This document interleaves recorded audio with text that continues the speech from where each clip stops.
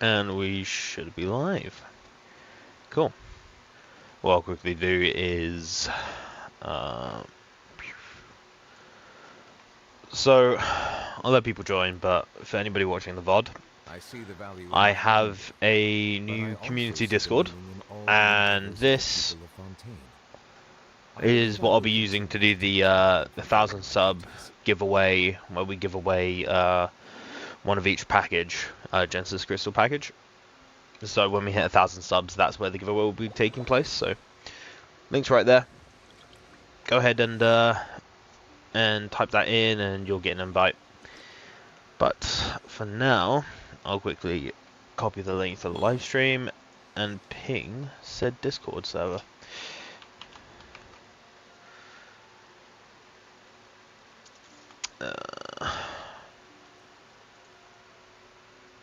Yo, welcome to the stream. Welcome back, should I say. Stream gang. Stream squad.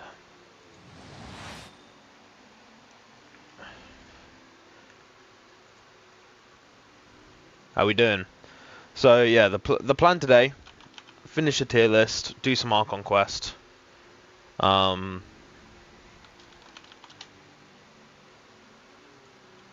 And what else is in the title? Oh, it was just giveaways, wasn't it? The Luke is a game changer, plunge spam. Yeah, but that's with Zhanyan. That's why he's that high. He's that high because of Zhanyan, really. So he's been nice. He's been very nice. Otherwise, he'd be in B tier. But with Zhanyan, he is kind of like, he's different gravy. So I do acknowledge that.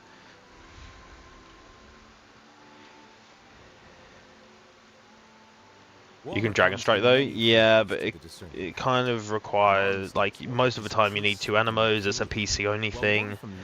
It's a bit of a sticky one.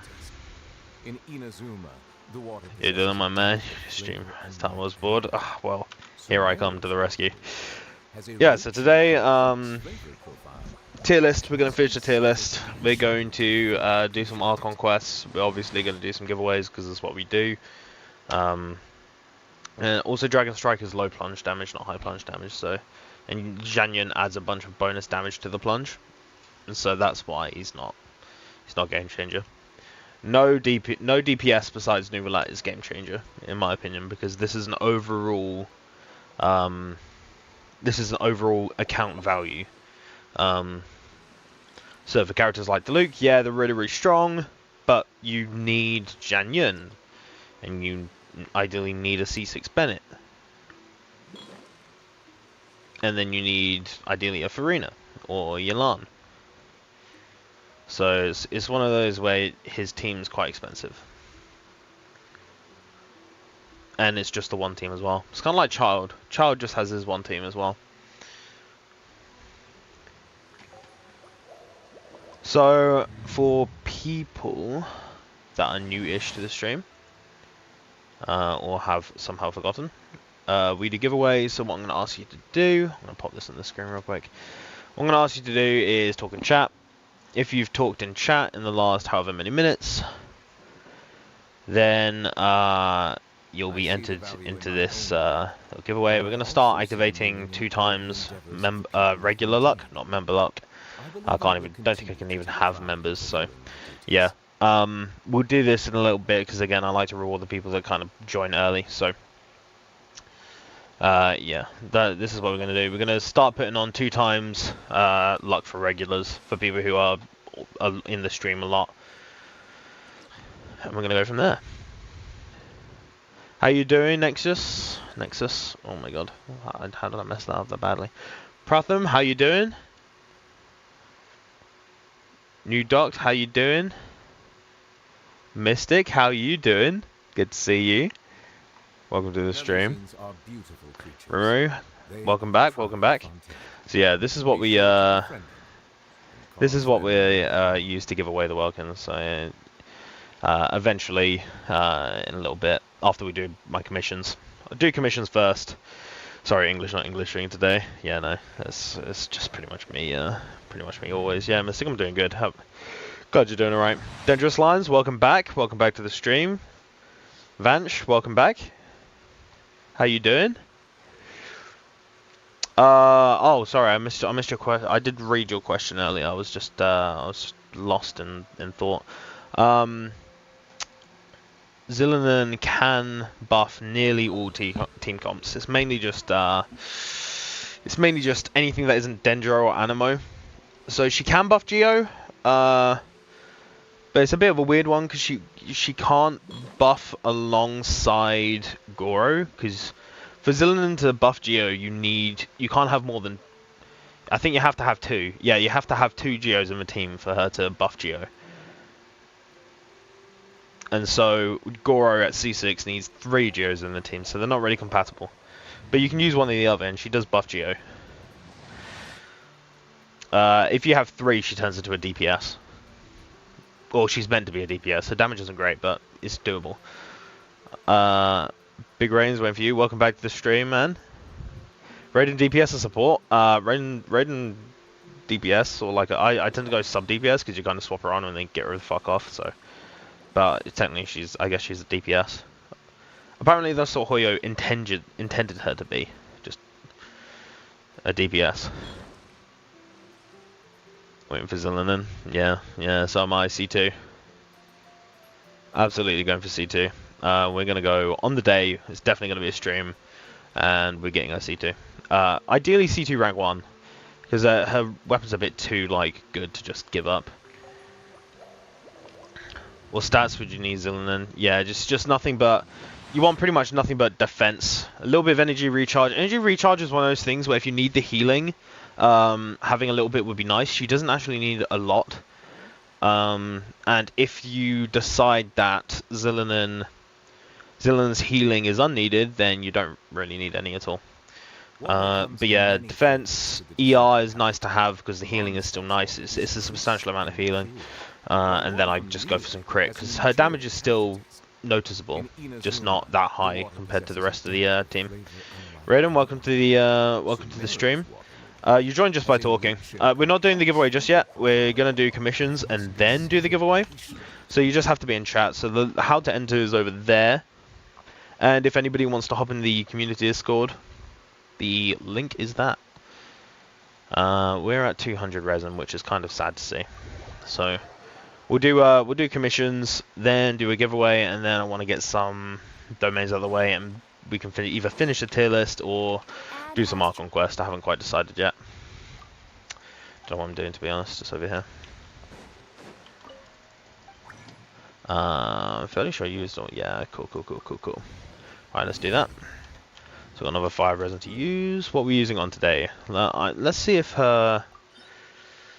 Oh, not this one. I need the weapon. Okay, so the weapon...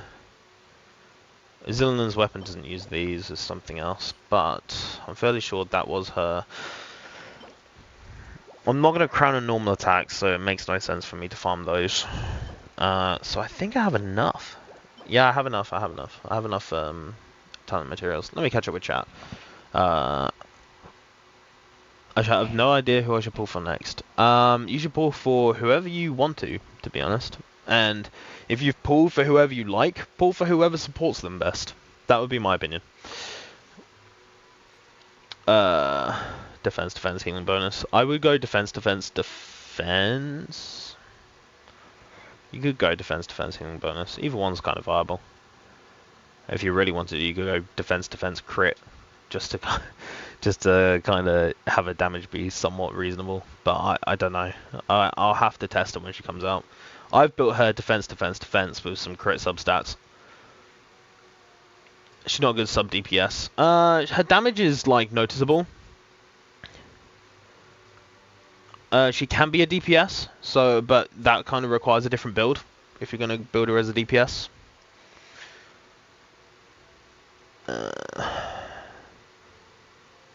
Going for her? Yeah, good luck. Good luck in pulling. Gil, welcome to the stream. Curry, welcome to the stream. How you doing? Siraj, welcome to the stream. How are you? Cool. So I'm not sure we're going to use our resin, but we'll worry about that later. I'll just do the I'll do this first. We need to swap to our friendship team though, because I need to get Diluc to, unfortunately, need to get Diluc to friendship. What was it for the theatre? Friendship 7 or 8? Friendship 8? I think it was friendship 8.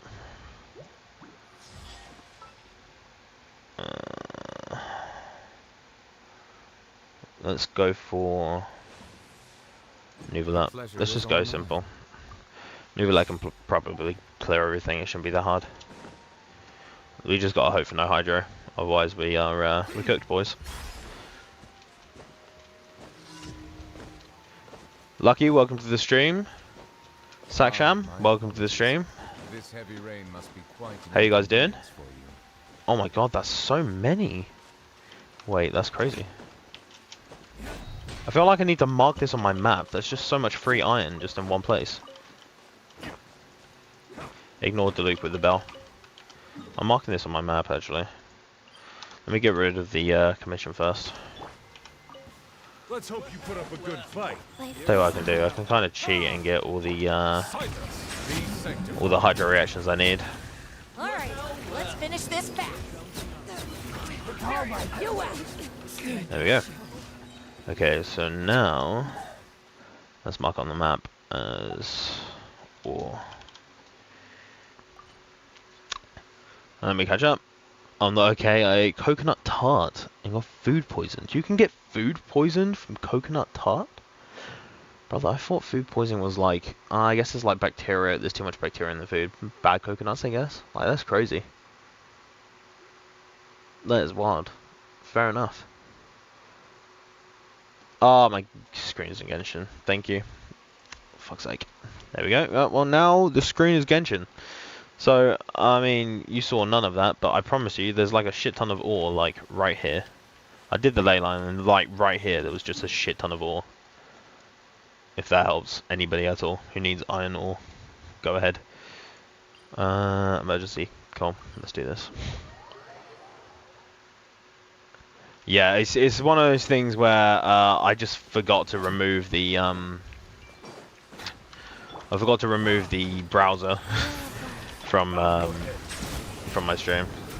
So I have Genshin on underneath it, and I'll occasionally pull up the browser. Oh yeah, I wanted to kind of do a I saw that the 5.1 Genshin trailer was out, so I was thinking about also doing like a live reaction of that, but I'm not sure. Depends if people want to see or not. I don't know how many. I assume there's going to be a lot of people that have already seen it, but I haven't yet, so I'm kind of undecided though. Wait, which one's the time trial? Don't really want to do a time trial. Time trials kind of suck. Let me just swap back to Kaching. Let's go. Time is And then I'll claim. Yoink. Got plenty of long-term encounter points to bank on, so. Tempop, how you doing? Good to see you again. Welcome back to the stream. our work's done for the day. Shall we take a stroll? Sharma, hard for me to participate in the giveaway because here is midnight. Sorry. If it helps, I hope to stream a bit more on the weekend at some point, just earlier on. And when 5.1 comes out, that's probably going to be an earlier stream. Add Astra. Again, if that helps. Thank you for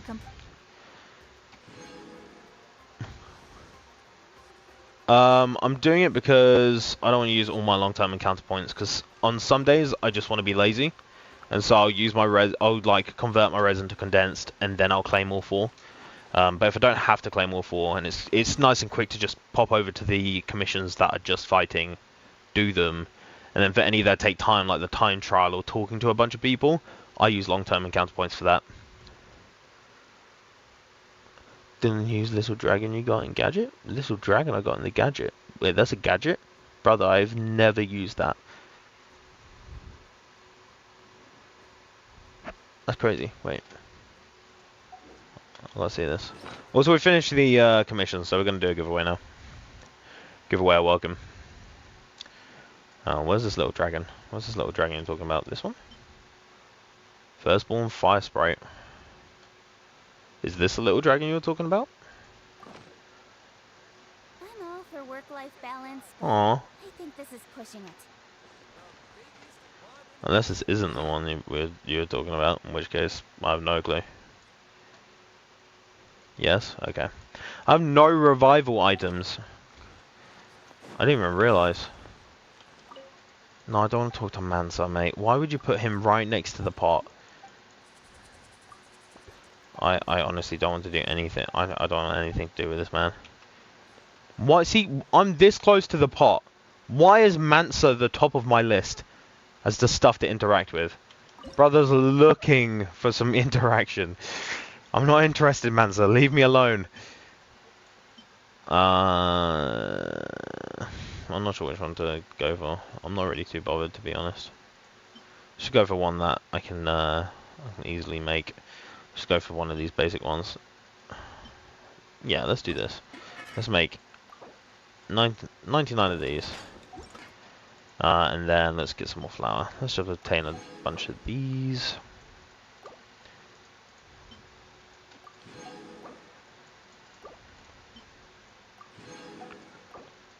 Always get more of these. Let's hold on to this. Can we make some cheese? No, we're good. Alright, let me catch up with chat. What holiday is it tomorrow? Little dragon playing on the side, so cute. Oh, bless him. Yeah, he's quite cute. Bro's lonely. Have some chat with him. Be rude. Oh, what's going on, fellas? Skylings, welcome. How you doing? Yaswanth, welcome back. How you doing? Okay. So, we've got some revival food now. Alright. So, giveaway time. Regulars get ×2 luck. So, again, that's if you're, if you are returning to the stream, watching the boys on Prime Video. Nice. I haven't actually watched the boys. I've watched the first few episodes, but I just, in terms of like TV shows, I just struggle to keep up. So yeah, regulars get 2 times luck now. So people who regularly hop by the stream and chat fairly often, they'll all have ×2 luck. So yeah, if you want to enter the giveaway, you need to talk in chat. You need to talk in, like, just enter anything in chat right now. I don't have anybody's UIDs. I didn't think about that because I didn't set up the Q&A. Tell me your UID, please, for the giveaway. Yeah, I didn't set up the Q&A thing. So the Q&A is where you put your UID. If you put your UID there, it means I can just, sometimes YouTube chat, it just flies by. So if your UID isn't there, I can just copy and paste it. It just makes it a little bit easier. I'm not sure who's a regular, to be honest. I would assume so. I would assume you are a regular, but I don't actually decide that. I need to have a look into it. Oh, I can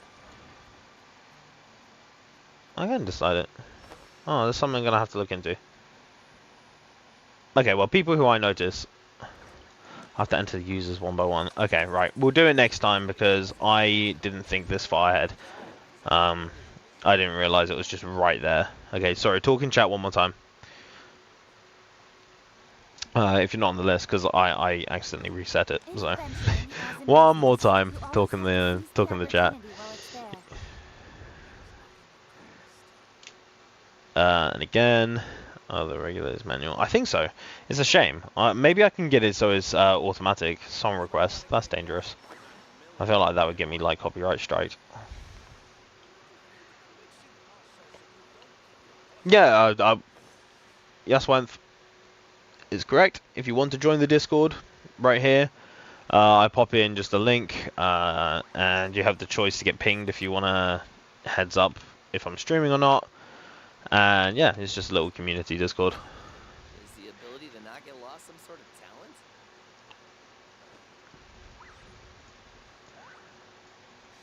Cool. Alright, we'll give it one more minute. Share the Discord link, bro. It's right here. If you type that in. Typing is a drag. Okay. Alright. Let me just paste it in. I don't know if it will hyperlink it though. There we go. I've just entered in my Q&A. That helps. I don't know if you can see that or not. Let me type it in one more time. Because I've just entered that in my Q&A box. Ah, there we go. Yeah, cool. So yeah, that's the Discord. And I think that's enough time to sort of get people in. So yeah, what we're gonna do is we're gonna get somebody at Welkins, whoever this pulls up. Congratulations, and let's yeah, let's roll. Dendro Slimes, congratulations. You have won. I think this is your second time winning, which is kind of crazy. Yeah, Dendro Slimes in chat. There it is. Congratulations, Dendro Slimes. Nice. Yeah, I see you. I see you. Go on, let me grab your UID. There it is. Is that America server? We haven't had somebody on the American server win in actually a couple streams, I think, because I think it's been just not quite the right time. Let me drag this over before I leak my payment information, shall I? Cool. So yeah, congratulations, and your Welkin has been bought. There it is. So well done, Dendro Slimes. This is not the only giveaway we're doing this this stream, so don't worry if you haven't won. You still have plenty of time, plenty of chances. So we got like a fairly lengthy stream, just because it's kind of early for me. It's like 7 o'clock. So I know for work-life balance, but I think this is pushing welcome it. back, Shivesh. Yeah, congrats, Dendro. Can't open that link. You might be able to copy and paste it, but I can't actually. I do get you. I cannot. It won't let me hyperlink it, so I can't help you much further. It is what it is. Cool. But yeah, well done. Congratulations. Cool. So I think what we do is hop on a wall so that Kachin can't yap in the background. If I can hop on the wall. Oh, none of these climbable. That's kind of crazy. None of them are climbable. Wild. Okay. Alright, let's go somewhere where it is climbable. Guys, sometimes you must type. Put it in the description next stream. Oh, that's a good idea. Maybe I can still put it in the description. Hang on, give me a second. Let me see if I can cook. Let me cook real quick. Yoink. And let me also do this. I know. It was intentional seeing the tier list screen. Because actually no, I kind of want to do domains before we continue the tier list, so yeah, okay. Alright, let's hop on the Genshin, and let me see if I can pop it in the description of this stream. Yeah, it's right there. Let me see if I can edit. Give me a second, boys. Hey, I can. Clean. Oh, whoops. Gonna do that.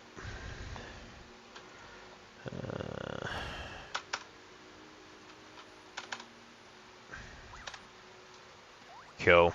Discord.gg/the kebab shack. Okay. So, I'm not sure if it updates live and you can now see it in the description, but I have just changed it. So, if you see it, great. If not, then maybe do a refresh.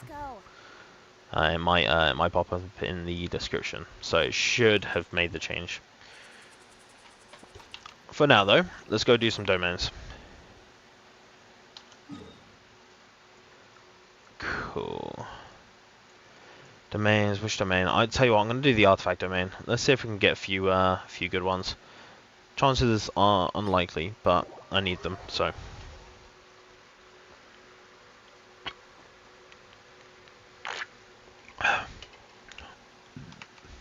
Hey, nice.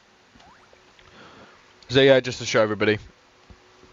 Dendro Slimes, just checked, got the welcome, thanks again. No worries, Dendro. Enjoy the welcome, my guy. Kirito, welcome back. How you doing? Good to see you again. Let's hop back into Genshin. Alright. Let's crack 5 domains pretty quick and then continue this tier list, shall we? Real question is what team? I mean, I say what team as if I'm not just going to use the new roulette team because it's easiest. I'm looking forward to getting Zillion though. The buff it will give my Nouvellette team is crazy.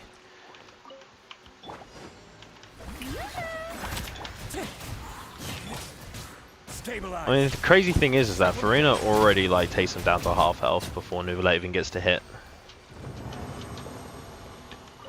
Zillion's taking so long though. Honestly, it feels that way, huh? Try a full 4-star team next domain. How about do it right now? I don't know which 4 stars I'll use though.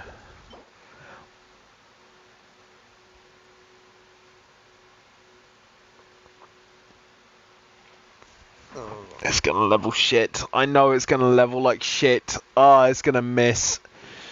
It's just gonna miss all the crit, isn't it? Oh,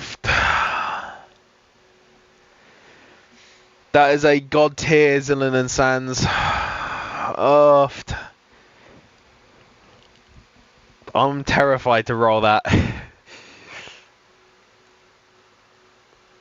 Honestly. I'll tell you what, Leslie, we'll do the 4-star thing, but I need to, I just need to get out of the way, because otherwise I'm just going to be, like, overthinking it the entire time. You know what's crazy is that our current Sans sucks. I mean, it doesn't suck, but it's not great. I stole the whole chat's luck. I'm sorry, I'm sorry. I mean, you say this now, but then it's going to level nothing but flat, and I'm going to be in tears, so we'll see. Yaya, welcome to the stream. Welcome back. I'm pretty good. How are you? Oh my god, I just don't even want to roll this. Tell you what, let's switch it onto her, just in case we do need to just feed it.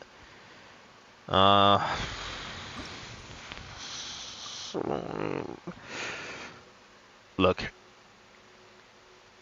If it levels 3 times into any crit, I'll be happy. Just 3. That's all I need.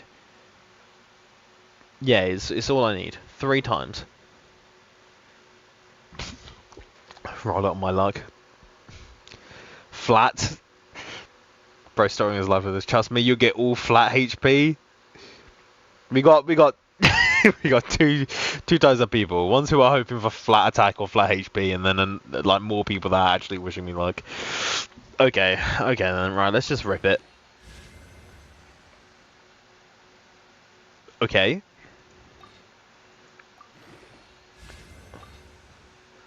The second one.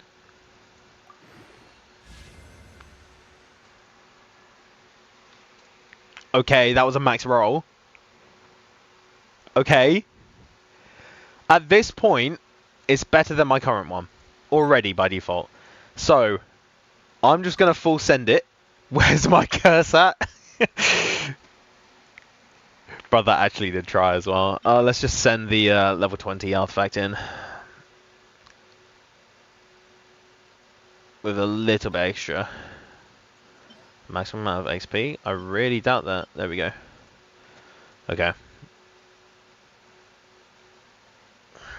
It's already better than my current one. So in my eyes, it's already a win. But if this rips even a 1 or 2 more crit rate, that's crazy.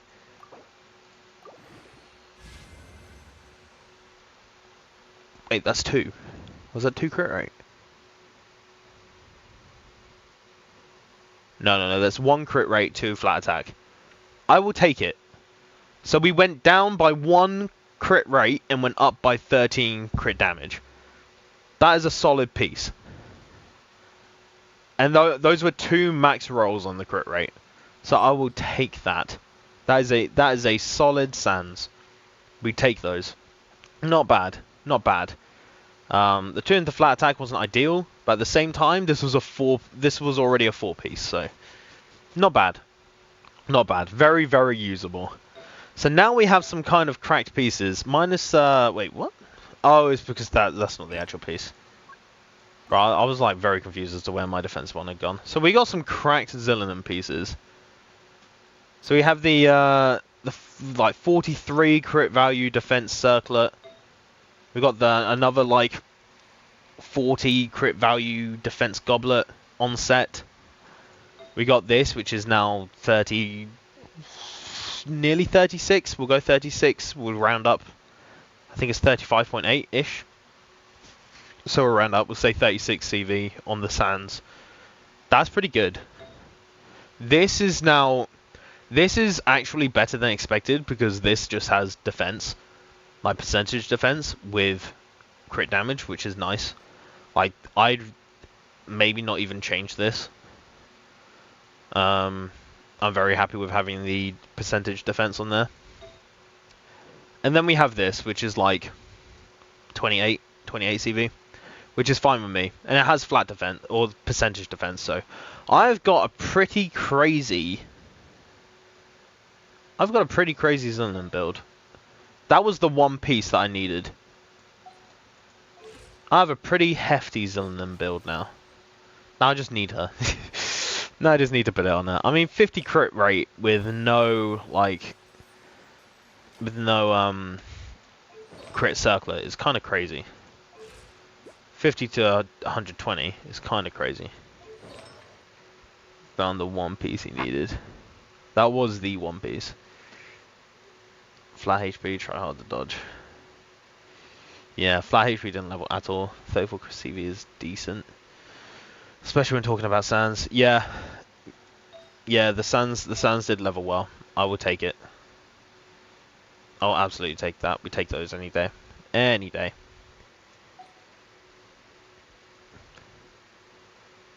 Yeah. I mean, even then, it's like, it's support. Yeah, we don't talk about the ER, okay? We don't talk about it. Realistically, though, I probably won't use the healing. So, which is why I did not bother about ER at all. Because I'll be using her on... Ah, Mooney, welcome back. How you doing? So yeah, I'll be using Zillion on my Nuvi team. And with Farina is the healer on that team. And so I don't need Zillion's healing. Because I can just auto-attack with Farina. And that's fine. Like, that's her buff maxed. Same thing with Nouvelette, is that his HP gain is so crazy that he maxes out Farina's buff pretty quick, just by himself. So, again, I don't need Zillion's healing. It's unneeded for the team I plan to use it on. Burst received by healing HP balls. Yep, fair enough. Yeah, that's valid. Enemy deaths also contribute to energy gain. Yeah, of course I remember you. You've been in a couple streams so far. Yeah, I'm pretty good. Yeah, we just rolled a very, very nice piece, and we've finished our Zillion build. So we're going to have a day one, cracked out Zillion support. We just need to actually play Genshin on a day where her weapon materials are available. Otherwise, we're kind of like fucked. We're going to have a Zillion that's like really well built, and with a level 20 weapon. With that piece, won't you have some ER issue? Yes. Like I said earlier with Zillion, if you need her healing, build ER. Otherwise, you really don't need to. You do not need ER on Zillion if you don't need her healing.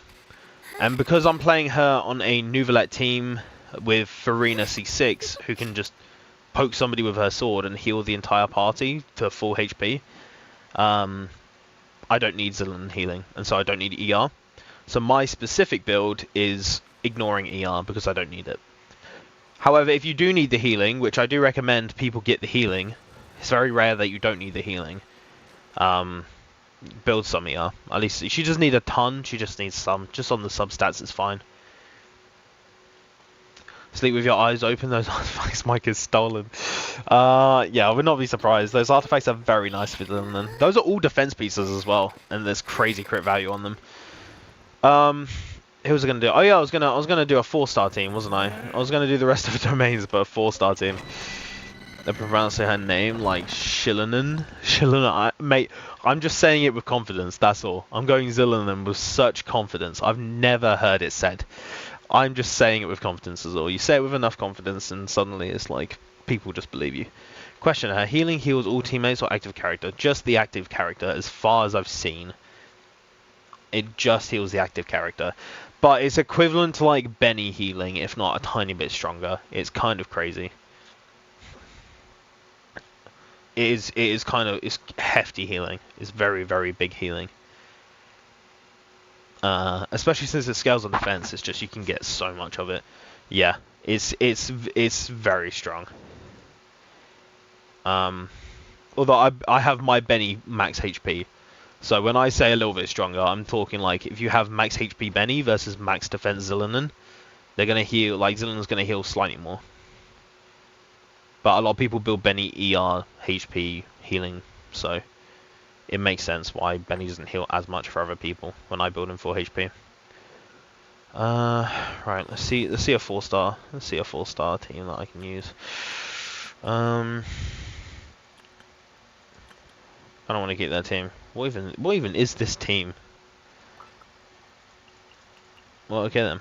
Oh yeah, okay. So, story time. I do a lot of shows outside of work and streaming, and there's these two kids, bless them, adorable, and they're like game starved. They just don't have games at home, and so whenever they see me, who constantly has some kind of game on the go, they always can run up and say, "Oh, can we play something? Can we play something?" And I remember showing them Genshin and was like, "Go on, pick the characters you want. You each get to pick 2, because there's 2 of these kids." And yeah, I remember one of them picked Ayaka and Raiden. Oh no, one of them picked Ayaka and Yunjin, and another one picked Raiden and Charlotte. So what do we think of the choices here? What do we think of their choices? By the way, they are like 6 and 4. They are both 6 and 4 years old, and they couldn't figure out how, because it was on mobile, they couldn't figure out how to move and like move the camera at the same time. So I kept having to come in and just like move the camera for them so that they could actually see where they were walking. Amazing 10 out of 10. Don't let them have access to your wishing screen. You might have 700 wishes installed. I feel like that. Yeah, I feel like they're way more responsible than me when it comes to like buying wishes. So honestly, it could be worse. Kids playing with C6 characters before me. Yeah, bless them. Like when they play my account, our favorite character is Zhongli. I mean, Zhongli is just a solid character, especially since you can't die with him. It just allows you to have a bit more fun, really. Well, it depends on fun. For a kid, it would be more fun because you're not constantly under threat of random people attacking you. Like, bless him, one of the kids was just trying to like run up to the dinosaurs and talk to people, and she's just getting attacked because all the Saurians are just hostile on sight. And same thing with like all the enemies just in the open, they just start attacking you immediately. And so she kept trying to go up to these like, you know, the like Diplodocus looking dinosaurs, and yeah, she just kept getting attacked by random things, bless her. 4-star characters. Let's go for a 4-star team. This might be a little bit cheat, but I feel like it could be fun. Let's go for 1, 2, 3, 4. What are we thinking? I don't even know if a Cephos is even built. Armed and ready. Cephos? Yeah, Cephos. I don't actually play Cephos. What have I built him with? Oh shit. Maybe we pick somebody else. Maybe we pick a different character. Maybe we pick a Zhang. I mean, Zhang looks pretty interesting. Maybe we go Fischl. We need kind of an on-fielder, don't we, for this team? We could go gaming, but I'll admit my gaming isn't built either. Like, no artifacts, so there is that. Do we have a healer? Yeah, Chevrus is the healer. Tell you what, let's go for this. Let's just have no on-fielder, and we can just go crazy. Cephos or peak Cephos time? I don't know. I don't know. Troku, Chi-Chi. But I want to do. We're doing a 4-star team here. Nothing but 4 stars, which just because I have so many 5 stars that I tend to just run 5 stars teams. But I think this could be quite interesting. We don't have an on-field DPS, but do we need one? No. This gives you male characters. Suspicious. I mean, they are like 4 and 6. Of course, they're gonna find the girls. Like, they're gonna want to play as girls. Yiso, welcome to the stream. I'm in class right now. Bye. Go back to class, dude. Welcome back, but like, still, go back to class. Let's try this. What do you mean so many 5 stars? You meant to say all 5 stars? No, there are certain ones I do not pick up. Like, I've never pulled for Nilu. Actually, that's kind of a lie, because I went for a 4-star very carefully. I don't have Eula, I don't have Albedo, I don't have Klee, I don't have Nilu, I don't have Child. We did do one of the giveaways, yeah. We did the early one. I'll do another one in a bit before we start the tier list, but at the moment we're not doing anything too big. Well, let's. Oh my god, please! I just want to do the on the ground so I can get official. Oh, I meant to do Zhangling. That's sad. Well, we kind of messed up the rotation, but here we are. We move.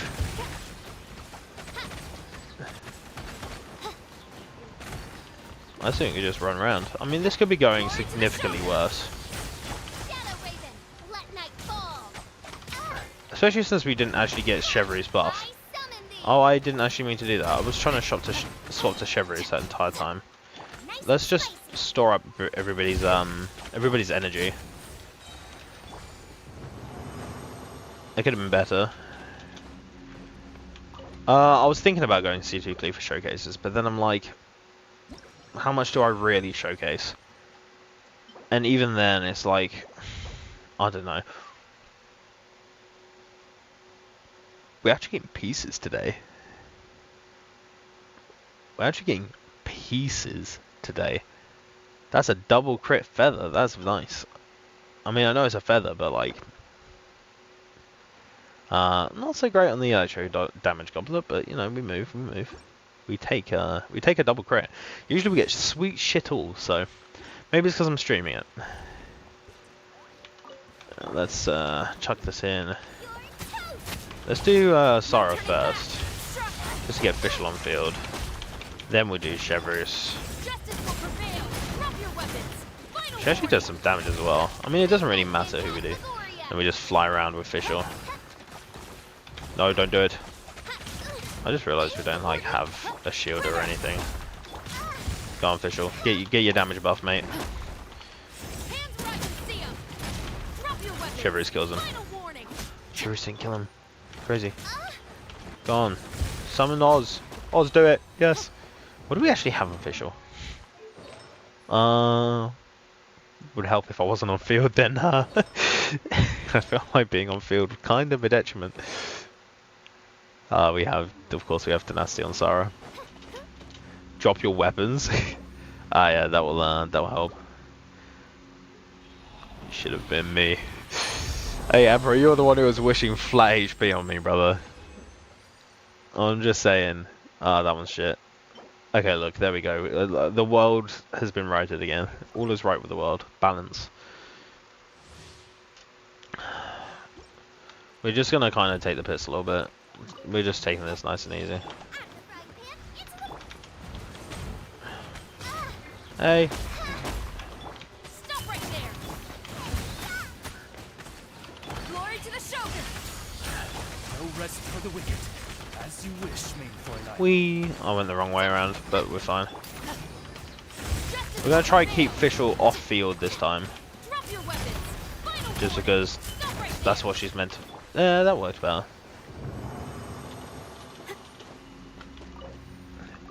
Keeping Fischl off screen works better.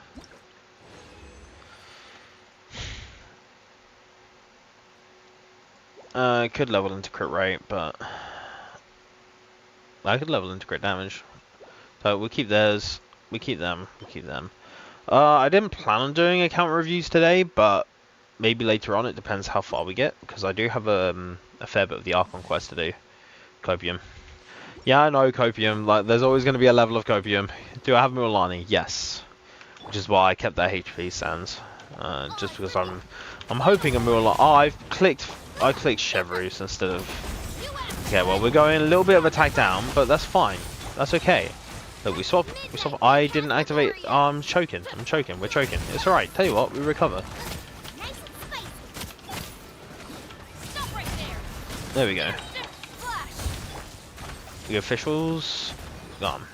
Yeah, there we go. And thought, what is the One Piece? What if the One Piece is a Hydro Claymore character? I would be terrified. Did you get C3 Mualani or C6 all the way? I got C0. Ooh. That could be good. Energy recharge sands with some crit and attack on it. That could be good. Elemental mastery sands with double defense. Probably won't come in handy, but I don't think I have an elemental mastery sands on this set, so I'm going to keep it anyways. That was all of them. Yeah, I don't I'm not particularly bothered with Mualani, to be honest. Like, I know she does a lot of like big damage. She has a lot of really nice numbers. She's capable of nuking, very capable of nuking. But I'm just not a fan of the way she plays. Like, having to wait. I don't like having to wait and like, oh my, there we go. Yeah, I don't like having to wait until I can attack an enemy, because you have to kind of swim through people to get charges to do your big attack. Like, just give it to me. Just put it on a cooldown. But why am I having to swim through enemies to do a big attack? Like, I didn't particularly like it. I'm not overly fond of her, although I do like her movement.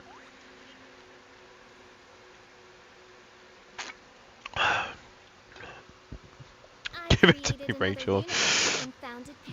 No, when you get C2, you don't need to wait. Yeah, but that means I would have to play Mualani, and I don't particularly want to. Like I said, I'm just not overly fast with Mualani in general. I have a Nouvellette who can do not the same level of damage, because Mualani, obviously being a vapor, just hits for ridiculous damage. But it's mainly single target. It's got a smallish AoE, whereas Nouvellette, I can just stand in the middle of a room and spin, and that's that level of damage dealt to everyone in the room at one time. Oh, my bounties! What day is it today? I don't think have I done my bounties. Spin to win for real. Exactly. Like, if I can spin to win with Nouvellette, there's not gonna. I don't particularly have a reason for another Hydro Catalyst user. I just can't validate it. Yeah, we haven't done bounties. Okay. In fact, we need to talk to her one more time and see which. So we're quite close to level 4 here, and I feel like if we just complete these two, that's 400 XP. Yeah, so we get that just by doing the quests. So I won't bother with that one. What do we need to... Level 3, level 1. Let's do the rock saurians then. The geo ones. Don't vape, kids. Exactly. We don't vape here, kids. Only melt. We're all melts here. For consistent damage, Nuvi still solos. Yeah, I just prefer Nuvi in general. I feel like he's a lot easier. He's just a lot simpler to use, and he outputs arguably more damage, depending on the situation. And if it's like in most situations in Genshin, it's always going to be AoE to some degree. So I should put invulnerability to Geo, invulnerability to Hydro, invulnerability to Dendro. Okay, so we're going to use Arlecchino for all three of these. And then let's hope that I've already got these. Nice. Nice. Nice. Cool. So now just the bounties. We're going to use Arlecchino... What are we thinking? Arlecchino Vape, or are we going Arlecchino Overload? I'm potentially thinking about Overload, just because it's a little bit easier. It's just simpler to play. Not having to burst with Yelan all the time and disconnected. Should I send UID again? No, it stays there. Don't worry about it. You don't have to send the UID if you disconnect. It goes if you put it in the Q&A. I'll be able to see it. You just have to be in chat to claim it as well. Cool. Let's go do our bounties, and then we'll do another giveaway and start the tier list.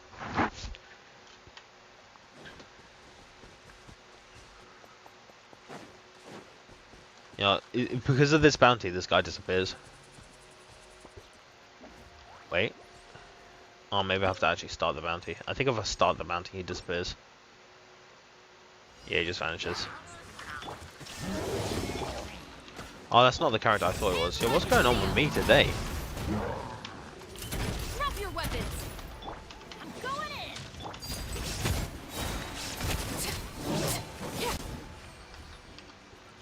Oh, you know what? We might as well kill this guy. Because Where's my bond of life gone then? Shine down. Final Oh, Chevreuse instantly healed me when I got out of combat, huh? That makes sense. I mean, it's sad, but it is what it is. I'll just wait for like a few seconds, get my bond of life back. late bear. Cool. Next one. Over here. Virgin. Dylan, if you can, try playing Battle Royale game too, like Apex. Only if you joined. Actually, it might be. It could be a bit surprising because I do play a lot of other games besides Genshin. I really love Baldur's Gate, for example. I love Siege. Rainbow Six Siege is like one of my favorite games. Same with Baldur's Gate, to be honest. I was playing a bit of Wukong, but I'm not very good at Wukong because I don't play a lot of Souls-like games, so I'm not particularly great at Wukong. But I was having a lot of fun with it. Fun, shall we? Illusion shot. Wait.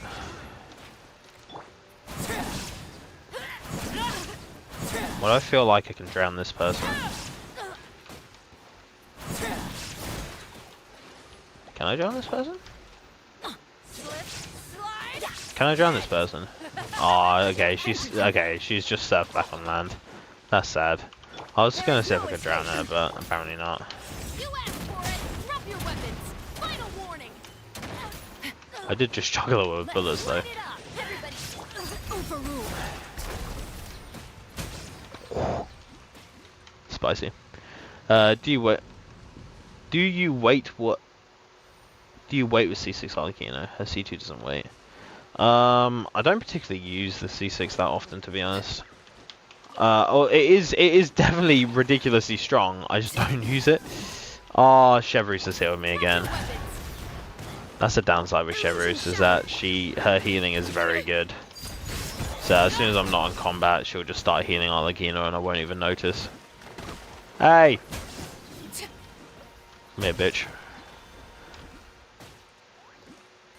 Yeah, that time Chevreuse healing wore off, which is nice. Okay, then waiting for other games in the future stream. Yeah, I'll do other games in the future. I don't want to just play Genshin, but for now is like, how can I explain this? At the moment, I can give away stuff in Genshin. I just kind of like doing that kind of thing. So at the moment, I'm playing a lot of Genshin. Plus, it gets me to actually do stuff on the game, as opposed to what I normally do, which is just stand there killing things. But yeah, I'd be down to play another game. Maybe some. Tell you what, I'm enjoying Pokemon Unite a lot recently. It was a game that I played when it released and then never played it, and I have a 95% win rate in that game. It's ridiculous.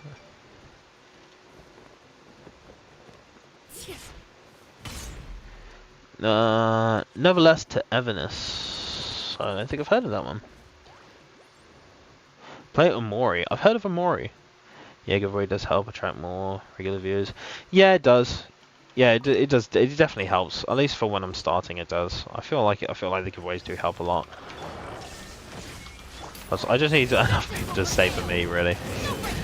And then I'll start playing other games. I'll still do the giveaways because I'm always gonna want to, because I'm able to give back to the community. I want to, if that makes sense. But hey, look at that, lovely. Let's get the reputation rewards. I do stream for fun. I mean, otherwise I would just do it every day, and just try and like. Streaming is just something I do as I enjoy my job. Streaming is something I do very much on the side. Just kind of when I feel like it, really. That's why I don't have a regular streaming schedule. So I just enjoy it. Just do it for the fun. What did I just go to do? Bro, I just wiped my brain. Brother, I'm so confused. Tell you what, let's have a look. That's number 2 wishes, boys. Number 2 wishes. Now we have 158, 156. Cool. We got 4 days until Zillion comes out. How long have you been AR60? Welcome. Well, first of all, welcome back, Hannah. Good to see you again.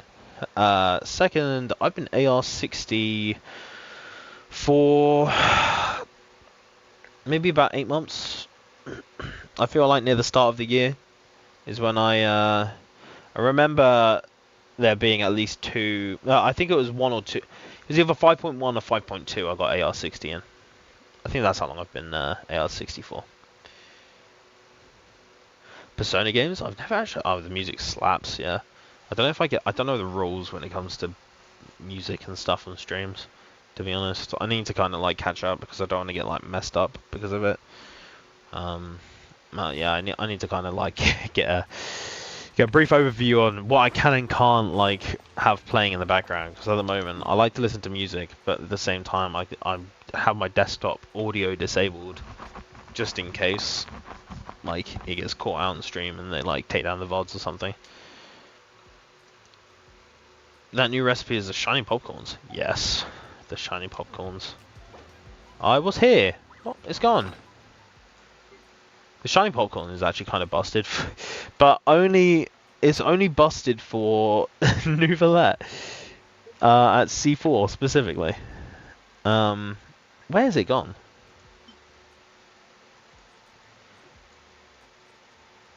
I feel like it wasn't.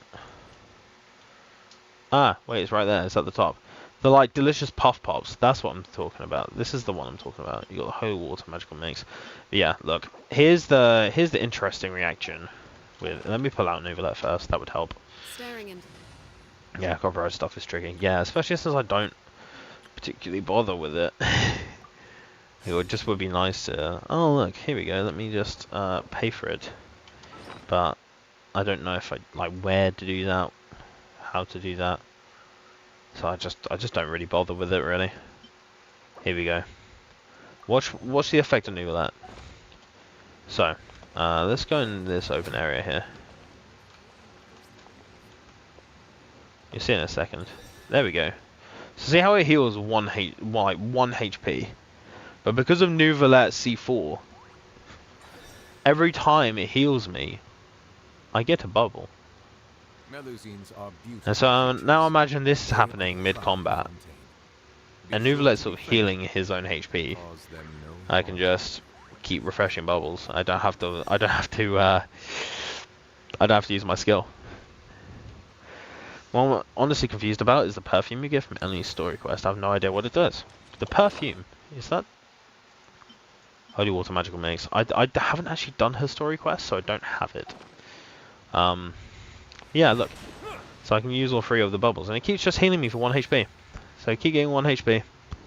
And I know the magical popcorn thing just creates like the effects, but it spawns some bubbles in that I can then like absorb and use to fire off my charge attack quicker. It's quite cool.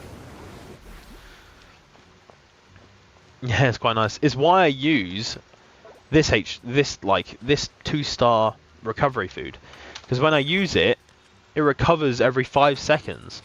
And so if 5 seconds later, I get another bubble. And so if I use this HP food in combat, I just use it for bubble generation. There we go, I can use my charge attack straight away with just 1 piece of food. It's just like one of those things where I found it out one day. I was like, huh, that's useful. That's like such a niche use of C4. Like, it's just like, well, I can get an extra skills worth of bubbles just by pressing Z. And it's not like I can use it in Abyss, but it's just, yeah, it's just for the overworld. It makes it a bit more convenient. Even without it, orb regen is unlimited. Yeah. You can kind of just occasionally... That's what I do is... if I'm quite low on HP, I can do that, and I can just absorb a bubble. I can just get the healing back from it and cancel my charge attack. So I can go like that, absorb the bubble, and just be on full health. So one food is enough to just get me to full HP, because every so often, whenever I get healed, I get a bubble because of my C4, and so I can heal to full health just off 1 recovery food. So again, just a little interesting interaction that I found. All right, boys. Here we are, once again. Talk and chat, enter the giveaway. We'll wait a couple minutes. And then after a couple minutes, we will we'll roll.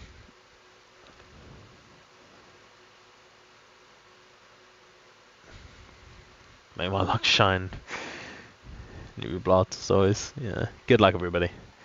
Dangerous Limes are the only person who can't win again. Since you've won today. You can win another day. I mean, you've won 2 separate days, so I feel like we should give other people a chance.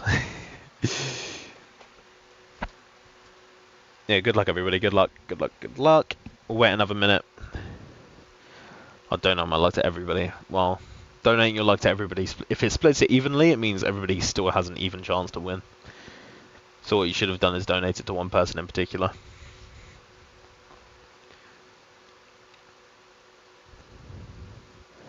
Yeah, let me move my camera real quick, just so people can see their names. Oh, the Discord link as well. So yeah, if you see your name here, it means you're on the list. It means you don't have to worry about not being on there. Talk in chat, yeah, you just have to talk in chat. That's all you have to do. You talk in chat, you appear in the Nightbot, and then I roll it. It picks somebody who's talked in the last 5 minutes. That's pretty much how it works. Yeah, Emperor, you're on there. Don't worry. You're down here because your characters are not English, but are English. It's quite strange.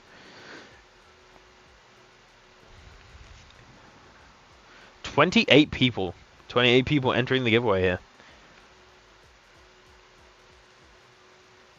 When did the wheel upgraded this? It's so much nicer, I'm telling you.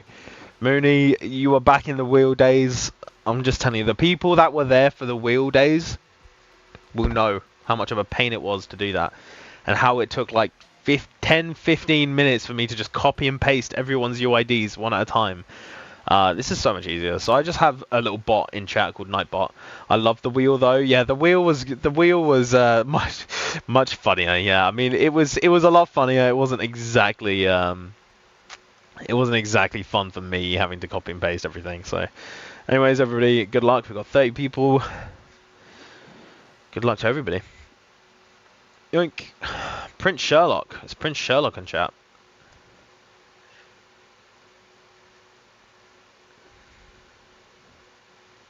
Yo, there he is. Congratulations on the win. So again, I'll ask, I do see your UID here.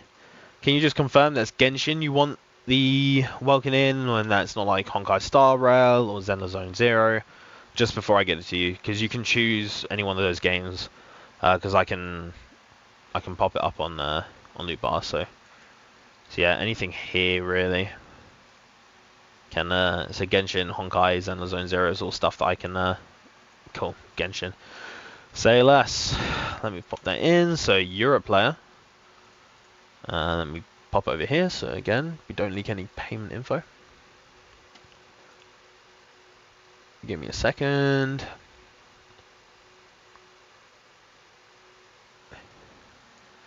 Sweet. So congratulations, Prince Sherlock, on your win. You cannot win again today, but you can win another day if you're back in another stream. Remember, guys, you do not need to be subbed to enter the giveaway or to win. You just have to be in chat, but subbing is appreciated. If you would like to sub, thank you. If you want to hit like on the video, or the live stream, if you're enjoying it, then again, that is appreciated, but you definitely don't have to at all.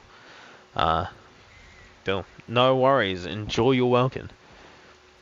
Just sub, guys. I appreciate it a bit, but yeah, you don't have to. I'm not gonna make anybody, because you know, only sub if you want to come back to another live stream. That's the only case I want you to sub. Wait, Dylan, what is your time zone? I'm in. I live in England, so we're UTC -1. Although our time zone changes. Let me just go. What is my time zone? British Summer Time. I knew that one. I could have said BST, but I meant in GMT really. Well, not GMT, UTC. I'm just UTC. I'm not -1, I'm not +1, I'm just UTC. Wait, no, I'm not. No, that's not UTC. I'm UTC +1. Yeah, no, I'm UTC +1 because it is nearly 8 o'clock for me, not 7 o'clock. So I'm UTC +1. That's my time zone. I made that way more complicated than I otherwise could have. Yo, Astro, what's good? How you doing? Wait, okay, so when do you usually stream? Ah, well, isn't that the thing? Oh, why am I so blurry? Hello. Ah, there we go. I'm back in focus again. That is the thing, isn't it? When do I usually stream? randomly. I tend to stream randomly because I just do it for fun. So I tend to just stream when I have the time. I have a full-time job, so it will never be between 9 and 5. That's as much as I can tell you. If it's between 9 and 5, it's for a very specific reason. It'll be very, very rare. Whenever he spawns in is a great answer. Whenever I spawn in. Whenever I choose just, well, it begins, is when I stream. If you want an actual answer though, in general it tends to be evenings, weekends can be any time during the day, I guess. It could be extra late on the weekends as well, just because I don't have work. Yeah, last stream was very random. Last stream was like, God, what was the last stream? I think it was like an early morning stream / really, really late night stream. You married, brother? No, I'm not married. Although I am 25, but not married. Not married. Sub and turn the notification on. If you want to. If you want to.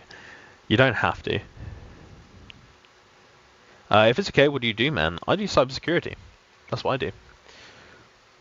I work in cybersecurity. I love how this turned into a Q&A time. I don't mind Q&A time. Cylinder might marry me. I feel like me being 3-dimensional and her being 2-dimensional might cause some problems. No, I'm at school. Yeah, that's fair enough. I've been working for about. I've been in full-time education. I've been in full-time work for the last 3 years. So it's pretty much as soon as I left uni, I started working. So I went to uni and did cybersecurity, and now lo and behold, I do a job in cybersecurity as well. My lord, I got Raiden a few days ago. 60 pity. You're crazy. Raiden's great. Raiden's a great addition. Congratulations. Anyways, we'll stop staring at the giveaway screen for now. I'd say we carry on with this tier list.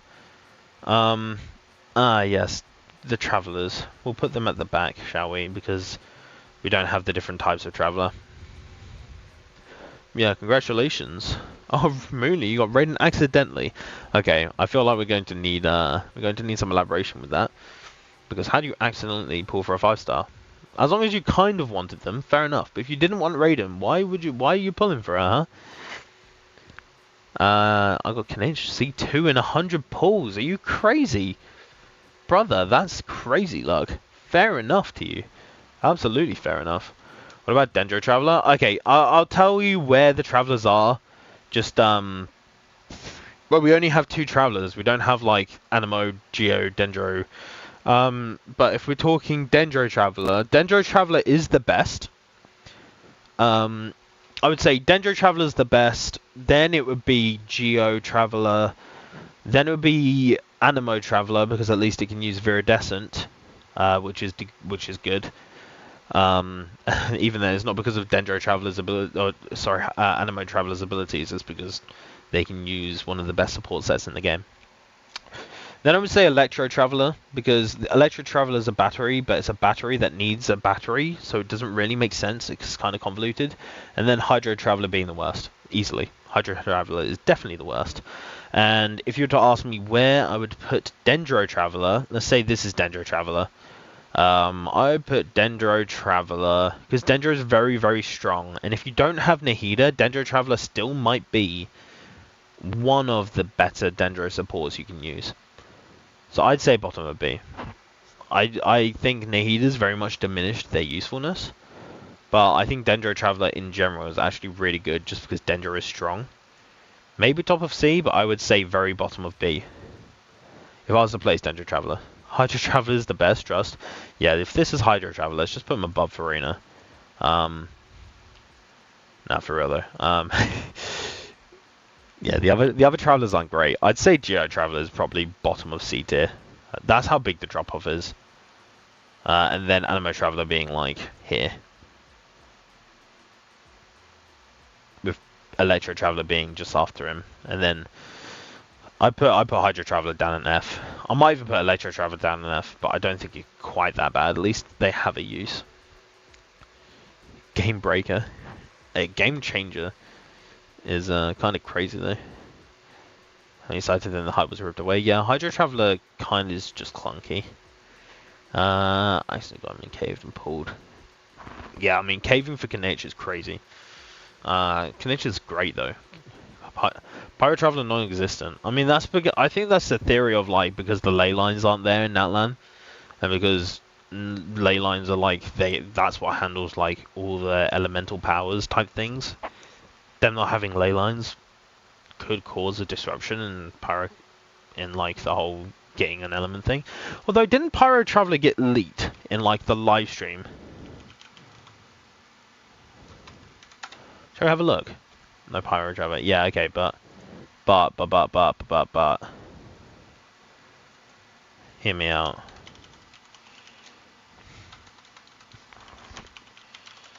Because I'm fairly sure in the Chinese live stream.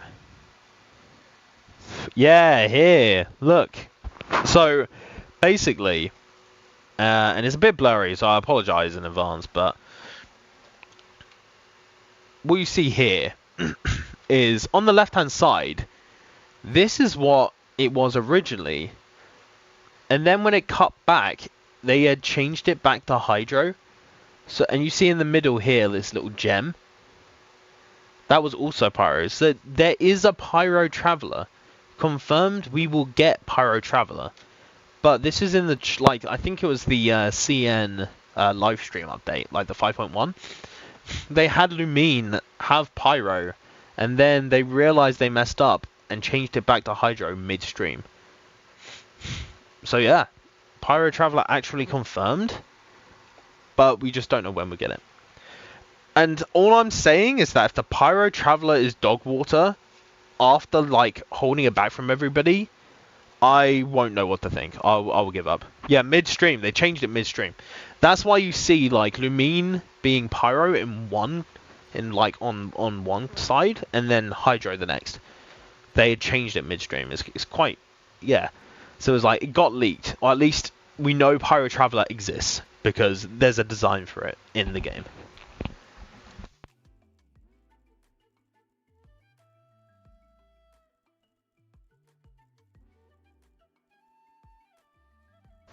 What if we get it with the ancient name? I mean, maybe we could get it with the ancient name, but then again, would that not mean that like other ancient names should also give everybody pyro powers? So personally, I think we'll get it in life because I've heard there's not an Archon quest in 5.2. I heard it's in 5.3. So let's say whichever one the final Archon quest comes out in, maybe it'll be a case of we restore the. There we go. We restore like the Shadowland thing back to its like original state, and we're fine again. Or we make new ley lines thanks to the Abyss Order kind of thing, like our twin. Or somehow it will resolve, and we'll get Pyro Traveler then. That's what I reckon. Then we'll get him after 5.3, probably in the cutscene in Archon Quest. Yeah, I reckon we will get Pyro Traveler. It's just a case of when. And it must be like it's story, like it's hooked to the story. So my real question is, because Pyro Traveler is not in the game, we can't resonate. But what happens when Pyro Traveler is implemented and then new players go over to a Natlan like a Natlan Tower? Does that mean for once the like Traveler's element is locked behind story quest? If so, do you guys not think that if they're locking an element behind story progression as far as Natlan, like you have to go through every single region to get up to Natlan, to then unlock the Pyro Traveler, do we not think that Pyro Traveler might actually be pretty good? If only like people that have been playing for a while are able to get them. I feel like they will be able to get the Night Soul State, yeah, Emperor. I feel like it kind of makes sense if they get the ancient name because we are getting one. Now I feel like it's locked behind. That's what I'm saying. So if it's locked behind the Archon quest, then surely it means they can make them really good, or at least competitively good, as Dendro Traveler, for example, without having to worry that new players are running over Sumeru, getting Dendro, and then clearing the game too easily. Because that's what happened. I feel like they made a really good Traveler, and then we made them too good because new players are just going to Sumeru. You know?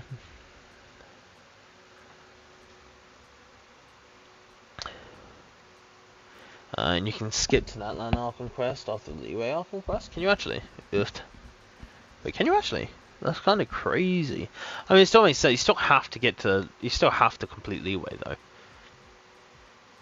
Whereas I can clear the prologue, still not have like not even cleared Monster Archon quest, and walk over to Zuma and get Dendro, if I wanted to, which I have done on a new account, just because Dendro is so powerful. Is the quick play function for a limited time? I'm not sure about quick play, but I know the events for the release of 5.0 will be around for a few months, but I'm not sure about quick play. There's people who just spam skip dialogues and get it. I mean, yeah, but at least you have to actually play like a decent amount of the game.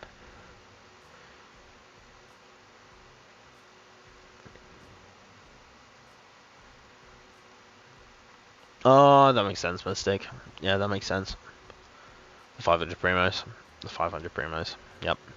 Which is crazy that it's only 4 wishes. 500 primos sounds like so much, and then you realise that somebody can spend, like, get a Welkin and get 390 primos on the first day. It's kind of crazy. But, like, the free-to-play life. You gotta grind. You gotta grind. Anyways, let's continue this, Let's continue this. So, Albedo, before Chiori came out, I would have placed Albedo, like, maybe B tier. Because he was decent. But now Chiori kind of, like, just does everything he does, but better. So now I think he's been bumped down to, like, at least Klee has a use. You know? At least Klee has a use. Which is just, she's a Pyrocatalyst user. She can be used to apply Pyro off field. It's not many people who can do that. Zhangling does it better, yes. Klee can also deal some damage, sure. But at least Klee's Pyro. I think it's as you said, maybe people just went to Sumer for Dendro Travel and maybe want to prevent this. Yeah, I think it could be a similar thing. I feel like they did want to tie it into story, but at the same time, they could just take advantage of the fact it's locked behind Archon quests. Klee's get best when we Lani showcases and Lini showcases. We are not considering constellations for 5 stars. Yeah, maybe for 5 stars like Farina or Nahida or Yalan or Nuvolette, or characters where they are they're really popular or really worth investing into as a free to play. This is a free to play overall usefulness tier list. No one in their right mind, unless they really, really love Klee, is going for C2 Klee. And so we are not considering C2 Klee for our tier list. I mean, only case where Klee is better than Jungling is what I meant. Yeah.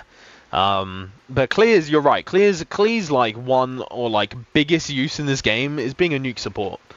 But no one apart from Wales are going to be going for C2 Klee. Let's be honest. So Klee is evil. I mean, Klee does like to blow shit up. Klee is Chaos Incarnate. It's kind of entertaining to watch though. Like, I imagine that if you had chaotic characters, you would have Ito being chaotic good. You have Klee being like chaotic. I don't know if you'd be chaotic evil. I'd say chaotic neutral. Like, Klee just does whatever the fuck she wants to. Let's be honest. Klee doesn't mean bad, but she does bad. She also does good, I guess. So yeah, I'd say Ito's chaotic good, Klee's chaotic neutral. Who's chaotic evil? Scaramouche? Yeah, I'd say Scaramouche before the Wanderer. Before he became Wanderer. Scaramouche before he became Wanderer. Now that's chaotic evil. Because Scaramouche, like, actually went and ditched the Harbingers. So, Ajor? Is Ajor evil?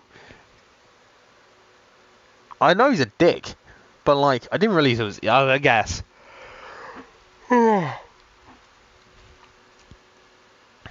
I bet on C. I mean, yeah.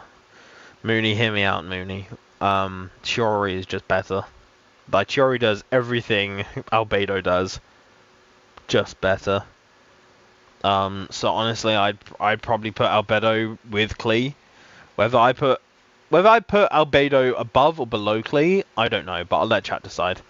Chat, do I put Albedo above or below Klee? Yeah, sorry, Mooney. Albedo's good. Don't get me wrong. Albedo's good, and C tier is the decent tier. So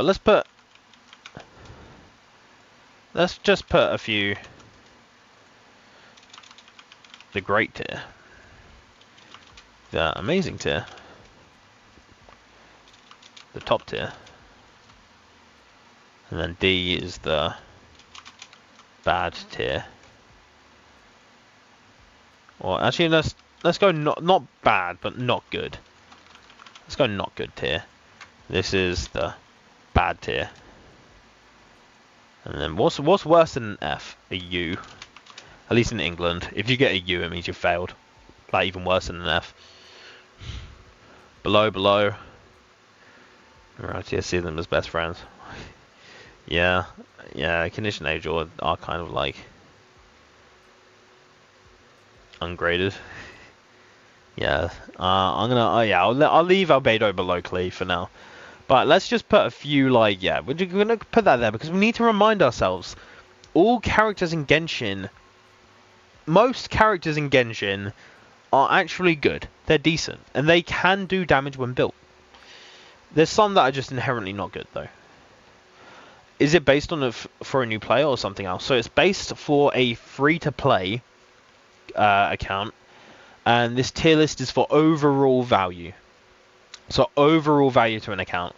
For example, Farina and Nahida, they can both fit into so many different teams. Like, Nahida will absolutely carry any Dendro team that you may have. Takes minimal effort to do that as well. Then you have characters like Nuvalet is one of those characters where he does so much damage. He's just like a game changer. He's the only DPS in Game Changer. Just because he has the AoE, and most situations you will encounter are AoE. A lot of situations are not single target. There will be multiple enemies or multiple waves. I think about 24 different sides of the Abyss. Every refresh. In this one, there was only like 3. I think there was 3 single target bosses or something like that. So you gotta bear in mind just how much AoE there is in this game, and it is pretty much all AoE. So that's why Nuvalet is king, and that's why Arlecchino, despite beating him out for single target damage, is not game changer, but she is like pretty much near the top. She's near the top of the top. What about Nilo? I found it really hard to play. We'll get to Nilo, but Nilo is actually higher than you think. Because Nilo Bloom is it will carry you. Nilo Bloom is really valuable. It just brings her down the fact she can only like run Hydra and Dendro. So you need a set few characters. But we'll come back to Nilo in a bit. Ganyu. So Ganyu is one of those characters. We'll put her with Jan. She's not with Xinyan. Don't worry. She's going in the S tier because she is really good. Her melts hit so hard. She's great for newer players as well because she's relatively easy to build. You get her artifacts from just completing bosses. So you raise your characters and you end up getting Wanderer's pieces and you end up being able to build a Ganyu. Overall value, she provides a lot of big numbers in a reasonable AoE. However, I feel like in this day and age, she's just slow. Our Hytham is Sumeru, so you can see like this is in release order. So we're still on like Liyue-ish, Mondstadt, and then we get to Aika, who's the first character in Inazuma, Yoimiya, Sayu, Raiden, Sara, Kokomi. It goes in release order. So yeah, I think Ganyu just has the issue of being too slow, although her numbers are huge. Her numbers even at C0 can be massive, especially with burn melt teams. It can be really, really massive, and in an AoE, so that has to be like, you have to bear that in mind. She's just a bit slow as well. But I would still class her in the S tier. Still an S tier DPS. If you're a Ganyu main, she will do you justice. You'll just find it a bit harder to 36 star the Abyss when you have speed clear characters like Nuvalet and Arlecchino just cleaning shit up. And meanwhile you're there poised like this trying to aim with Ganyu to get like this much AoE. You know what I mean? That's a very, very general way to put it, but here we are. Rajesh, you take part in the giveaway by just doing that stuff there. So put your UID in the Q&A. I will randomly say we'll do a giveaway now, and when we do that, you have to be in chat. You have to talk in chat at the, like when I say we're doing the giveaway. That will enter you, and then you just have to be in chat to claim. So Zhao. Zhao is one of those characters where originally he was like S tier, or like SS tier. Originally he was like so good, because he was just like one of the first big AoE characters, and he was God, like when he came out, he was crazy. He was crazy good. He was seen as one of the best characters in the game. I'm literally losing Zhao right now, you know. In which case, hold yourself. It's fine. Don't worry. I'm not doing Zhao dirty. I'm just explaining like the history of our boy. I'm not a massive Zhao fan, but I understand how good he is. So yeah, like I was saying, when he first came out, SS tier easily, and then new characters started to come out, and suddenly people realized that him pushing other people away isn't exactly great. And so he fell down to about A or B tier, which is rough, because Zhao doesn't deserve that. He does nice damage, but it came to the point of there were characters like Hu Tao, Ayaka, Yoimiya, Raiden. There was a bunch of new characters that were coming out that kind of just were better in general. But he was still the AoE king. It's just a case of there were no really good supports for Zhao, because you're always stuck in. There was Bennett. That's all you had. All you had really was Bennett. And then Skyrim Rouge came out along with Farazan, and he kind of went, oh well, I get a little bit of bonus from that because Farazan also supports me. And then tried to say when people realized I was smaller than Nahida. I see you. Yeah, then Farazan came out, and even though the C6 obviously wasn't available for many people, including some whales, I know it took me over 200 pulls to pull one copy of Farazan.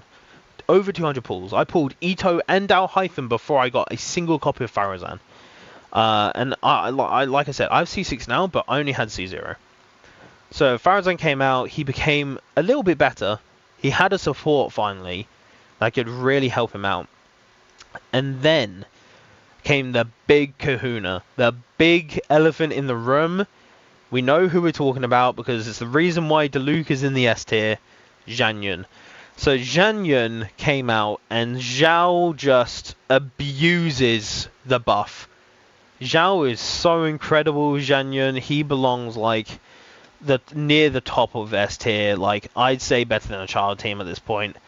Like if you put him on a team with Farina, right? I forgot to mention Farina. Farina now means he doesn't have to run with Bennett, which is huge for Zhao because it means he can use his skill to move around finally. So he can move and chase after the enemies that are slowly getting pushed away. Having her own tier means she's special. Xinyan, yeah, Xinyan is certainly special, right?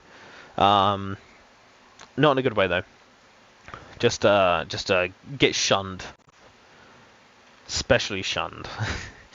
So yeah, Zhao is just really good now, and with the addition of Zhang Yun and Farazan and Farina making him a completely new team, he's been buffed into the stratosphere.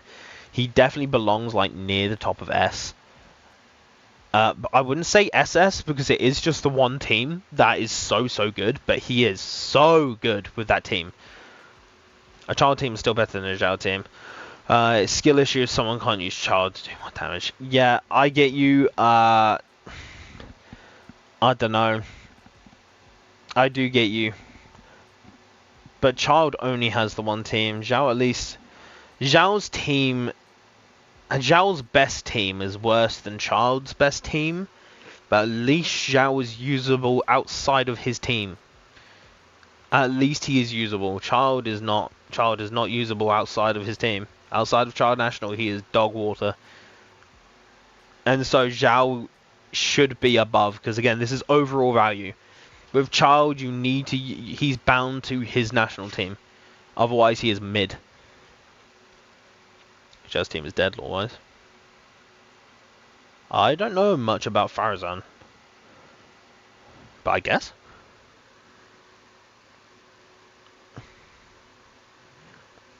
I'm gonna get him, but I never really had interest in Child before. Yeah, so we're talking about overall value, as in like, if I pull this character, what overall value do they have in terms of the game's content, and based on other characters, what can I do with that character? Versatility is a big thing. That's why Farina is up at the top. That's why Farina is top of the top of the top, because Farina is just versatility incarnate. She can buff every team in the game. And so she, in terms of overall value, Farina is absolutely at the top of the game.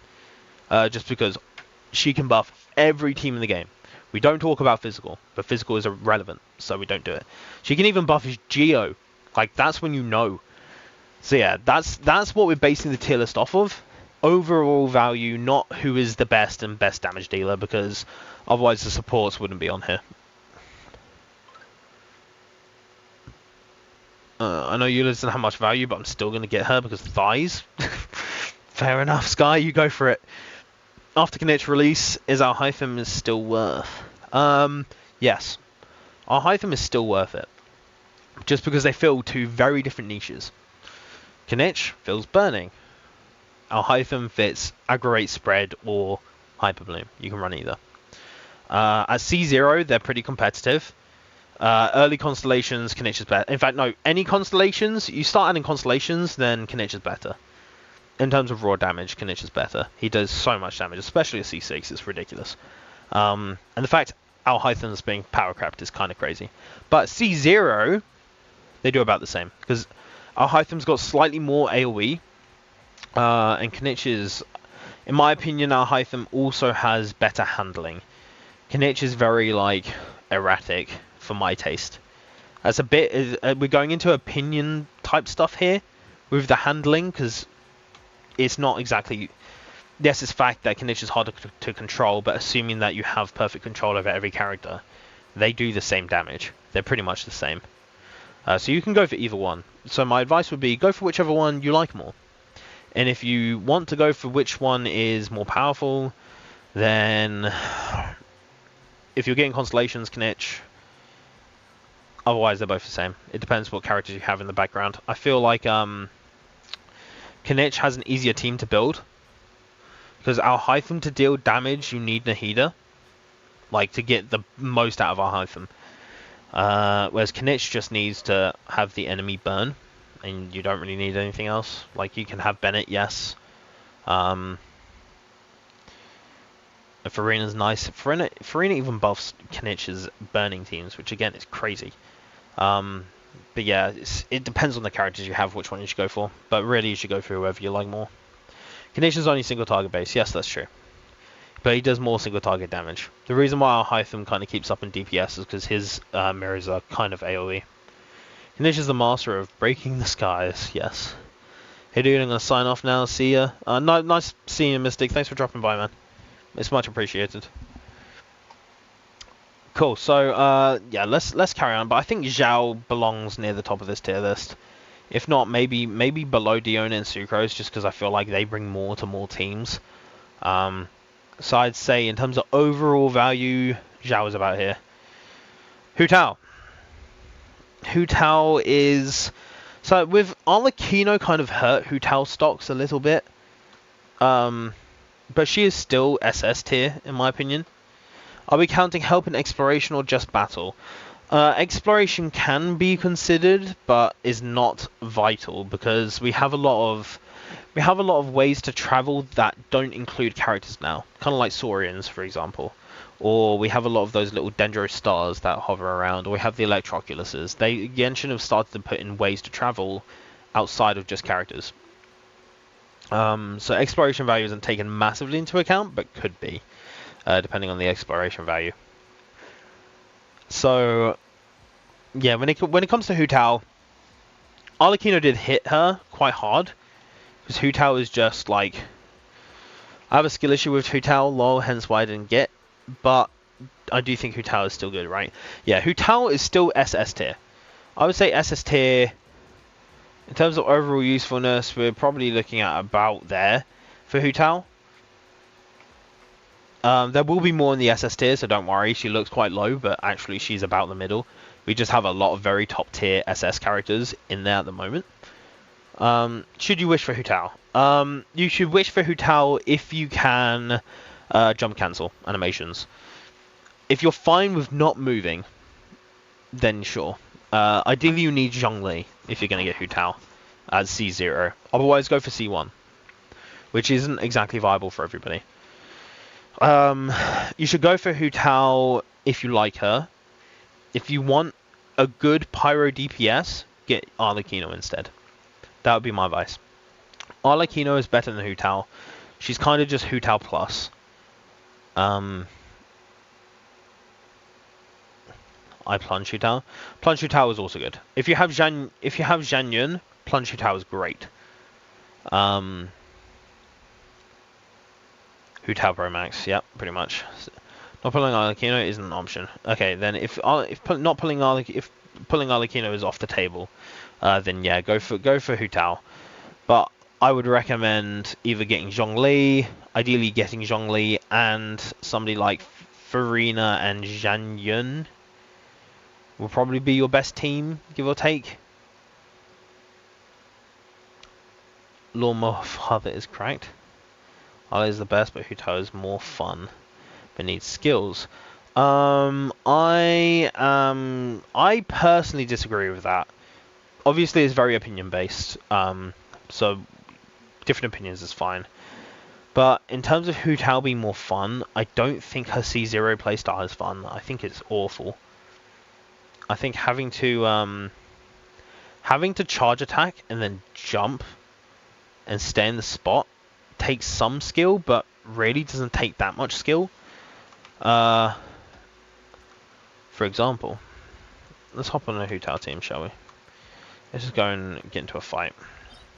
Let's go and fight some people.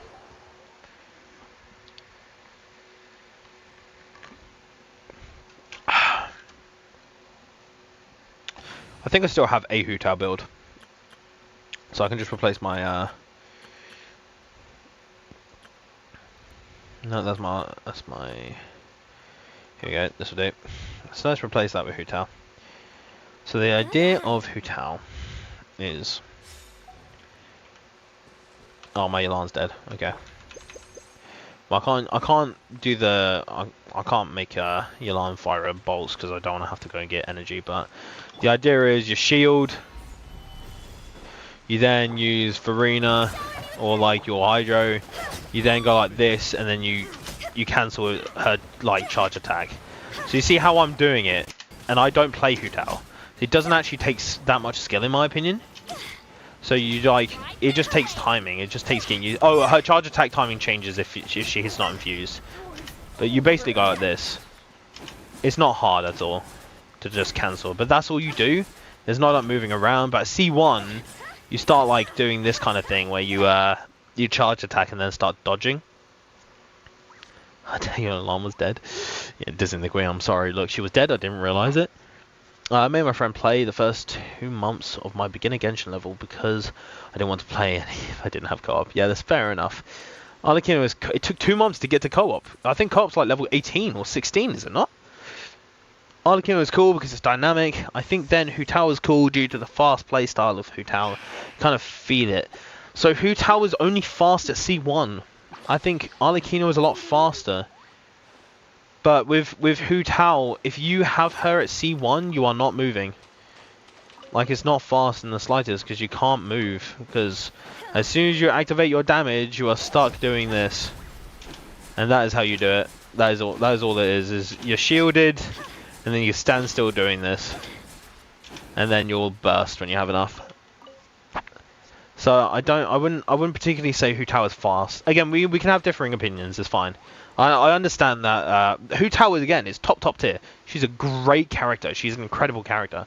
I mean, even with a not good build, right? My build is not great. I have just generally okay, that's okay. That one's also okay. But yeah, this one for example, not great. In fact, dog water, right? I have dog water artifacts, and she still deals damage. The reason I have dog water artifacts is because I just didn't bother farming her. I got the main stats and I was like, cool, that's enough. And she still deals damage, so it's fine. But yeah, that's my point. Is that Hu Tao is good, but kind of just like you get to the point where you have to like just jump with her, and that's how she deals the damage. And you can't actually tap WSD, or she uses stamina, and you can't get as many charge attacks as you otherwise would be able to. Yeah, I'm pulling Hu Tao. Yeah, fair enough. Like you should pull Hatu. Hatu? What the fuck am I saying?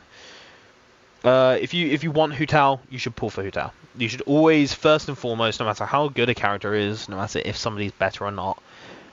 Let's say Ayato. Ayato is completely outclassed by Neuvillette. Neuvillette beats him in every single category. It's no contest. But if you prefer Ayato as a character over Neuvillette, you should get Ayato. What tour? Yeah, you should get who you want first and foremost over who is good. So yeah, if you're fine with her playstyle and you know what to expect, go for it. That's who you should get. Anyways, let's go back to the tier list. So I kind of gave my demonstration as to why he's not exact. Oh, I've hidden my camera instead of bring up there. There we go. Yeah, I've kind of given my demonstration as to why I'd say Hu Tao is not particularly great, because she is tied to being shielded and tied to using vape. But she can use plunge. That's like a variation she can use, and it is a lot of fun to use plunge. Cool. Rosaria is a bit of a tricky one in my opinion. Rosaria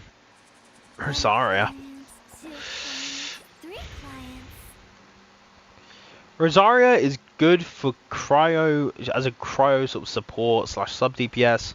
She buffs crit rate, which is one of the only ways to buff crit rate in the game. She also is a good cryo battery for any cryo in the game. She is a physical support as well, but we don't really include that. Cryo as an element is kind of in a rough place at the moment. All things considered, Rosaria should probably go into the C tier for overall value. The amount only used on Eula. Rosaria should go in D. I don't think she's quite D tier, because if we look at Kaya and Razor, she's nowhere near the same tier as them. But I feel like Noelle and Barbara have more overall value than a Rosaria does. But I feel like Rosaria has more value than Klee. And slightly more value than Ningguang. I reckon she fits there. I reckon this, I think she's decent. You can put her with any cryo damage dealer and she'll be a great battery. She'll be a great cryo support in general. She applies a decent amount of cryo application. You can also use on like vape teams if you, or like melt teams if you want. Hope a blessed one. I gotta go. No worries, Hannah. Thank you for stopping by again. I appreciate it. Hope you have a good evening. Does she also get? She does. She does buff crit rate. It's so like I said, she is one of the only ways to buff crit rate outside of food. Plus she fills in half of cryo resonance as well, which also gives crit rate. So I think she can give up to 14 or 15%. I think it's 15%. I might be wrong with that. But she can grant. I'm going to go with 15% off the top of my head. 15? Yeah, okay, cool. 15%. She can buff crit rate by 15%, which is a decent amount. It's a reasonable amount, especially since most people will tend to sit at about 80% crit rate. She can turn that 80 into nearly 100. So she's actually underrated. I feel like she's very underrated. See you, bro. It's 1 AM here and I'm sleepy. No worries. Thank you for stopping by the stream, man. Have a good evening. Can we queue songs? No, because I don't know how copyright works on YouTube yet. But if anybody, if that's something people want, then I'll take a look into it. I'll see if it's possible for me to like be able to do that kind of thing. But for now, probably best not to, because I don't know how that works. I'm in class, but I need to be here. Yeah, but to potentially win the Welkin. Yeah. Yeah, that's where Rosaria is. That's where Rosaria is. That's where she sits for me. My teacher almost caught me, dude. Are you sure you should be here? It's fine. You don't have to be here if you're at risk of getting caught, my guy. Like, don't worry about it. It's not that deep. What year is bro in?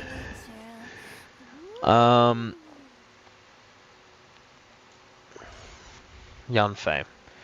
Yanfei is just ironically a better Klee, plus she gets a shield at C4, and we are considering 4 stars to be C6 here. Because 4 stars are C6able, especially the older ones. Hate math anyways. Fair enough. Oh fuck it, stay here. Yeah, Yanfei. Yanfei I reckon is a B tier. I think she's above the... Is she above the Dendro Traveler? I feel like Dendro Traveler needs changing. I feel like Dendro Traveler is actually one of the better B tiers in my opinion. Because Dendro is so strong. And I think Yanfei is probably about here. If not maybe here. Yanfei is actually pretty decent.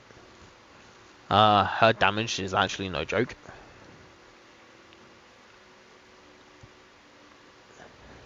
Do I have a built Yanfei? I do not. I do not have a built Yanfei. I just know it's good. I just know she's good. I know, like, I have slapped a build on her before, and I've used her, and I've helped people build her before, but she's actually quite good. And she has multiple uses. She can either be tank Fae, like somebody mentioned in chat just there, yeah, Kirito, tank Fae. So you can either build her as tank Fae, or you can build her as a damage dealer. In terms of overall value, I feel like that's quite significant. In general, I feel like she's quite underrated. I've seen a lot of Yanfeis deal some ridiculous damage, and yeah. Have my mass exam on Monday. Well, good luck, Hyper. Hope it goes well. Are you studying, or... Because I never used to study. I'm just somebody who tends to be quite good at exams, and so I managed to get through mine without studying. But I do not recommend the same. It's just because I used to just read through the book 15 minutes before, and I'd remember the pages as images and just write the answers that I saw. It was kind of crazy. He ain't studying Mal. I mean, Tuve is here. Emily, what's good? Welcome to the stream. This is Genshin class. This is the Genshin class where we learn about characters. Speaking of learning about characters, time to learn about one of the both like best but worst in their tier. So Eula is like an anomaly because she can hit for a ridiculous amount, but it's such a small AoE that it may as well be single target. Also, you need to keep her on field, and you can't, at least if you're in single player, you cannot use her with Bennett. Just because his buff does not last long enough for you to be able to like do her whole thing before the Q explodes. You have to like swap off early, you don't get the full charge. And so, because her burst lasts so long and doesn't explode for so long unless you swap out, at which point it does less damage, she kind of just is in a weird spot. Plus she's physical and doesn't have any reactions, apart from superconduct. But who uses superconduct? Genshin Academy chat. She's in the middle for me. Yeah, I feel like she's in B tier. She is a B tier. We have to bear in mind just how strong her shatter is not a thing. Let's stop there, Astro. Shatter, we ignore shatter. Shatter is realistically not a thing. I did revision lesson, and there's like this calculated paper sheet too. We've been given that goes through the topic list. Honestly, it kind of been given like notes in it, I guess. So you just shouldn't have to worry about it too much. We don't talk about that. We don't talk. Yeah, we don't shitter. Yeah, pretty much. That's what we call it here. The shitter reaction. So yeah, Eula is a character. Certainly a character. However, I do think she belongs towards the like upper side. I reckon she's like the top side of B tier because she can nuke for quite a lot of damage. And Eula's best team is Hyperplane Driver. I believe that. I don't know a lot about Eula, to be honest. I've I've just helped with a lot of like showcases for her damage. And she is good, but she's physical, and her burst is like the only source of damage.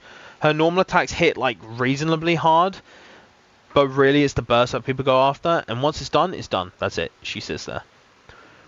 What do you think about Nahida? I think Nahida is one of the best characters in the game. I would personally say she's a must pull. One of two. I'd say Farina's a must pull, definitely. And I would still say, at least for now, Nahida is a must pull because she's kind of like the only one of her kind where she can apply Dendro for as long as she does without having to reapply unless they die. Plus, she can buff EM based on the character with the most EM in the party, meaning you don't even have to build her full EM. You can just build her as a damage dealer, which I've done, by the way. I've built her as a DPS, and then what I've done is I've put somebody else with 1,000 elemental mastery in the team, so that Nahida takes their elemental mastery, takes 250 of it, and grants it to the entire team, including herself. It's just whoever's on field at the time, to be fair, but Dylan, the Genshin teacher, I do aim to teach. I'm planning on pulling for Nahida. I mean, to be fair as well, here I'll be releasing a bunch of like guides. So I do have a bunch of people that do ask me for like opinions on how to build characters, and I'm out of focus again. So let me just yoink. Hello, please. Camera in focus, thank you. So yeah, I do have a bunch of people that I do give advice to. And a few of those people are in here, so I will be doing advice, like guides type thing, in that Discord server. So if you want to join, go ahead. It's a community one, it's brand new. Plus, oh yeah, so I don't know if anybody remembers, but quick break. So in Loot Bar we have this all-in-one bundle. This is 20, including if you're like completely free to play and you don't pay for anything. This is 26,000 Genesis crystals. With the double top up. We are going to be giving this away at 1,000 subscribers, and the way we'll be doing the giveaway is in Discord. So if you're not in the Discord, when we hit 1,000 subscribers, I'll be putting the giveaway up for like a few days to give people a chance, and I'll put a video up obviously saying, hey, I'm giving this away. This is 26,000 Genesis crystals if you're free to play, and you can still have the double reward, which 5.0's just come out, so even if you have paid, as long as you haven't paid within the last month, you'll still get the double reward for this. Joined Discord this morning. Nice. Will regular viewers have a high chance? Yes. If I can get it working in Discord, then yes. I'd quite like that, but at the same time, I want to be able to include all 1,000 subscribers if they want to. So it's up for decisions, I guess. It's up for a decision. But around 26,000 primos will turn into 162 wishes, which is you're almost guaranteed whichever 5-star you choose to get. So that will be the giveaway at 1,000 subscribers. So, but again, we're giving that away in the Discord, just because I can't do a giveaway like that on a live stream.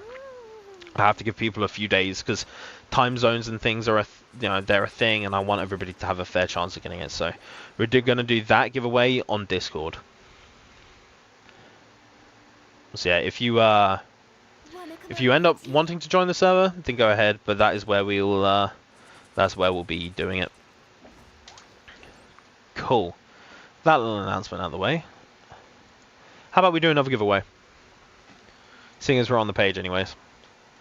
So if you haven't typed in chat, type in chat now, get yourself on the list. I will remove myself from the... I'll hide my camera. Actually, I won't hide my camera, I'll just move me out the way. I'll hide the Discord link for now. But I'll move my camera out the way. There we go. Cool, yeah, so type in chat, type in chat. Get yourself on this list. Bear in mind the list is scrollable, so if you don't see your name, just wait for me to scroll down and let you take a little look at it.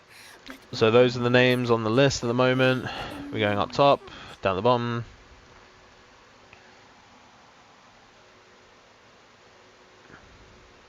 Need us in the heater funds. Yeah. So like I said, we're giving away. This is a welcome giveaway, but for the all, we will be giving away an all-in-one bundle when we hit 1,000 subscribers. Just because I feel like that's a big milestone, at least for me. So, yeah, we'll be giving away an all-in-one bundle, 26,000 Genesis crystals if you take into account the double like reward. And we'll be giving that away at 1,000 subs. So, if you'd like to, go ahead and sub. I didn't take my name off. Emily, don't worry, I'll take you off the list. Cool. All right. So this is for Welkin. Good luck, everybody. We got 36 people in the giveaway today. Remember, you have to be in chat to claim, so some of these people might not be there. Somebody's managed to just get themselves in. It's gone up to 37. Good luck, everybody. Let's go. Featherine Aurora, are you in chat? Remember, guys, this isn't the last giveaway, so don't worry if you did not win. Yeah, don't worry if you didn't win. It's fine. We're going to be doing more giveaways today. So there will be... Nice. Cool. So I'm hoping your UID is in the Q&A part. Yep, it's there. Cool. Congratulations on your win. So yeah, you don't have to be subscribed to enter these giveaways. By the way, Genshin, cool. No worries. I'm going to pop your UID in there. Asia server. I'm going to drag my screen over here. As do not leak my payment information. So yeah, congratulations, Aurora. There we go. There's your, and let's get rid of the Pyro Traveler, shall we? So yeah, congratulations on your welkin. If you want to log in at any time and just have a check that's there, feel free. You don't have to. It's not going to make you log into Genshin to prove that your welkin's there. No worries. Enjoy the welkin. Remember, this isn't the only giveaway. You don't have to sub. You don't have to like the video, like the stream. To enter the giveaway, you don't have to do any of that. You just have to be in chat. That's all you need to do. What does the all-in-one bundle do? It gives you one of each and every pack. So it gives you one of the... I'll show you. So it gives you one of the 60, one of the 300, one of the 980, etc, etc, etc. And obviously, if you haven't bought that pack before, you get ×2 Genesis crystals. Otherwise, you get 25% extra. So at a minimum, you're going to get, and this is off the top of my head, about 16,000 Genesis crystals. So if you're Mega Whale, you're going to get 16,000 Genesis crystals. If you're free to play, you're going to get 26,000. Just because of the way the double reward works. But that is the giveaway at 1,000 subscribers. Yeah, that's a lot. That's crazy. Did we add the double for returning viewers? So about that. So the double for returning viewers at the moment isn't working because there's this little thing called regulars, which I have to apparently set manually, which kind of sucks. I'm looking for a way to do it just automatically, like if people just aren't in there. But I can set people to be regulars. So people that I've seen multiple times, I'll just start slowly adding people that I just see regularly. And then what I'll do is I'll show the list of people that get times 2 luck. But yeah, if you're Skyling's you're a regular, I'd say Emperor's a regular, Dendros Lime's a regular, Senya's close to being a regular, Hizo's definitely a regular. Yasuanth is close to being a regular, like that kind of thing. Like, do I stream every day? No, I don't stream every day because I have a job. I can only be here if you stream early. That's fair enough. Like I said, if I see people a few times, yeah, Kruri, you're definitely a regular. It's just a case of, yeah, Emperor, I'd say you're a regular. You've been in a fair few streams. So yeah, it's like when I see people a few times, I'm on a seen you a couple times. You're close. I reckon you're close to being one. Nexus, you're close to being one as well. Like, you know what I mean? Like, it just needs a few more streams to really get like the regular thing. But if I see you a lot in chat, especially like regular, easy, because I can only see if people are here if you're in chat. So I'm searching for my name, but I can't find myself. That's because none of the names are on that screen. But it's probably because I was scrolled down ever so slightly. So I was about here, but if I scroll up, you're just right there. So don't worry about it.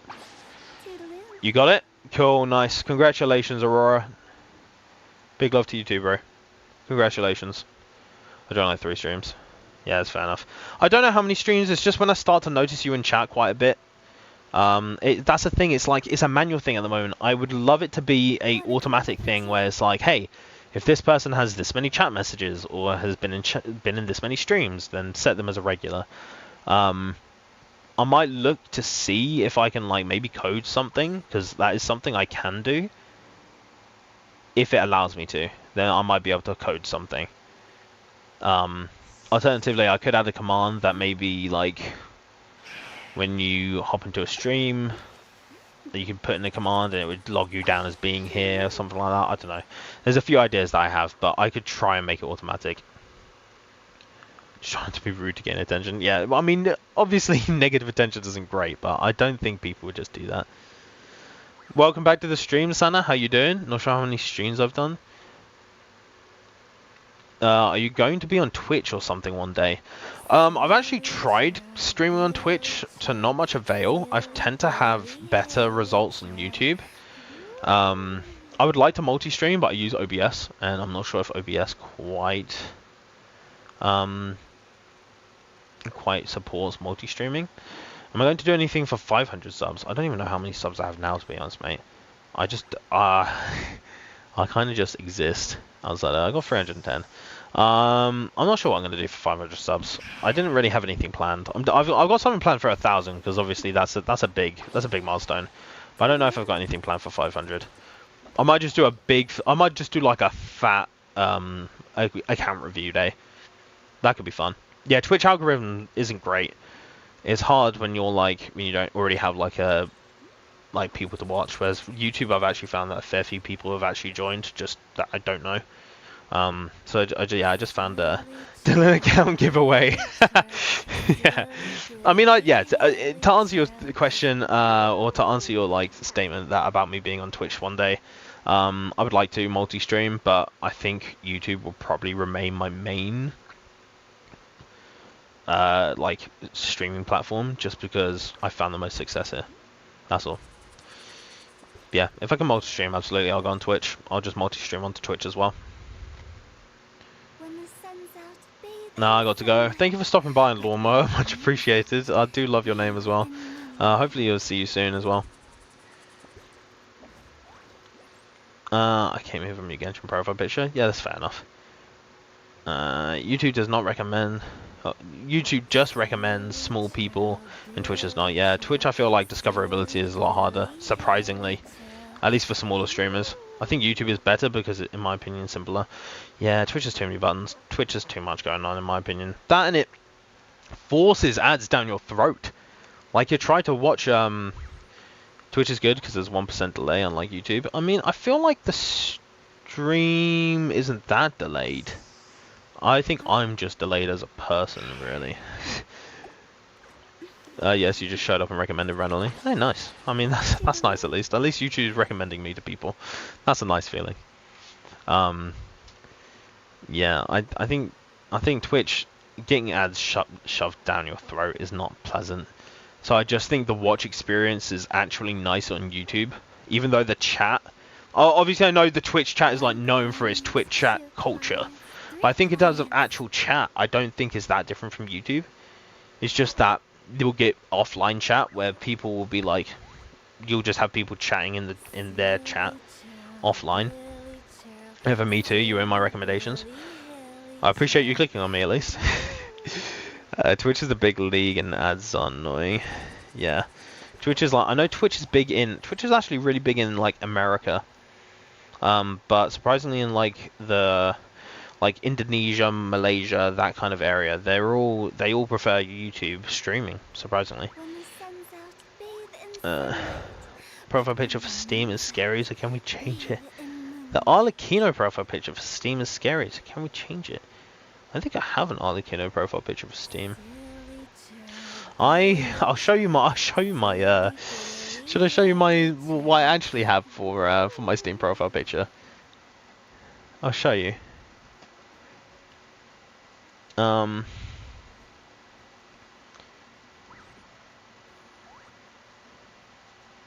Give me a second. Let me try and pull this up. It's certainly something. That's all I say. One client, two It's clients, certainly three something. clients.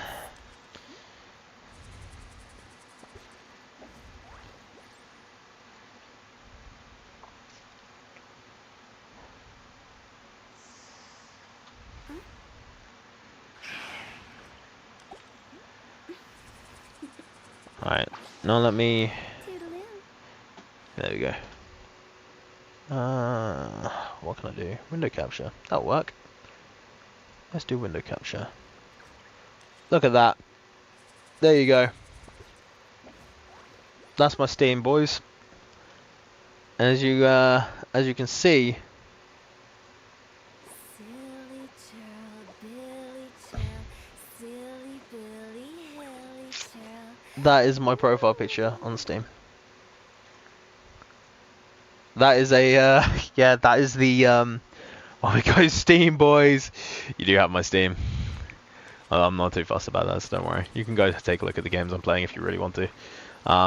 Yeah, it's just White Putin, Come over for tea? and he's got a bunch of love hearts around him.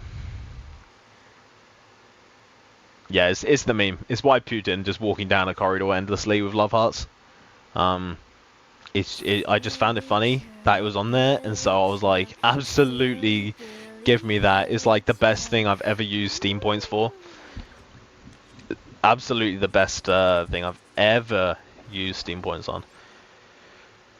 Stream Arlecchino. Okay, brother. I thought did I just read it wrong by any chance? It's entirely possible. I just not Steam. Dylan, no. Oh, I see. Dylan stream. I just read it wrong. Oh, you did type Steam though. Okay, that's why I saw it. You should photo of Chi-Chi pulling Chi-Chi. Oh yeah. I do want to change the. I think it's iconic at this point. It is just always the Arlecchinos because it's the easiest thing to do. I was like, because YouTube makes you do a thumbnail, and so I just didn't know what to do. I was like, I don't want to have to make a thumbnail for because I stream for fun. Like, obviously this doesn't make me any money. It's not a job or anything because I'm giving away so much money. So obviously this doesn't like make me any money. So why would I want to put like a massive amount of effort into it? So I was like, what do I do for just a thumbnail? I was like, let me just take a screenshot. I just killed Cryo Reg's Vine. If you want to, if you feel like it, then sure. Yeah, why not?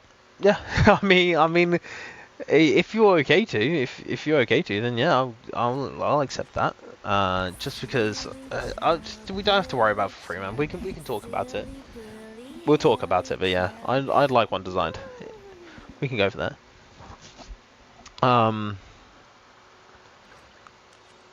So yeah, I just killed the Crow Reg's Vine, and I was gonna stream, and I just was like, well, I'll zoom in on her face and take a screenshot, and then I just added a speech box saying I was giving away welcomes.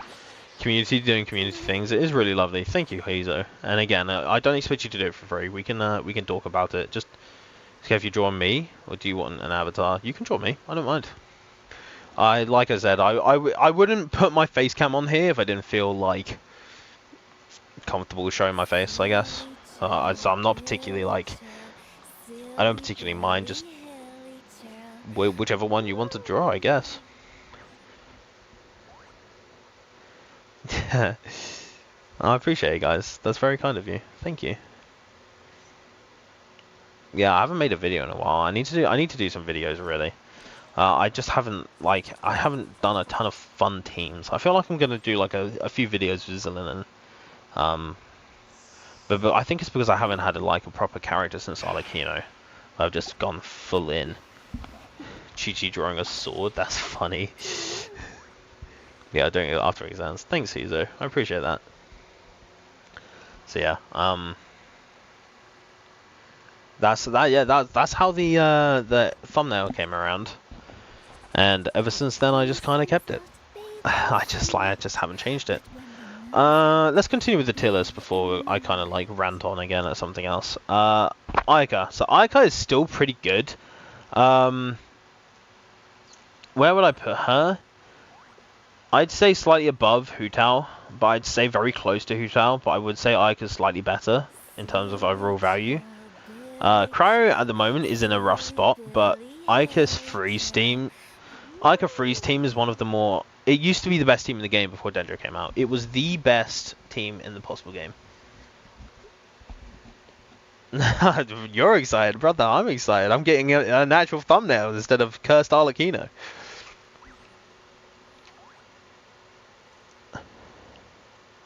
Feel she's better than C6 Rio. Emily, we are not considering C6s here. This is not a tier list for us. This is a tier list for free-to-players. Have you watched Death Note? I have not watched Death Note, which is quite surprising because I have so many. There was this like 1 week where I got nothing but Death Note reels, and I could not stop watching it. I just kept on like watching all of them. It's crazy. So yeah, I just ended up. On that note, do you watch anime? I do. I do watch anime. Should I pull up my Crunchyroll? Should I expose myself? I don't know if we should. But I could. I do. I have been watching anime for... God, well, the first series I ever watched was One Punch Man. And that was when I was 16, and I'm 25 now. So nearly a decade. I've been watching anime for nearly a decade. Inazuma 11. I've heard of it, actually, yeah. So yeah, answer your question, I do watch anime. Yeah, and One Punch Man was the first anime I ever watched. And is actually one of my favourite animes, because it's just... what made me love anime. And I just love One Punch Man in general. What about Attack on Titan? Right, okay, let's hear me out. I know how good Attack on Titan is. I know. Trust me, I know how good Attack on Titan is. I can't get past Season 3. Because Season 1 slapped, Season 2 slapped, and then Season 3 was like, how about we just take all the action away and we go into like the politics?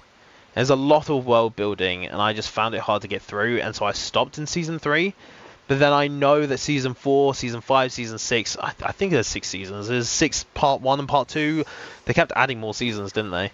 But I know how good that is. I've heard, and obviously with so many raving like reviews, I know how good it must be good. Law skipper. Yeah, look. I'm not a law skipper because I didn't skip Season 3. I didn't get past Season 3. So I stopped Season 4 with 3 parts. Okay, so yeah. So I'm kind of right with Season 6, but at the same time I'm not. So yeah, I stopped at Season 3. I got a few episodes into Season 3, went, what is this? And stopped watching. But that was when Season 3 was actively coming out. I just know some of the stuff that happens in Season 4, 5, and 6. Or Season 4, 4, and 4. Yeah, for those who know the actual anime titles, anime season titles. So yeah, I need to try and blitz through Season 3. I know I do, but did you have a specific pose you would like me to draw, or should you surprise me? You should surprise me. I honestly, I'm just happy that you volunteered to just make me a non-cursed thumbnail, so I appreciate it. So yeah, you can do whatever you want. It's completely up to you. Cool, so let's move on to the next. So yeah, I didn't really cover too much about Aika specifically. But as a free-to-play, she is one of the... Surprisingly, she's actually a really, really good C0 DPS. As a carry, she does quite well. Frieza's especially strong for newer players who are going against mobs who are still learning to play the game and dodge and stuff like that. So Freeze is actually really, really good. And it's quite easy to apply. Because with Aika, you just need to run and then just have Hydro. It's very easy to apply, easy to play around. She excels. Easy to build as well because you don't need much crit rate. Which just means you just have to focus on a few substats, if anything. And she has a lot of friendly free-to-play weapons. Overall value, she can nuke with her burst. She has more generic damage with her normal attacks. It's not great, but it's still decent. And so just Aika's an overall amazing character, as even at C0. Put her probably in line with Hu, with her slightly above it. Just personal opinion. But you can make a case for this being either way round, to be honest. But my personal opinion is that Aika is slightly better than Hu. Yoimiya. Yoimiya is an interesting one. Because Yoimiya does a lot of damage, right? And Yoimiya is a lot of fun as well. It's just a case of Yoimiya in the current state of Genshin isn't like...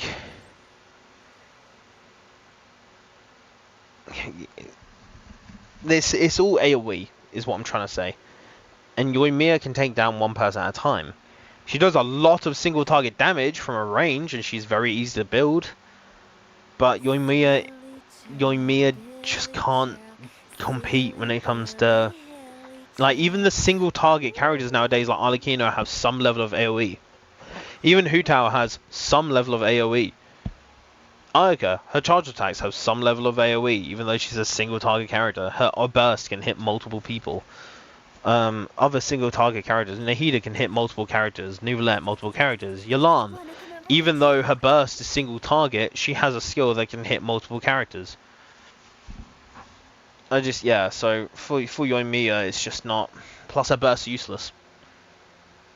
So yeah, Yoimiya, I think is incredibly good though, and I would put her, because of her single target damage, I would put her arguably near the top of A, but I wouldn't put her in S tier, just because she's a single target character, even though her damage is very good. I think Yoimiya just needs that certain someone besides Farina to really carry her to the S tier. Hu isn't great at C0. Yeah, I agree. I think Hu actually, Hu still great. She's just really not convenient to play. Do you have a favorite anime series? I do. It is One Punch Man. One Punch Man is my favorite anime series. But I have a lot of like favorites that I just keep going back to. Ones I can think of. I quite like power fantasy type animes, isekai. I'm just a basic bitch of anime. Just give me a powerful character I can get behind. If I can get behind a powerful character, I don't care really. It's all I really need. Just give me that isekai trash straight into my veins. Just I'm perfectly happy with it. Sword Art Online, yes. Gun Gale Online was about where I stopped having interest. I mean, Gun Gale, in my opinion, the Gun Gale Online arc was actually okay. Like, I didn't mind it. It was a bit of a detachment. It was a bit of a strange detachment from what it previously was. So I think it lost its sense of self. But I think if you thought about Gun Gale Online as a separate series, I don't think it was that bad. I thought it was like interesting still. But I feel like it should have been like a separate spin-off type thing instead of Sword Art Online related. But I think overall it was still okay. Sword Art I watched pretty early on though. So yeah, Sword Art Online, one of those, I enjoyed it. I enjoyed Sword Art Online, just not the later half of Season 2, I guess. From that point onwards, I wasn't really about it. Oh, there's a lot of... have you read manga? Yes, I've read the One Punch Man manga. Because, again, favourite anime, I was like, I need to know what happens. I've also read... there was this one called Takagi-san something or other. It was something about this, like, girl called Takagi-san who just keeps, like... soft bullying this random dude, and it was quite wholesome in its own way. They kept like beating him in competitions and she like never lost. I think that was quite wholesome, and so I read the manga for that. I've read Solo Leveling, although that's manhwa, not manga, but that's another one I've read, and I've read the Seven Deadly Sins manga as well. Saitama's Peak, agreed. Thoughts on Chainsaw Man? I enjoyed Chainsaw Man.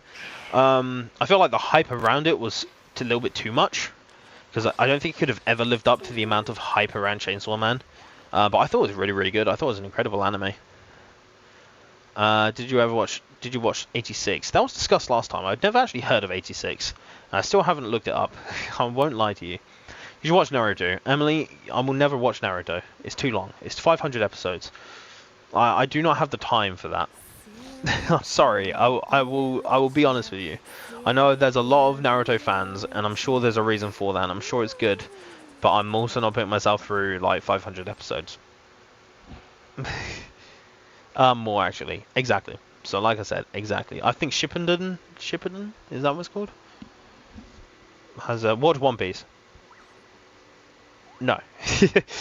One Piece is just something I definitely don't have time for. However, I will say this. I know One Piece is incredible. Again, there wouldn't be that many die-hard fans if it wasn't really, really good.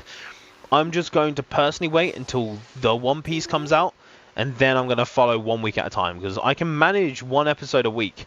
I can't manage a catch-up of 1,000 episodes and then to continue watching 1 episode a week.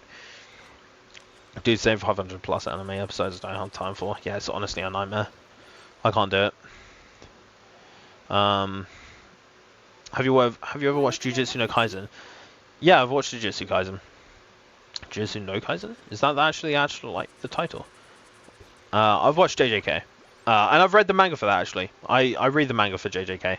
And Hero Academia as well. There's a few that I started like a few years ago that I just carried on. And so I've read the manga for those. So yeah, I do love JJK. Even though the manga ending is a bit interesting, but I refuse to go into any spoilers. And if we could try and avoid manga spoilers for anybody else who's read it in chat, just in case, that would be appreciated. Haikyuu, I love Haikyuu. I reckon it's one of my top animes. Haikyuu is one where I will every so often feel the need to go back and watch every season. It's one of those where I'll always return to Haikyuu and I will watch the entire thing. And I won't skip an episode. It's a great anime. Haikyuu is fire. It is very fire. Len, how you doing? Welcome to the stream.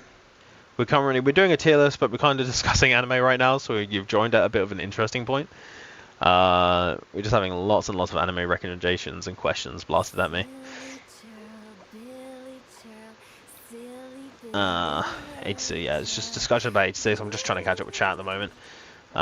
Slime series, yeah, I watched was it Tensura? Is that what it's called? I think Tensura is the like little nickname for it. But yeah, the reincarnated as slime. I'm still watching that every week. Black Clover is another one. I started watching that when it came out and kept watching it every week. So I'm caught up in that one.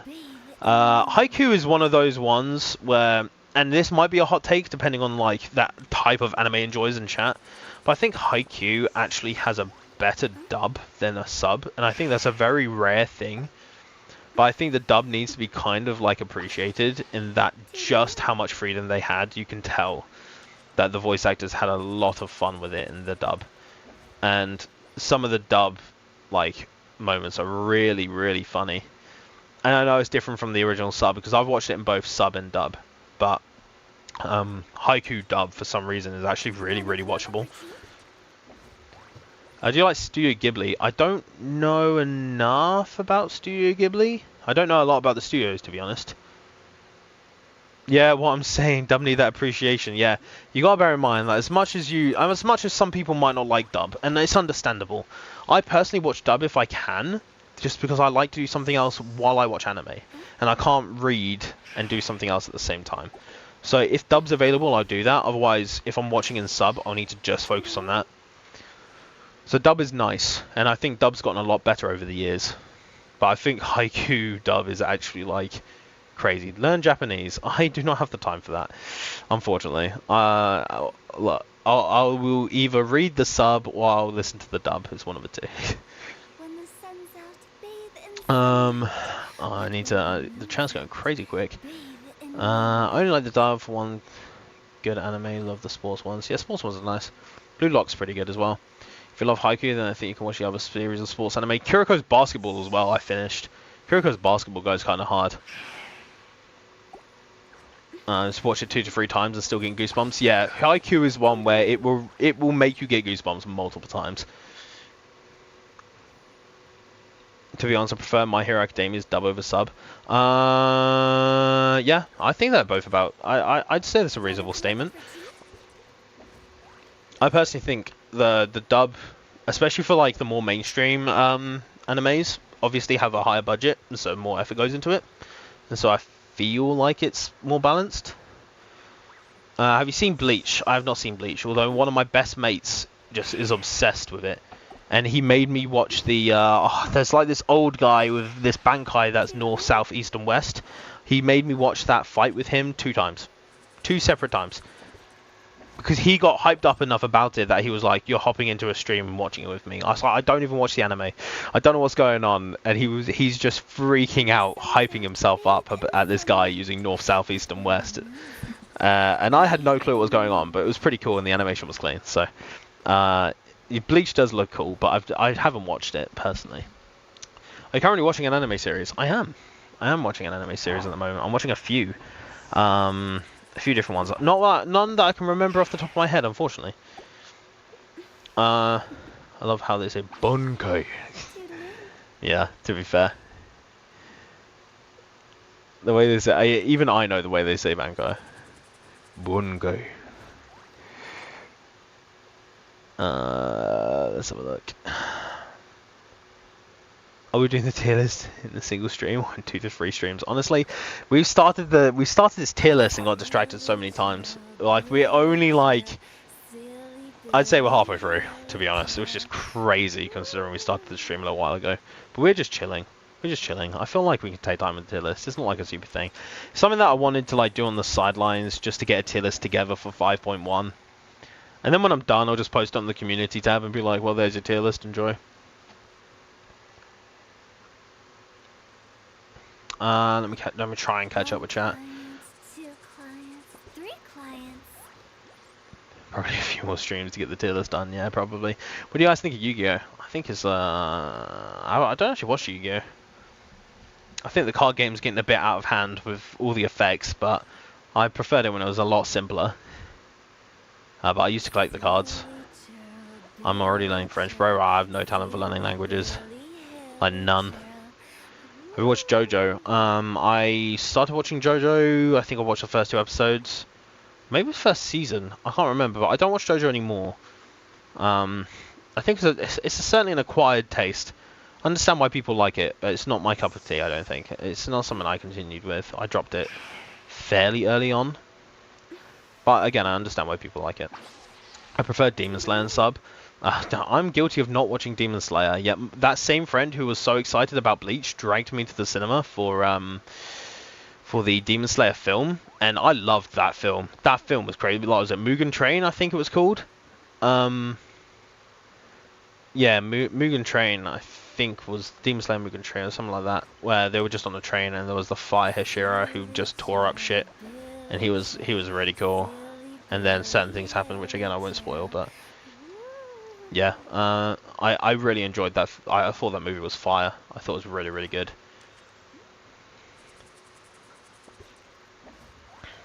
I don't like Demon Slayer. That's fair enough. I feel like people either like it or... Oh, actually, that goes for anything. What am I chatting? I'm chatting shit. People either like it or they don't. Well, fucking obviously, Dylan. What are you chatting? Have you seen Evangelion? I have not seen Evangelion. It has been recommended to me multiple times, but I don't know enough about it. It's just one of those that I've never started. There's a lot of anime that I would like to watch, but it's just like I have to kind of pick and choose, and sometimes I'll be encouraged to watch one and not another. It just depends how I'm feeling. I just tried to watch One Piece, got as far as 3 episodes, and watched the live action. Yeah, I had the live action is actually quite watchable for a anime adaptation, so... But like I said earlier, I'll be personally waiting for the One Piece and just going from there, because the One Piece goes crazy. Like just take out all the filler, update the animation. Like yeah, I'll happily watch One Piece once a week. The only reason I haven't watched One Piece is because fuck watching 1,000 episodes. That's the only reason why I won't watch One Piece. But if the One Piece comes out, I guarantee you, there'll be so many new One Piece fans. So many more One Piece fans that are appreciating the content because it cuts all the filler out, and they can catch up. That's the important part. They can catch up without having to commit to 1,000 episodes and then 1 a week. They can just commit to 1 a week. Did you watch Attack on Titan? So I said it a little bit ago. I stopped at season 3 because I couldn't get past it, just because it got very political, and the world building was cool, but it wasn't that interesting to me. Although I do know how hard like season 4, 5, and 6, or season 4 part 1, 2, and 3. I know how hard they slap and how good they are. I just could not get past season 3, and so I haven't watched past that. But I know how good it is, and I loved season 1 and 2. I think this chat's going pretty great. I think it's going pretty great because I can't catch up with it. So it's going pretty quick. We can try it with excellent. Yeah, I agree. I'm gonna have to try and skip a little bit faster because this tier list has not been touched in way too long. Bro, direct movie spoiler? I mean, I said... I don't think I spoiled the movie. I think I just said that the Fire Shearer was there. Sorry if that's a spoiler, but it has been out for a few years in my defense. Does anyone here watch the other series of Yu-Gi-Oh? I do not, personally. I gotta go. I'll be back in a bit. See you later, Astro. See you in a bit. Wanna come over for Have you tea? seen Red Berserk? I've not. Although I know about Guts and Falcon. Is it Falcon? I don't know. Maybe I'm thinking of something else. But I know about Guts, and I know his design. I know of him, but I don't know the story of Berserk. If you watch sports anime, I definitely think you can watch all of Inazuma 11. I'm down to give it a try.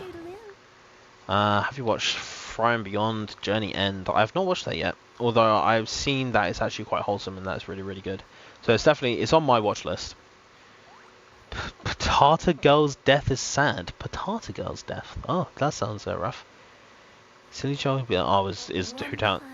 Oh yeah, okay. I can hear Hootown now. I can hear Hootown in the background. Tell you, let me hop onto like a wall or something to get Hootown to stop chatting shit. There we go. I've hopped on a wall.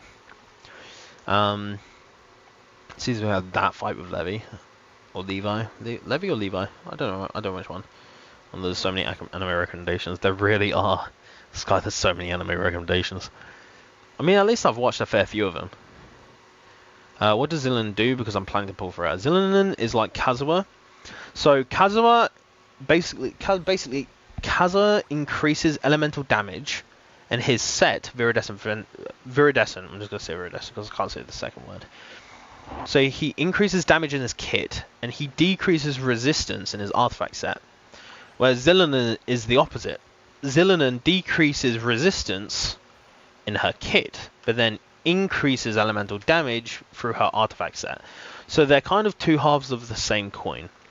The difference being that Zillion has stuff like healing on her burst. She can instantly apply a decrease to whichever elements you have in the party, just automatically by pressing your skill and then hitting 2 times.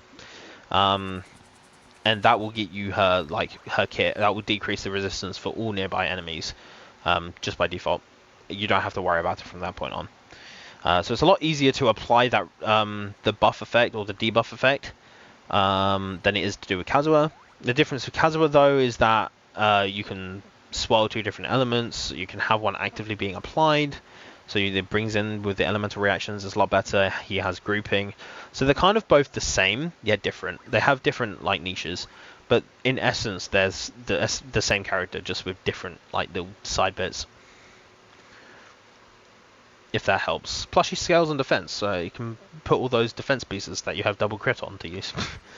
I wonder if Genshin's anime will ever come out. Probably not for a few years. Because Ufotable? Is it Ufotable who are in charge of it? They're doing Demon Slayer as well. I think maybe when they finished. I don't know. Genshin take ages. I mean, where's the Switch version of Genshin? We still don't know. So, yeah, my brother told me watch Berserk. It would change your life, maybe for the better or the worse. I don't know. That's ominous. Great Pretender is honestly a hidden gem. I've never heard of that. Ao Ashai. I've never heard of that one either, I don't think. Nahida goes first place. Grail Toma, I'm going to disagree with that one. Just because Nahida's definitely, in my opinion, a must pull. But I don't think she's in first place. Purely because Farina can buff every single team in the game. And deal off-field damage. They both buff and deal off-field damage. But Farina works on nearly every team in the... Well, no, Farina works on every team in the game, period.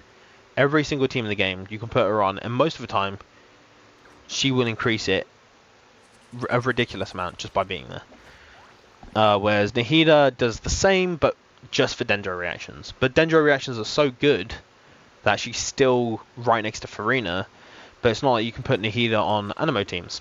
or you can't put Nahida on geo teams or physical teams. Kind of physical teams, but it's a bit of a uncommon one to do that. It's a bit of a long story, and you have to have C2 Nahida for that to be worth doing. So again, that's not particularly like something I'm taking into account right now. Yeah, that's why Nahida is not first on that list, and why Farina's first.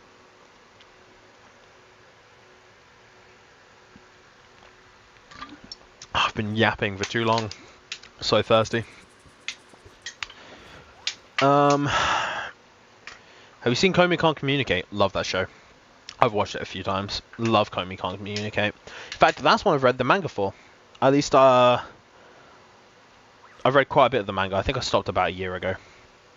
Because it kept going and it kept getting very random, which I think will be nice in the anime episodes, but wasn't particularly nice in the manga. They kind of just stopped progressing as a plot. They were like, oh, we want to add a few more silly things first. So I haven't read it in about a year. I've seen Kokomi can't crit. Kokomi can crit, just not easily. You have to build her a certain way. Free is good, but also duration of skill. Yeah, duration of skill. Is Zillinan after Kazuha because she's not released? We don't know fully. Yes, and Kazuha at the moment, his grouping is still very, very useful. And so that's why I'm putting Kazuha ahead of Zillinan provisionally. Yeah, that's the only reason, is the grouping. Because grouping is so important, especially for stuff like Abyss or Theatre. Right, you're going to find it a lot easier to be able to collect your enemies up and then deal a ton of damage than it would be for the enemies to be like all spread out and you having to go one by one to each one. Even if Zillinan technically makes it a lot easier to apply the same buffs as Kazuha does, it's still, like, Kazuha still has that grouping, which is just, I think, slightly puts him over the edge. Again, we won't know until we see Zillinan practice a little bit more, but that's just my theory on it. Anime really brings people together. It really does. And at the same time, it can tear people apart if there's not respect for each other's like favorite animes. Well, you gotta understand, there's a reason people enjoy that anime, and it's fine if people enjoy an anime that you don't. And as long as people remember that, you can have a good discussion about anime. Join the Discord chat. Me. I have Discord in stream mode at the moment. I'll join after the stream for sure. Let's go, almost 26,000 Genesis crystals. Yes, it will absolutely be released. Oh wow, a fair few people hopped in. I forget, how many people do we have in the Discord server now? That's kind of crazy.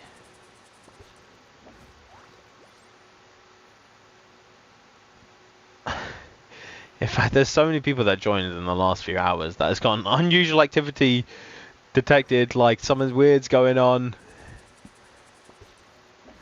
Is really shook as to where all these people are coming from, huh? Marcus resolved. Let's resolve it. Increased activity from normal members, yeah.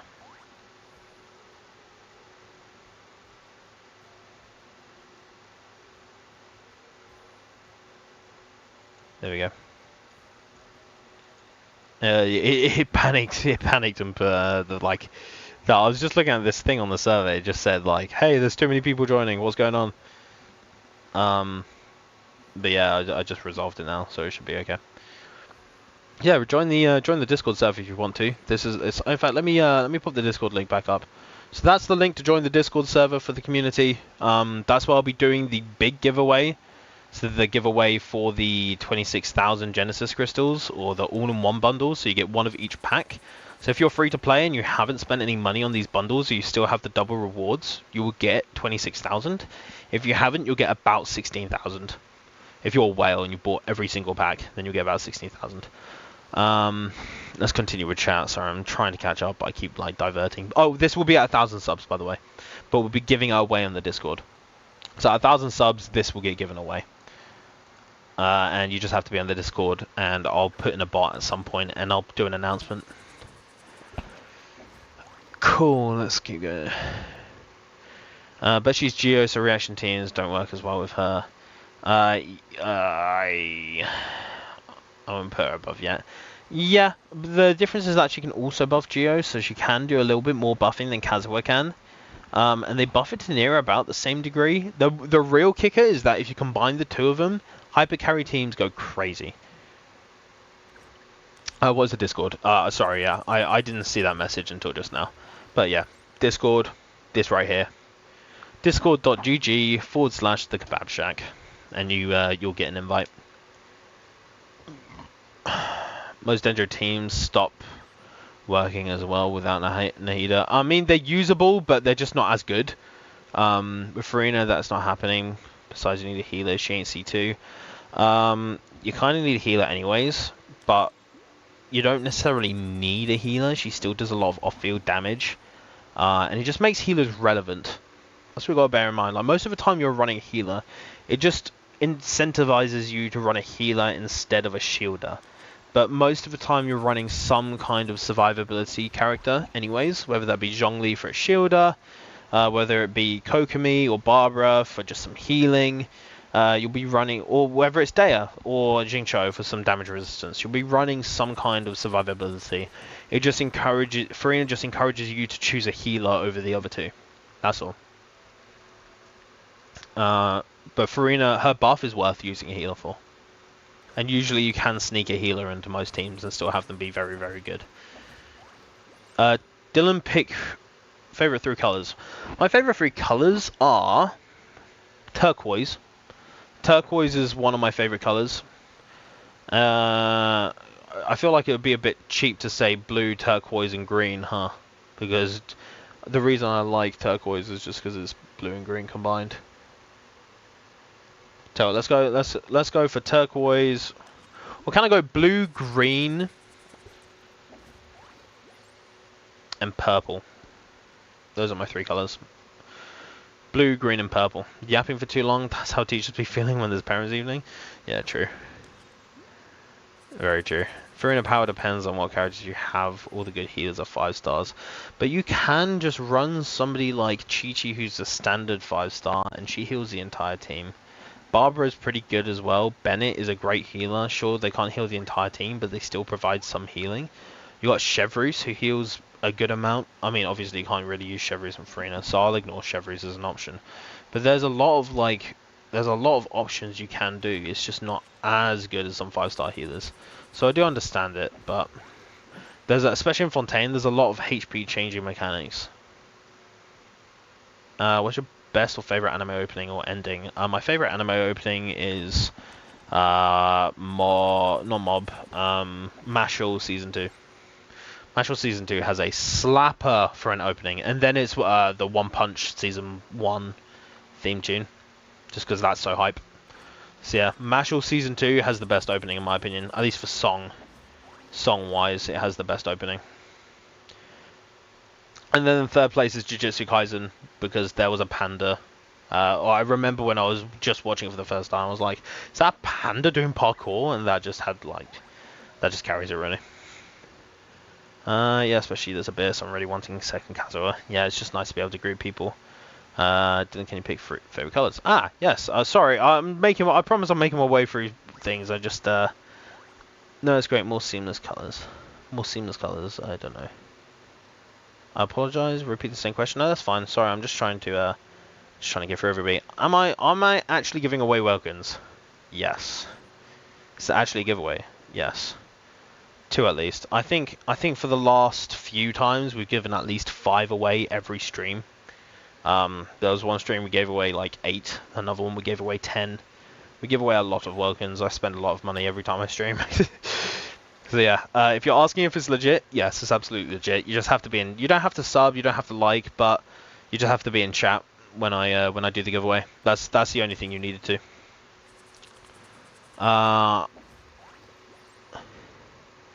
Navia, Zillinan thoughts. As long as you only use Navia and Zillinan, then Zillinan will buff Navia quite well. But you have to only use those 2 Geo. If you use a 3rd Geo, she'll stop buffing Navia and become a DPS. So you need to be careful. You need to be careful. Turquoise is so dynamic. Yes. When you say more seamless colors, does that mean you want different colors, or does that mean those colors are okay? Mashal Season 2 opening is fire. In it. It's great. People catch them back in 10 minutes. Yeah. See you later, mate. Okay, I finally caught up. Good God, that was a significant amount of stuff. I just don't like ignoring or try. I don't like ignoring people. Sniff. Someone said giveaway. Yes, Sky. Of course you come back for the word giveaway. Yeah, season 2 of Mashal, the opening goes crazy. Drop my UID. Yeah, drop it in the Q&A again, and then basically at random times in the stream, I say, I'm going to give something away now. And then I'll be like talking chat, and essentially there's this little giveaway thing where everyone on this list has a chance to be given away. You just have to talk in the last 5 minutes. That's all it is. And if you talked in the last 5 minutes, then you get entered. I roll, and then you can win a Welkin that I give away here. So remember, at 1,000 subs, we're giving away 26,000 Genesis crystals worth of wishes. So hop on that. Sayu. Let's continue with the actual like tier list. Hello Toxic, how you doing? So what do you think? Ab for Mab. I don't know what Ab for Mab is. I might know if you doubt. Sayu, she the goat, majestical hippo, vouching for Sayu. I see how it is. Sayu. I think she's D tier. I think Sayu has... Oh, whoops, I put her on the wrong side. Sayu has one of the most fun teams. Oh, Full Metal Alchemist Brotherhood. I never actually watched it. I'm going to be honest with that one. Never watched it. But again, it's one of those that's been on my forever watch list. Where I've just always meant to. I just never have. Yeah, so Sayu, I think is D tier. I don't think she's overall great. I think she's good in terms of like healing. She has healing, I guess, but... And for exploration, she's nice, but the fact people know her for exploration should kind of speak volumes about how, like, not ideal, like, not great she is. But she's useful for getting around. If Gina's not C4, Siren, basically the same as Farina. Yeah, does Siren heal the entire team, though? I actually need to check, I've forgotten. I haven't used Siren in so long, I don't actually remember if Sayu heals the entire team. If she heals the entire team, I'll put her up. If she doesn't, then she's staying in D tier. Toodaloo. Where's my Sayu? My Sayu's level 50, boys. That's not bad. I mean, considering it's Sayu. And there's this one. All your characters and nearby allies for 300 HP. It's not great though, is it? You have to trigger a swell reaction as well, so you have to be on field. Nah, having to be on field. I mean, I guess because she does heal the entire team, she is a 4-star option for Farina, and so you make a good point. I put her to C tier, in which case.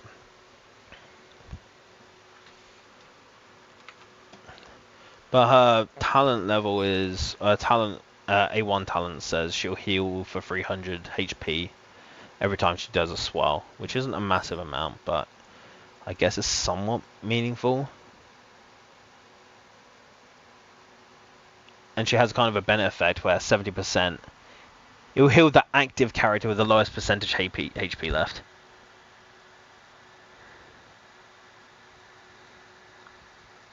If there are no opponents nearby, it will heal active characters nearby even if they have 70% or more HP. So yeah, the burst is single, but the talent is team-wide, but the talent isn't great because you have to be on field with her for a fair while for it to actually matter.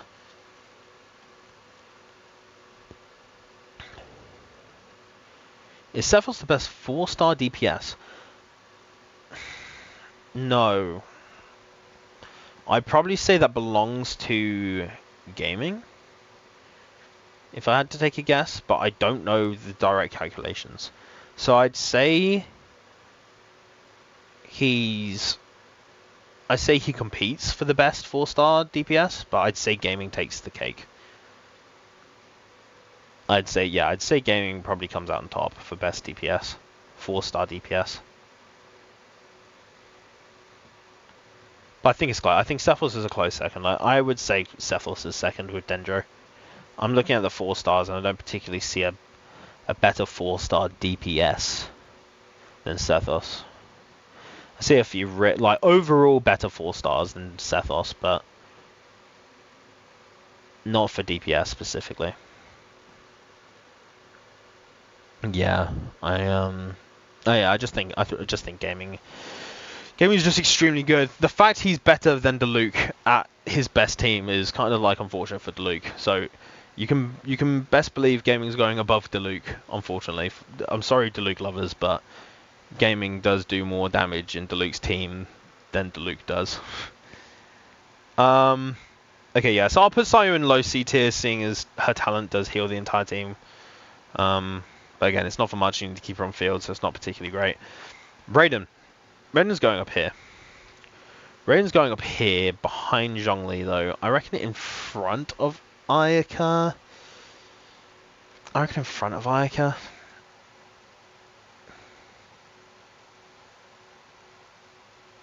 Yeah, say about that. I'd say Raiden is still Raiden still keeps up quite well.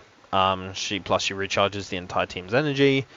She's just incredibly good. Sorry for Chi-Chi when? For Chi-Chi, with Chi-Chi being B tier, bottom of B tier. She's actually quite good. Zhang Ling? Not before Zhang Ling. Was not before Zhang Ling? I'm a bit confused. Anyways, I think Zhongli has slightly more overall value than Raiden does, purely because I think Raiden's quite hard to build. But assuming a good Raiden, yeah, I think Zhang Ling overall is better than Raiden. I think Zhang Ling you can put on most teams and you can't really escape Zhang Ling, really, can you? She's the only off-field pyro applicator, whereas Raiden has a few alternatives like Sino or Chlorinde. You can use either one of those. I mean, they don't do the exact same thing as Raiden, but you have alternatives. Whereas Zhang Ling, there's only one Zhang Ling. As much as I wish there was more than one Zhang Ling. I kind of like how there's more than one Kazuha now. Rain Plunge sometimes. That sounds quite fun, actually. I respect that. That does sound quite fun. I'm doing exploration, Sumeru desert. Fucking, what am I on about? And I come across the element thing. You have to hit with certain elements and hit with electro. Oh, yeah. From your perspective, who really is the best 4-star character? Jingcho. Jingcho, I think, is the best 4-star character. I think they're like trying to nerf him a bit by adding more characters that don't spam normal attacks. So I think they're trying to shadow nerf Yelan and Jingcho. Just because characters like Farina doesn't use normal attacks, Nouvellette doesn't use normal attacks, Nahida doesn't use normal attacks. If you look at all the top tier, Arlecchino does. It's worth thinking of. Arlecchino does. So does Hu Tao. But they're pyro characters, so a lot of pyro characters tend to want to use normal attacks just to apply Hydra anyways. But if you look at a lot of the newer characters, let's say Kanich, I don't think he works on burning, so synergy with Yelan and Jingcho, who apply so much Hydro, isn't great. You got Mulan, who doesn't actually normal attack that much. She uses her skill, and when she activates her skill, I'm not sure if it activates Jingcho or Yelan burst. I haven't tried it, but even if it did, it's once every 2 seconds at fastest. Again, we're going back. So Emily uses burning, doesn't use Jingcho or Yelan. Sethos can kind of use Jingcho or Yelan, but he has 2 different playstyles. He's a bit of a different one. Siege Win, honestly, I just kind of escaped my memory. Chlorinde doesn't particularly use. She doesn't have great synergy with Jingcho Yelan. Chiori has kind of synergy depending on how you play her. Gaming has really good synergy. Zhanyun doesn't have good synergy with Jingcho Yelan. Chevreuse can't even use Jingcho Yelan on the same team. Navia doesn't really use Jingcho Yelan. You can, but you can't. You can kind of use them to get some application, but at the same time, they're not her best options. There's a lot of different. You can play Burgeon, yeah, but you don't have the burning. You don't have the burning reaction on that, because Burgeon and burning are 2 different things. I don't know a lot about Kanich, but I'm fairly sure it's just burning that his thing goes on. I don't think is it Burgeon that actually does that? Or is it burning? Because otherwise I think there's too much hydro application. I don't think you'll get enough burning. Who's better at C0 and C6? Jingcho or Zhengling? I think it's pretty close, but I think Jingcho just wins outright. I think there's too much in his kit to not be the best 4-star in the game. I prefer gaming full burn, not gonna lie. With Hydro he suffers to get more points for the cannon. Are you sure you meant gaming or did you mean Kinich? Yeah, cool. that's what I thought. I thought you meant Kinich. People play Yalan with Kinich for Burgeon as well. Yeah, but that's what I mean. You don't get as many points for Kinich's personal DPS. Like, it's just, I think it's a DPS loss. Burgeon isn't good enough to warrant putting that much Hydra on the team.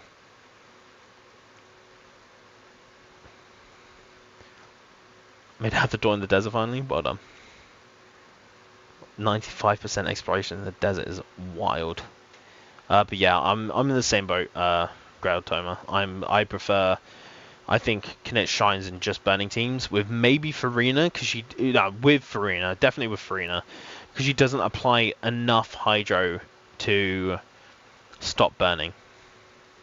Burning will nearly always happen more than she can apply hydro in, just because of her ICDs. But as long as you only use her as the only hydro. Using Kazuha, you can apply Pyro in a group of enemies for his cannon. Yeah, but Kazuha skills don't last that long. Even his burst doesn't actually last that long, at least for how long you want to have Kinich out for. So I understand the application. I just don't see. I guess I don't see the benefits outweighing the drawbacks. Like, there's better people to use. Like putting, I just don't see the benefit of having less burn is all.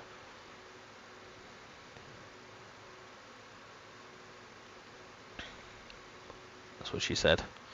That's what she said. Down's left. If you have a DPS already, then did I miss something?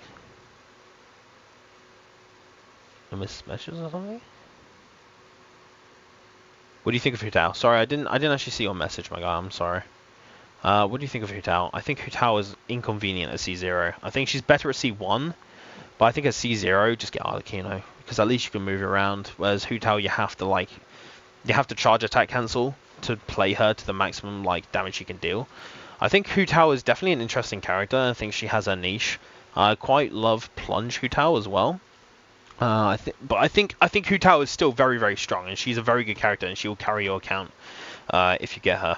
She's a very good character, still holds up.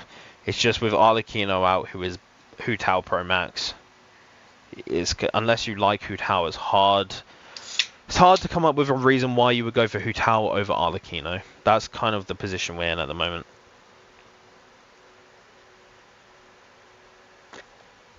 Hutao is hard to play for me. Stam would be lacking at C0, yeah. Like I said, I'll do it one more time, but with Hutao, who's currently on the wall, to stop chatting, stop yapping shit. When you activate her thing, you have to play it like that. Like, you can hear the charge attack happening. So you have to play it like that. You have to jump. Whereas when you're C1, which is what I actually have her at, I have her at C1. You can play it a completely different way, which is when you activate your thing, charge attack no longer takes stamina, so you can now charge attack dash, charge attack dash, charge attack dash. You can do that kind of thing. The playstyle is not that hard. I know people say it takes a lot of skill, but I don't play Hutao and I can do it. It really doesn't take a lot of skill to play Hutao. It's a lot harder for mobile users, mind you, because there's a lot more inputs. But on my mouse, I can click 2 of the buttons, and that's about it. That's all I need. I just need 2 mouse buttons and to move my fingers at the right time. So no, I don't think, at least for PC players, I don't think she takes that much skill. But I understand for mobile players it's a lot harder. So it depends really. But at C0 you basically can't move. You're stuck, you're grounded. You need to run it with a shielder, which isn't ideally what you want all the time. Sarah. So Sarah's one of those characters where she's niche. She's incredible at what she does. And her job is to buff electro damage dealers. Which before just was pretty much Raiden. And then kind of Cyno. But Cyno's just a worse Raiden. So there wasn't much point of her buff. And so, yeah, it kind of left it in a weird spot where Sarah pretty much buffed Yai Miko, Raiden, and that's where it stopped. But now we have like Clorind, we do have Cyno to a degree, but Cyno's not great. We have a few more options now. We had Sethos as a damage dealer as well. Hu Tao can't do much damage with shitty piece. Yeah, it's true, but Vape does a lot of damage with shitty pieces. So you can deal decent, like you can deal enough damage. You can't. It's not like you can 36 star the Abyss with the terrible stats on a Hu Tao. But at the same time, you just need the main stats in place for Hu Tao, really. I haven't got good pieces. I do like 80k per charge attack, which is a decent amount. Land of Lower and Upper Setek. It's 100% almost that. That's crazy. Baby got Sarah. Yep. So Sarah, I'm personally going to put in the A tier because the people that she buffs are really good. And yeah, I just think I don't think she's as valuable overall as Jean is, because Jean is a healer who heals everybody. Venti collects not that many people anymore, but collects a good amount of people. But Sarah only buffs really the Electro characters. Jincho's butt is so cute. That's a bit of a weird one. Isn't that a child? That is a child, is it not? Sarah is good, but only for Electro DPS. Yeah, exactly. But Sarah is incredible. Like, for an Electro DPS, Sarah will crack the fuck out of that Electro DPS. She's great at her job. Plus, if you want to, you can still use her as an attack buffer. She's not as good as Bennett, but you can still use her. But she cracks the fuck out of Electro DPSs. And so I think she's like A tier, but I think she's like maybe bottom-ish, but like middle bottom-ish of A tier, I personally reckon. Kokomi. Kokomi is... she used to be like one of the best in the game when Dendro was out, and now like Fontaine came out and added healers and she became better. And then, I don't know, she's kind of like, she's still very good, but she has a lot more to compete for now. How is she at C3? Sarah. She's good because the C2 is the important one, because it means you don't have to shoot at the ground to apply the you don't have to shoot at the ground to apply the damage buff, which is very nice. She'll just drop the damage buff. You can shoot another damage buff if you want to, but she'll drop a damage buff on the ground. You don't even have to shoot anything. You can just swap to the damage, like the character you want to have the damage buff, and it will apply. It's really convenient. Kokomi though, I think Kokomi, with Bond of Life giving so much benefit, but you can't heal at the same time, like, it's a bit of a weird one, really. I think Kokomi has more use than Ayaka overall than Ayaka or Hu Tao. I think because of Dendro, plus she's just a really great healer that can heal the entire team. She's also HP scaling. She's with the best Thrilling Tales of Dragon Slayer user, so she can apply so much attack to a bunch of random different people. I think she does belong in the SS tier. Just because she's not, her kit is not anything standout, but her kit fits perfectly into so many different teams, and she fills a certain niche that characters like Barbara can't fill. Yeah, Dragon Tales book is crazy. It's such a good, it's the best support catalyst in the game, and it's a 3-star, so they're really good. What about Emily? Emily we're coming to eventually, but Emily's probably going to sit around the bottom of S tier. I think she's really, really good, but Burning as a whole isn't great at the moment. Like, Kanich is the best user of Burning, but Kanich and the Burning reaction are two very separate things that we should be judging. And Emily at the moment is in a good team with him, but isn't even in his best team, even though she's a Burning character. Like, it's a whole, like, jar of worms or pot of worms or however you say it. Like, it's a whole thing we can dive into, but we'll dive into it later because she's nearer the end. Aloy, we know where Aloy's going, but she has a little bit more use than Ayaka, because at least she can like reverse melt on her burst and can deal at least a decent sized nuke. What do you build in Charlotte? Charlotte usually attack.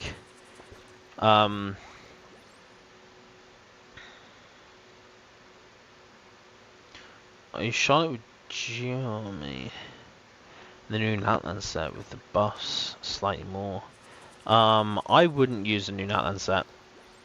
Just because you need Night Soul to get the full, like, burst out of it. What I would actually go for is Song of Days Past. Song of Days Past is actually a really convenient set that adds a surprising amount of damage. A lot of people thought it was really bad on release. Besides a lot of, like, theory crafters that are kind of, like, taking a look at some of the more, like, Toodaloo. support-based teams that focus on one person's damage. Hey Alex, welcome back. How you doing? So yeah, I would go for, and I don't know if I have it on her at the moment, but you want a fair bit of attack. She scales off attack for her healing. I don't have it on her at the moment, but like Noblesse or Song of Days Past would be two good ones. Who do I have Song of Days Past on? I think it might be Baiju. This set here. It's a whole like essay in terms of the 4-piece, but trust me, it will supply a good amount of damage to your team. It just adds flat damage, which is nice to have. So on somebody like Charlotte, it's actually really useful. Cool. Let's. I didn't actually. It would have been helpful if I actually pulled up Genshin there, huh? So yeah, Song of Days Past. There we go. It's a whole essay, like I said, but it's really really good, especially for Charlotte. Charlotte's a really good user of it. Let's go back.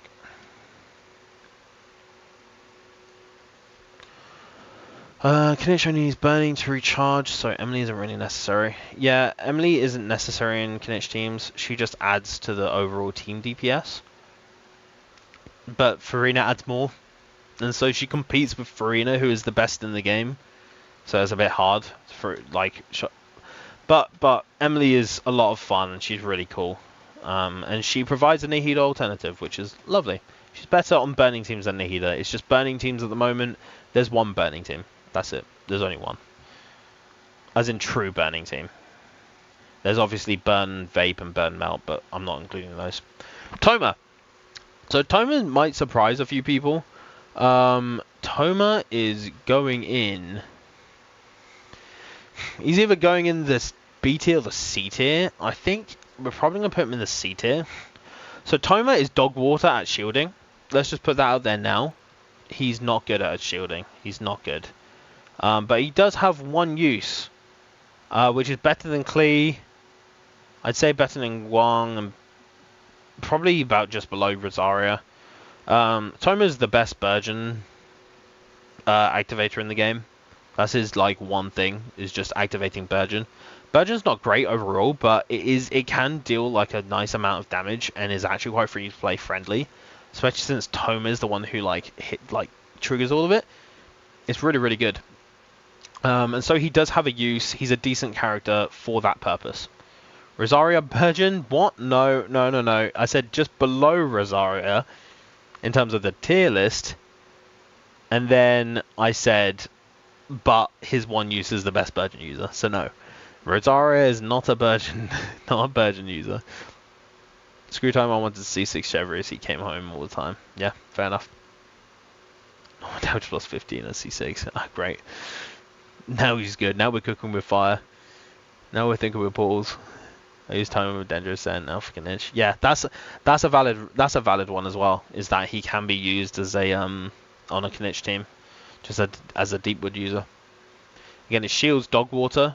Don't use it, but don't obviously use it, but don't rely on it. Is what I mean. Is what I meant to say.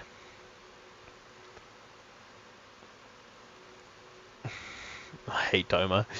Don't build Toma. Yeah, Toma is not somebody you should be prioritizing. Do I pull Zillanen or Hu Tao? Depends on your. It depends on your current characters. So, I guess who's your like main damage dealer, and do you need a support for them? If not, who's your second damage dealer, second main damage dealer, and do you need support for them? And do you have a first or second damage dealer? I guess so. Just those kind of questions. My chat missed. Oh, sorry. Let me go back up. If you want to buff any character, which character would you choose? I would choose Xinyan. Oh no, I'd choose Aloy. I give her constellations. First thing I'd do is Aloy gets constellations and everybody gets them to make her usable. The second thing I would do is say Xinyan, change her from Pyro to either Cryo or Electro, just so that she fits in with the physical, like, DPS side that they were trying to go for originally. I'll see the tier list in the morning. Gotta go. Sleep. Bye, all. Goodbye. Good night. Good night, guys. In fact, real quick, let's do a giveaway. Let's do one of the giveaways. If you're still here, then nice. If not, I'm very sorry. But seeing as a few people are going, I'm going to see if I can squeeze in the giveaway before you guys leave. If not, then no worries. So yeah, I'm going to move my camera real quick. I'm going to hide the Discord link. But remember, the Discord link is where we're going to give away the 26,000 Genesis crystals. Nice. Yeah, still here, still here. I'm on, and we're giving something away, so don't go just yet. I love cake. Yep, nice. I love cake too. Anyone else? Remember, anybody who's won today cannot win again. That's why certain people are unticked. Alright,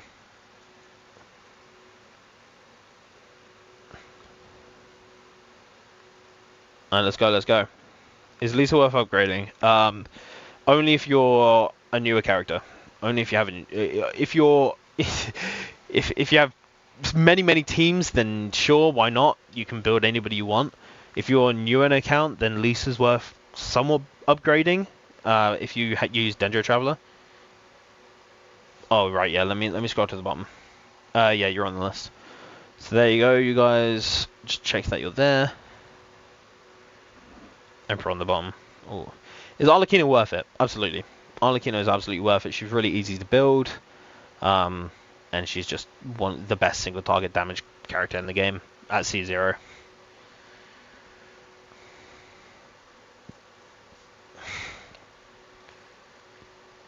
Are you on the list? That's a very good question. Well, you are now. If you weren't before, you are now. Majestical Hippo, right there.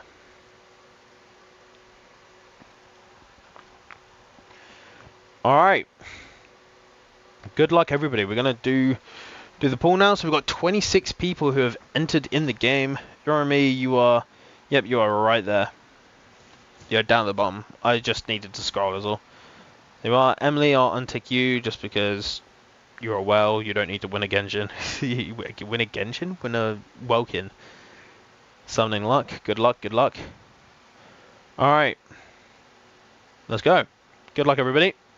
Let's roll. New docked. What was it? Your second stream? I think it's your second stream, my guy. Are you in chat? DCT. New DCT. Is new DCT in chat? Remember, this is not the last giveaway. We always do 1 or 2 Welkins when we end the stream. New DCT. Are you in chat to claim your Welkin?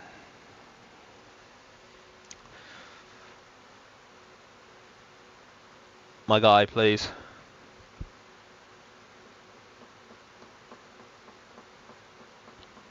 New DCT, please.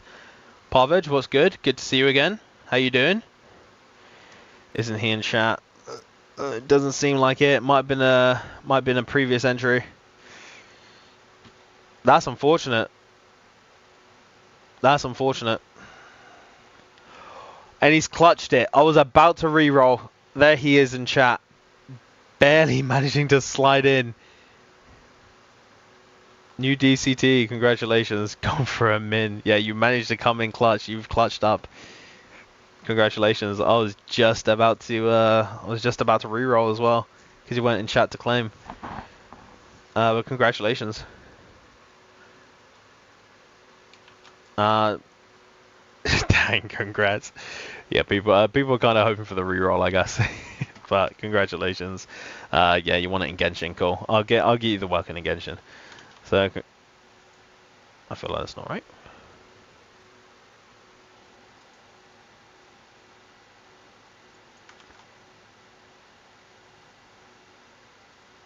Have I seen that correctly?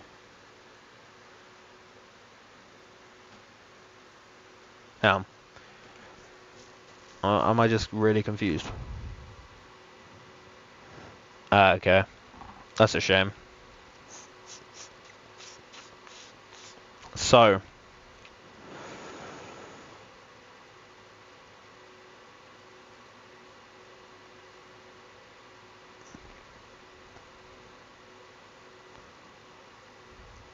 kind of unfortunate. Because I'm fairly sure you've entered under several different accounts, which is not exactly fair.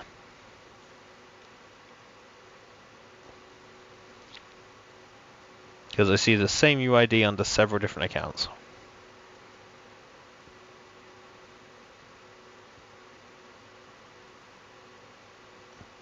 So to kind of put it in perspective, let me pull up YouTube, shall I? Which is a shame, because I think, you know, there's a certain level of trust that goes into this. Yeah, there is a certain level of trust. So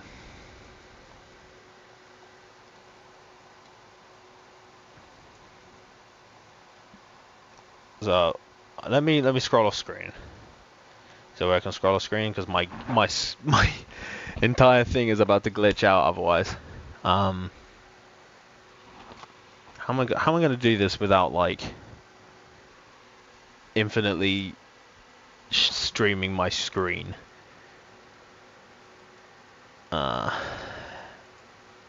Essentially what I can do is I can hop into here. Let me zoom in. Maybe if I zoom in. Here. So I can go over here, and this is how I see everybody's UIDs. And let me zoom in one more time. Again, I'm sorry. The reason why I'm zooming in so much is just so I avoid like lagging out my stream by streaming many things. So let's take new DCT. If I find that 12.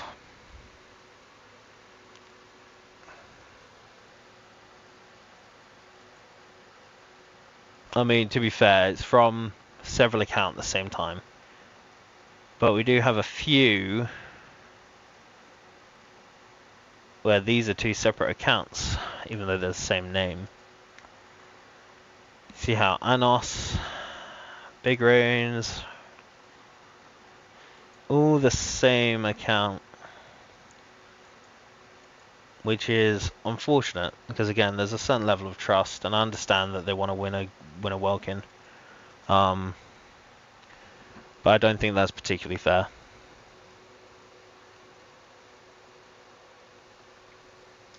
Which again is a shame. Yeah, so I think I'll pretend I don't see that atrocity. Which atrocity? Yeah, it's a bit of a shame that has happened, but yeah, I'll probably gonna just have to. Yeah. So it's not 12 separate accounts. It seems like the few of them have just been entered multiple times. Like there's a few new DCT. Yeah, the reason why I'm showing it on stream is just because I don't want people to think that I'm not giving him a welkin because he won. But at the same time, he's already won and he's kind of just abusing it. So I'm just gonna have to like pop that down as a UID that can no longer win. Just because again, it's like it's one of those trust things where there's like I give away to the community. It's not. Yeah, it's just one of those things. This is me trying to give back to the community essentially. And it's not particularly fair if somebody gets multiple entries.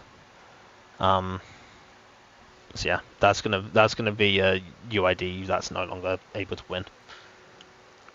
And I'm gonna note that down somewhere. So yeah, sorry. Yeah, it's unfortunate. But it means I'm probably just gonna have to check multiple times. It just means I'm gonna have to check the UID. But yeah, it's unfortunate. But I will just have to note down the UID so that I'm sorry. Like I hate to do it, but it's just not fair on everybody else is all. Like it's not particularly fair. I wish there was a way you could only enter UID once, but it's just a case of if the UID wins, I'll just have to check it with ones that have. I don't know. I'll have to find a way, but it's just these little things. It's just it's unfortunate. Band UIDs. Cool. I just had to save It takes file just essentially if somebody pops up with 2 separate accounts under the same UID, I'll just have to. I think that's what we'll have to do going forwards because it's just not fair on everybody else. Other people are submitting 1 UID. Yeah, it's just not fair on everybody else. So if that UID comes up again, they're automatically just not winning. So let's re-roll it anyways. It's unfortunate. This one, yeah, but the problem is that you've submitted the UID. I know it's not. I know it's not a UID. I still know it's the same person. You can't win on multiple accounts. Like, I'm sorry. It's just not fair. It's just not fair, unfortunately. So we are going to re-roll. So again, everybody, talk in chat if you're there. Getting called out is crazy. Yeah, it's not like I'm trying to publicly shame. The only reason I brought it up in the first place is because I don't want people thinking that I didn't give a welcome to somebody who won and that I'm just re-rolling for the sake of it. Like, no, I'm just trying to display the reason I'm re-rolling is all.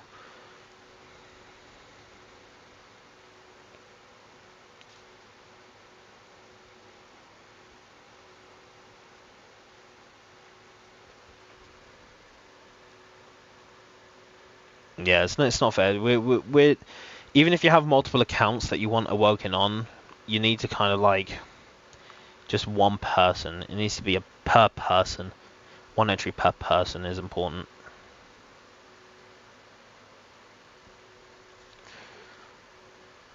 Yeah, I mean, like I said, I'll check now. It's just a shame. It's just a shame because I did just have a raw trust going into it that people just would kind of respect it, but it's just a bit unfortunate. Alright, we're going to wait just a little bit longer, 20 extra seconds. Good luck to everybody else, though. Congratulations if you win.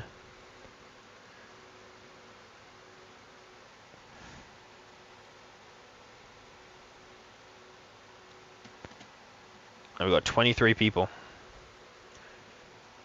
And I will be checking the UID to make sure that it hasn't been entered multiple times now, so cool. Alright, good luck everybody. Let's go. Nexus. Congratulations. Somebody has been in multiple streams. Congratulations. About time, huh?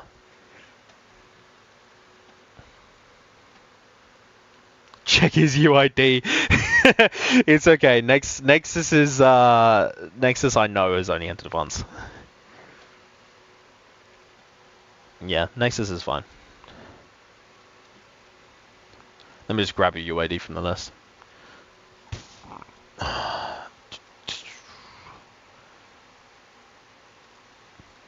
So yeah, congratulations, Nexus. It's about time. It's about time. There we go.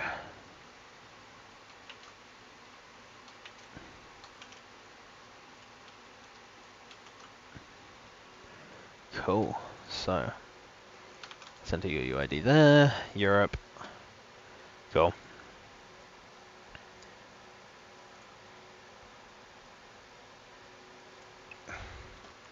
Swap it over real quick.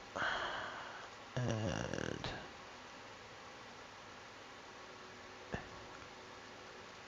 there we go. Cool. Congratulations on your welcome. Bank leak when? I mean, it's going to be a bit hard for me to link my bank stuff. I do put it off screen every time, so.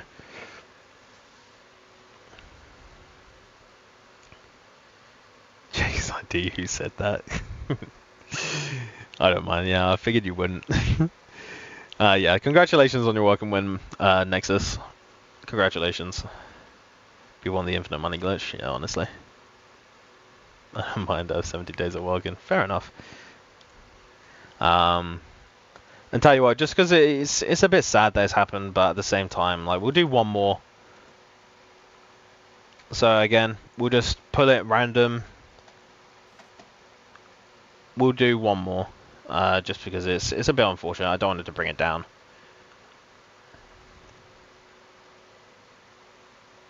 Yeah, we'll do it. We'll do a second one. Everyone hop in there, get your messages, make sure you're on the list.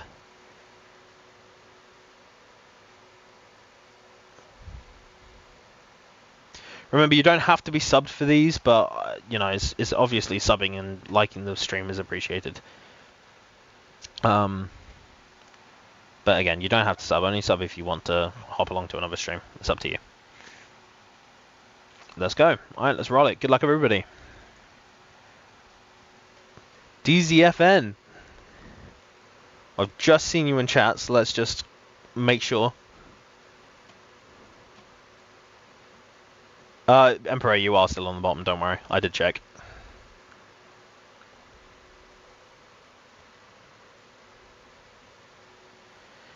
There he is, straight in chat. Congratulations.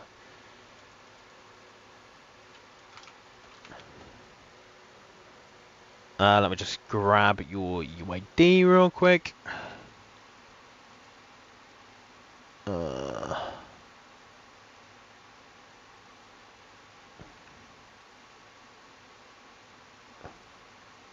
I don't actually see it.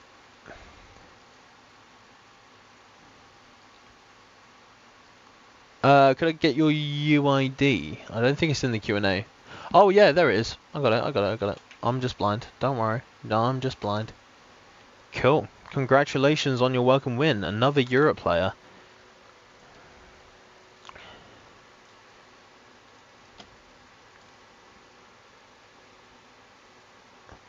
And there we go. So congrats on your welcome. DZFN, congratulations. No way, bro. Yeah, no, congratulations. Well done, man. Good job. Some people ruin some stuff for everybody else. Yeah, I mean, it's unfortunate. Like, there's a level of trust is all. It's just a shame that now I have to, like, kind of check just to make sure that people aren't, like, taking advantage is all. But yeah, congratulations, DZFN.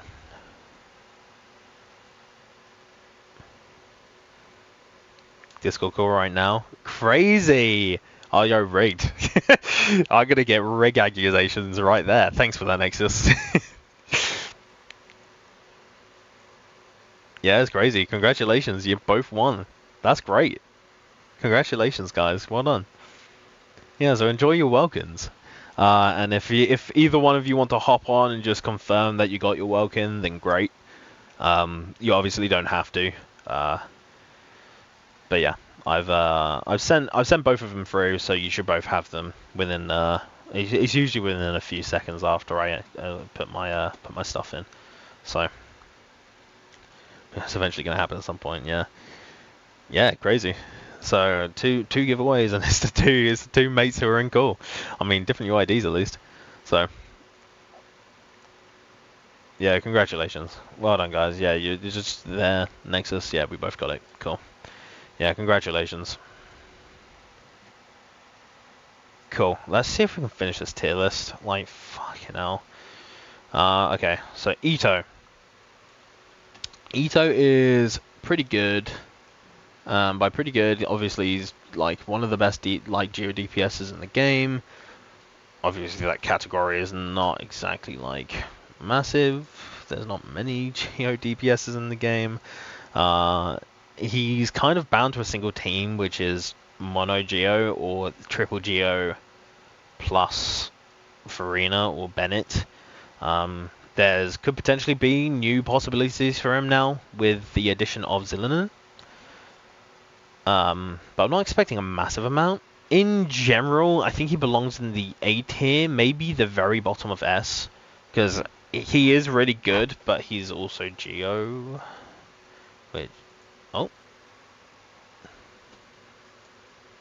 why does it look like my stream has stopped? That's a bit strange.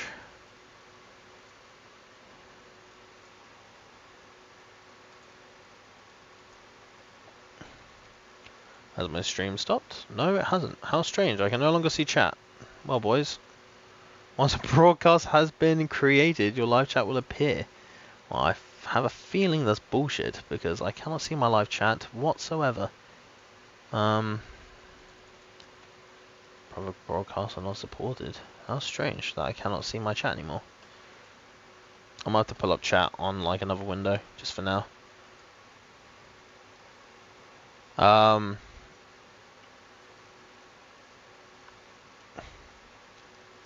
No clue what's going on. Well, stream's still live as far as I'm aware. But his normals are slow. Yeah. It has really hard humble build. Also his team is the issue.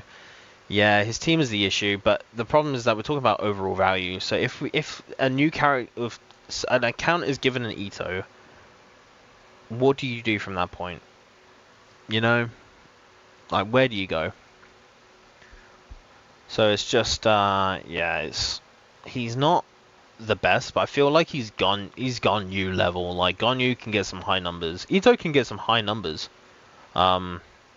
It's just is not the best, is all. And so I'd say the bottom of S tier is kind of fair. I'm on buy. See you later. Oh yeah, you actually stayed a fair bit, didn't you? Yeah, sorry to keep you up. But I hope you have a nice evening. Cool. Oh yeah, let me move myself back to where I was. That would be nice. And then Discord link. Remember, join the Discord if you want to. It's up to you. Don't have to, but it is appreciated, and it's nice to kind of get the community together on something. So yeah, let's go for Goro. So Goro is another character where it's kind of like he's got potential. He really does. I think I might know what's wrong with it. Yeah, there we go. I fixed it. Easy.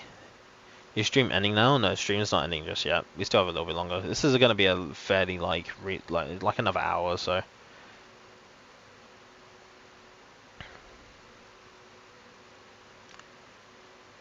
Proper team to hit some real numbers. Yeah, Ito's just one of those people. And speaking of needing a certain team member, Goro. So again, Goro is one of those characters where it's kind of like Sarah, except just worse, because Sarah will buff any electro character without the caveat of needing 3 Geos in a team. Plus Sarah's not Geo, and so it's a useful element that she's buffing. Goro is not, but Goro does heal, he buffs, he's a good character for Geo. It's just, he is also what limits Geo, in my opinion. Because he gives such good damage, you now cannot use other characters with Geo, or it's like, yeah, you're just losing out. So Goro, I would personally put in the B tier. And I would put him in line with about maybe Chongyun. I reckon he's about Chongyun level. Maybe slightly better, because at least Goro has a purpose of buffing Geo, whereas Chongyun kind of applies Cryo to people that already get access to Cryo. It's a bit of an interesting one. Yeah, like Ito and Goro are a deadly combo as long as you have a third Geo. It's just a case of it's Geo. And overall value to an account, you need C6 Goro, you need Ito, you then need another 5 character, ideally being Zhongli, or Chiori, or Albedo, all of which are 5 stars. And then you need Bennett at a certain level, or Farina. We're seeing 4-star characters on C0 perspective? Okay, so the tier list is 5-star characters are seen as C0. And then, so yeah, 5-star characters seen as C0, 4-star characters seen as C6. Because most 4 stars you'll be able to C6 relatively fast compared to 5 stars. And a lot of old 4 stars people tend to have C6 anyways. So we're going to assume they're C6, 4 stars. But 5 stars we're assuming C0. Because this is aimed at free-to-plays.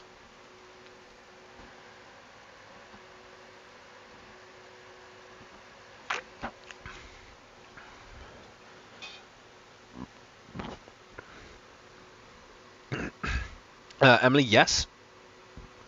But I'd swap Albedo for Chiori. Because Chiori is just Albedo, but better in every way possible.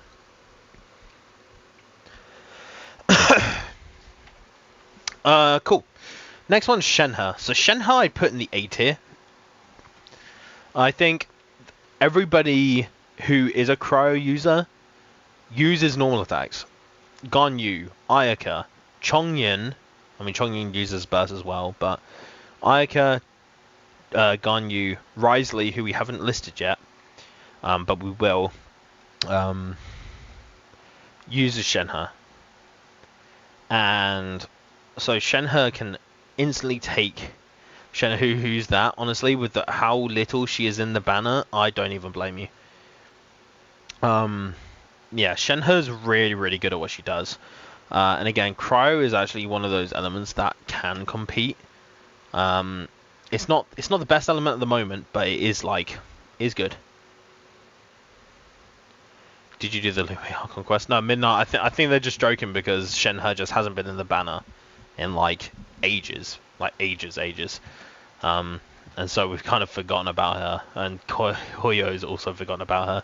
So yeah, Shenhe, as to where we're going to put her, I reckon we're going to put her probably about here, in about the same place as Sarah. Just because she's great at what she does, but she comes to the prerequisite of, if you don't have another cryo character, she's useless. Like, generally, just useless.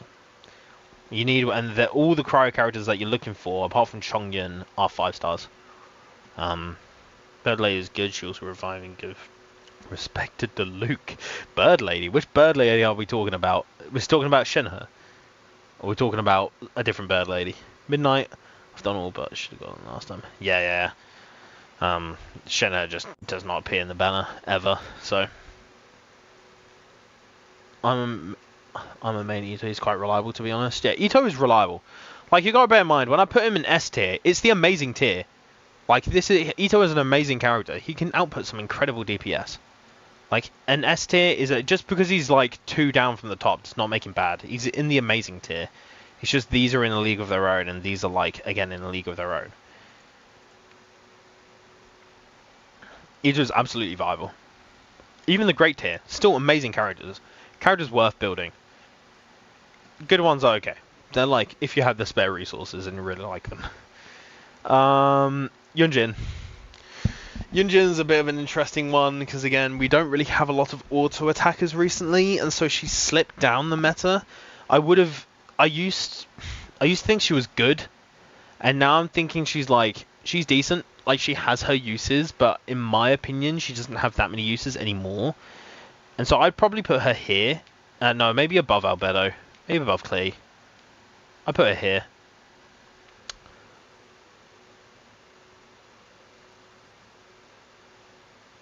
I think that's a fair place to put Yunjin. Because Yunjin her main thing is just buffing attack speed, and we don't have a lot of like speedy normal attackers outside of Arlecchino. But Arlecchino doesn't want normal attack speed, because you get rid of her like pyro application faster. So it's not like a timer like Hutel. It's a per hit basis with Arlecchino. So even she doesn't particularly like having Yunjin on the team. But like older characters like Sethos. Sethos likes having Yunjin, I guess. But Sethos thrives in aggravate, and so you're kind of competing for slots. So yeah, she's in a bit of a state where she's unique in what she buffs, but she's not exactly needed anymore. Well, there's a lot of characters that just have better alternatives. Yaimiko. Yaimiko's really, really good. She's especially with like Golden Troop, she has a lot of different artifact sets you can put on her, and she will work. So in my opinion, she's quite easy to build. I think she's in the S tier. I think she is probably around here-ish. I think she's, in general, slightly worse than Plunge de Luke.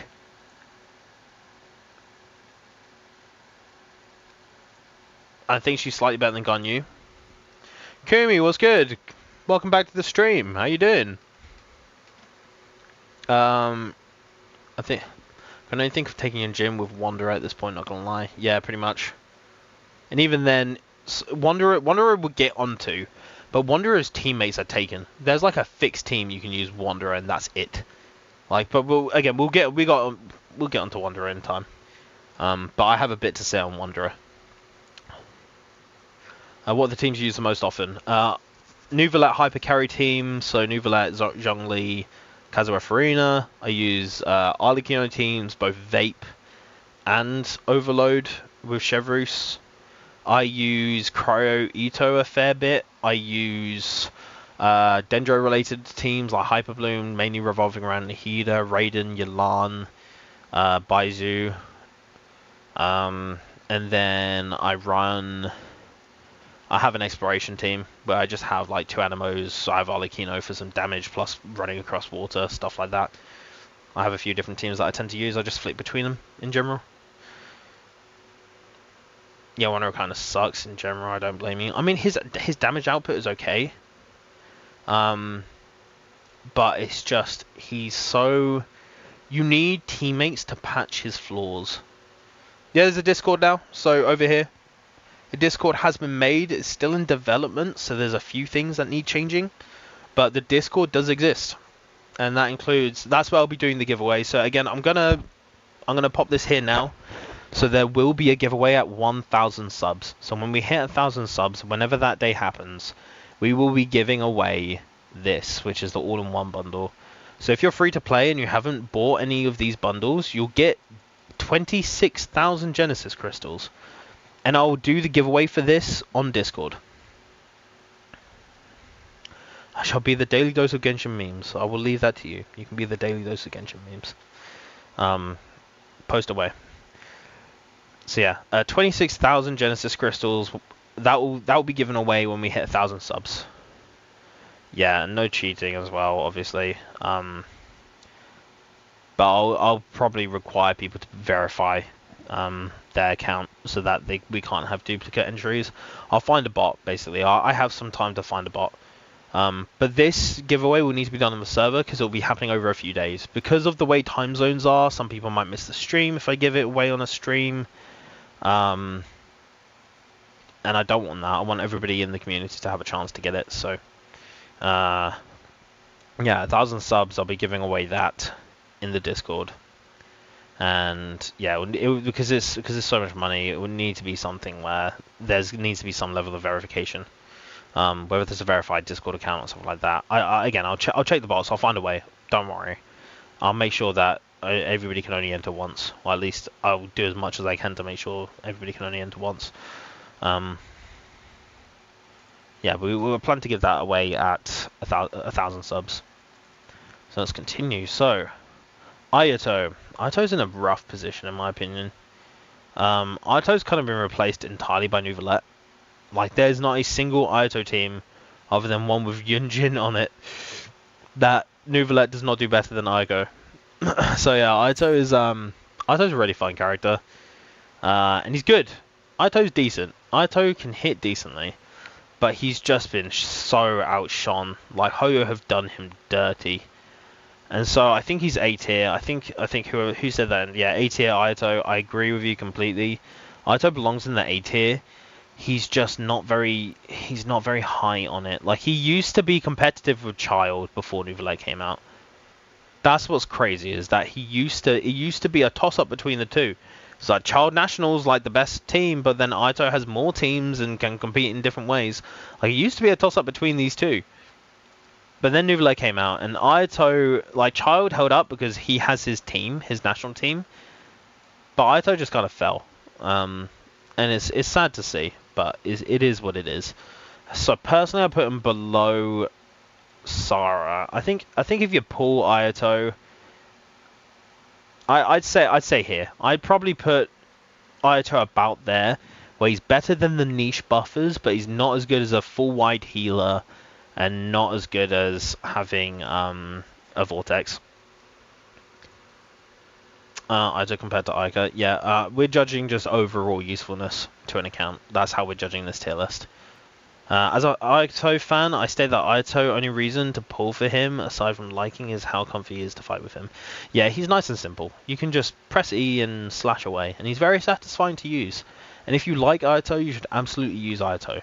Just because Neuvillette is out does not make Ayato any worse. Like, he's still the same amount of usefulness as he was before. He's still just as good. Characters in Genshin don't change. It's just Neuvillette does everything better. That's all. That in consequence has pushed him down a fair bit. But Ayato is still very, very good. He's still great. He's still a great character. He's just been outshone, and it's a shame. Cool, we're going to go Kuki Shinobu now. Kuki Shinobu is the best Hyper Bloomer in the game, along with her like side effect of healing. She's actually really, really good. Overall, to a character, any new account can just hop on, and Hyperbloom kind of scales with level as well, so it makes it a little bit like harder to place her, because the further you are into a Genshin account, the higher the level, the better she becomes. So I would personally put her in S tier, and I put her just above Zhao in terms of overall usefulness. Because an account with Zhao, you need a certain amount of like characters, but when you get those certain characters, he has one of the best teams in the game. Whereas Kuki Shinobu, you can put on the most dog water team you've ever seen. Like, you could have Dendro Traveler, you could have a Barbara, you could have a Jingcho. Okay, Jingcho's not dog shit, but you know what I mean. Like, you could have a Dendro Traveler, Barbara, and sticking a Kuki Shinobu on the team just kind of like goes crazy. With Zhao, you farm Vermilion and lose your sanity. Ziox mentioned. I don't know who Ziox is. But is he in chat? Is somebody in chat? Oh, yeah, AoE apply. She's an AoE apply. She's great. She heals. And, yeah, she's the best Hyper Blooming. And Hyper Blooming is so incredible that it's just, yeah, her value shot up after Dendro came out.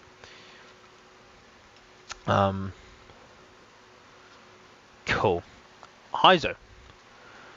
Heizo's fun. Isn't a Genshin guide maker? He's a big Genshin streamer too. Oh, I didn't know that. That's cool. So when you said Zark's mentioned, oh, you take it as a Zhao main then. Yeah. I prefer to farm Desert Pavilion for Zhao. It's pretty much just the same amount of damage. All you have to do is charge attack at the beginning, and I can do that. I can just hold down charge attack and then start plunging just fine. And yeah, and a Zhao main, yeah. So yeah, I prefer Desert Pavilion. Plus the other set in Desert Pavilion is useful. You know, that it's one of the best support sets in the game, or reactionary sets in the game. If not the best, just because it's crazy for like Dendro reactions, which is the strongest reactions in the game.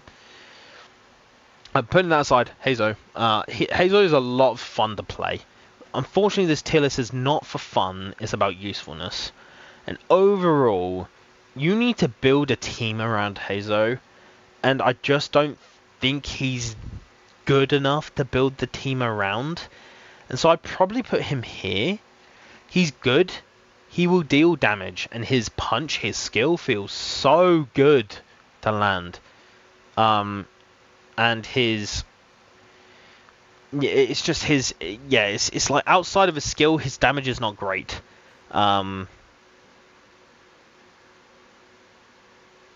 So is he worth building an entire team around? No, not particularly.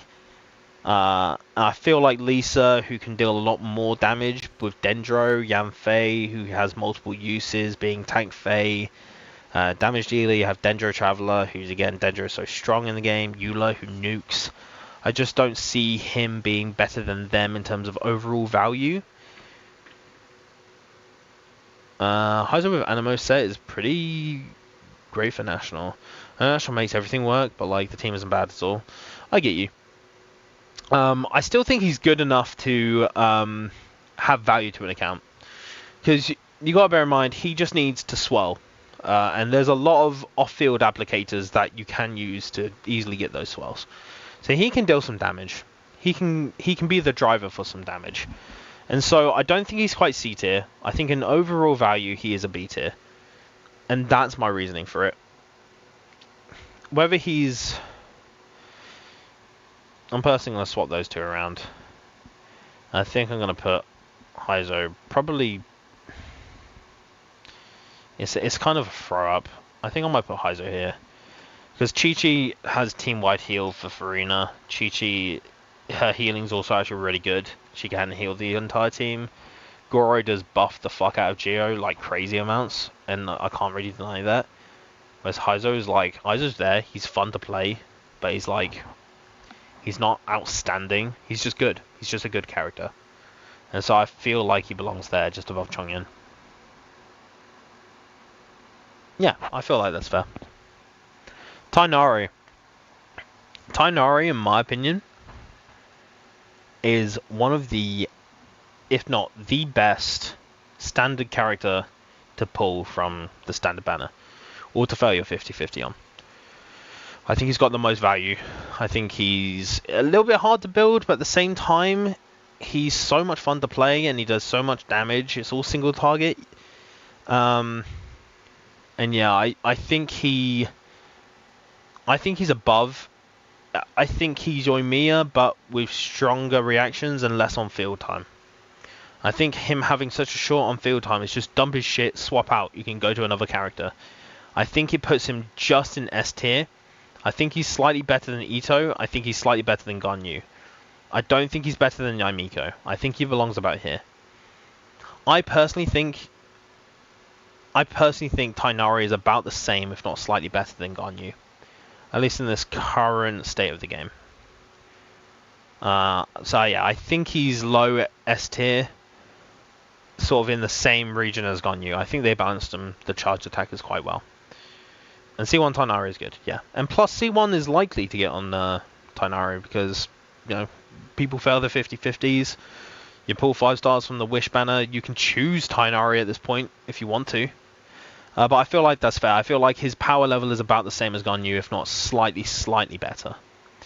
Collei needs to be on field, right? Yeah, he's an on-fielder, but he's somebody where you can dump his kit very, very quickly and then get him off field. And his energy is non-existent. Like, you need 40 energy to get his burst. And it's so easy to get that. So you just like triple dump his arrows, and then you burst, and that's it. Or you burst, triple dump. You can do either one, really. But it's so quick to just dump and go. It's very nice. Tonari is awesome. Don't be humble. I have him at Caesar, and he feels like a really nice DPS. It's because he is a really nice DPS. He's a very, very nice DPS. Collei. Now, Collei used to be very good, because she was the only Dendro character, apart from Dendro Traveler, at the start of the game. Now, let me turn my aircon off, because it's getting a bit cold.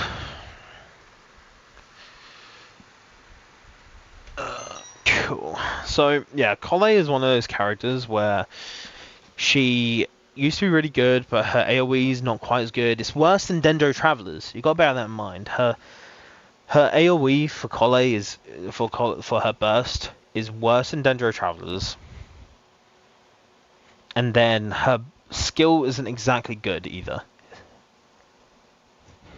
It's a bit hard to hit on the like the return. So still a bit of an interesting one. Currently building Heizo, but I'm not sure which team he fits in. Heizo fits in any team that he can swirl stuff. So Heizo gets like those little charges every time he swirls an element. And so what you want to do is you want to do stuff like Jingqiu or Zhangling or anybody who can apply elements, well, the Pyro, Hydro, Cryo or Electro elements off field. He works really well with, and that's who you should run him with. Because getting those ticks allows you to instantly charge his skill. And that's the important part. Yeah, Age of Bloom, Hyper Bloom. I still think Dendro is really strong. I still think Collei, if you're new and you have Collei and you build her, she won't be unhelpful. She's decent. I think Collei is a decent character just because she's Dendro. Her kit isn't great, but she has use. And I think she has slightly more use than Rosaria. But I don't think she's as universal as Barbara or Noelle. And so I'm going to put Collei just above Rosaria, but just below Barbara. Because I think that's where he fits. Or she fits, sorry. Put Heizo as a DPS, but in full Animo set, and he'll do nice. Yeah, go for the Viridescent one. Because basically, Heizo is kind of like... If you build him as a DPS on the Viridescent Venereer... Well, I think that's how you... I don't know how you say the second word, to be honest. I just call it Viridescent. But if you build a 4-piece Viri... and then put him as like, you put EM, either attack or EM, I prefer EM, then Animo Damage, Cup, and Crit Circlet. You can start swirling the other elements and help the others deal more damage. And so he raises team DPS. He's somebody who excels at, like, that's where you get the most damage out of his teams, is by just raising everybody else's damage, not necessarily his. So yeah, that's my reason for Collei being placed there. Dory.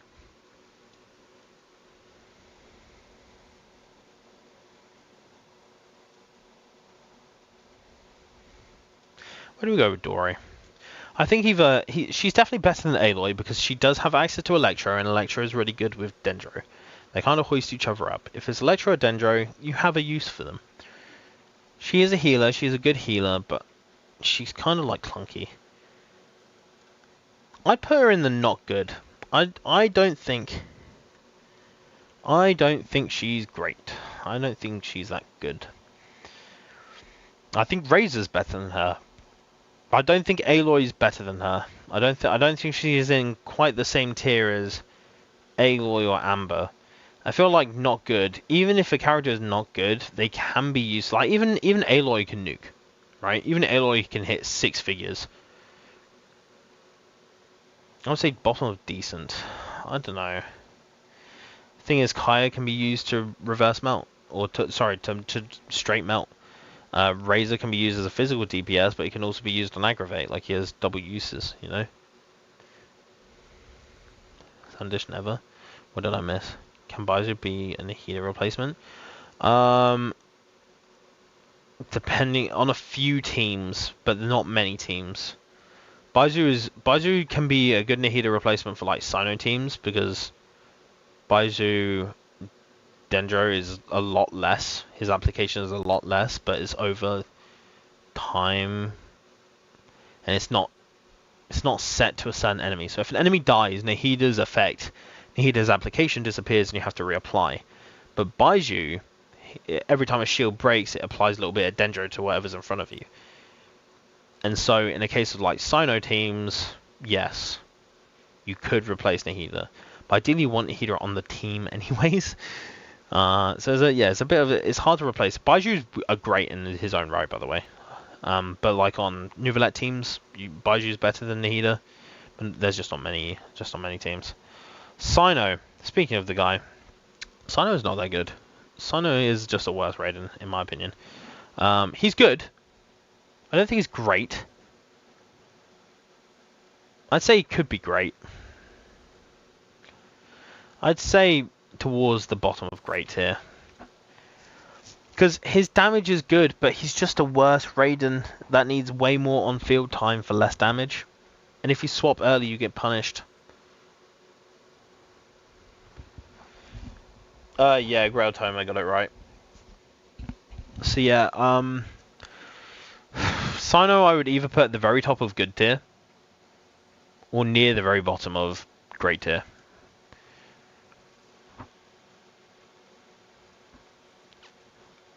Sino does struggle. Sino struggles in general. He just 18 seconds is just too long in Genshin to have somebody on field for that long.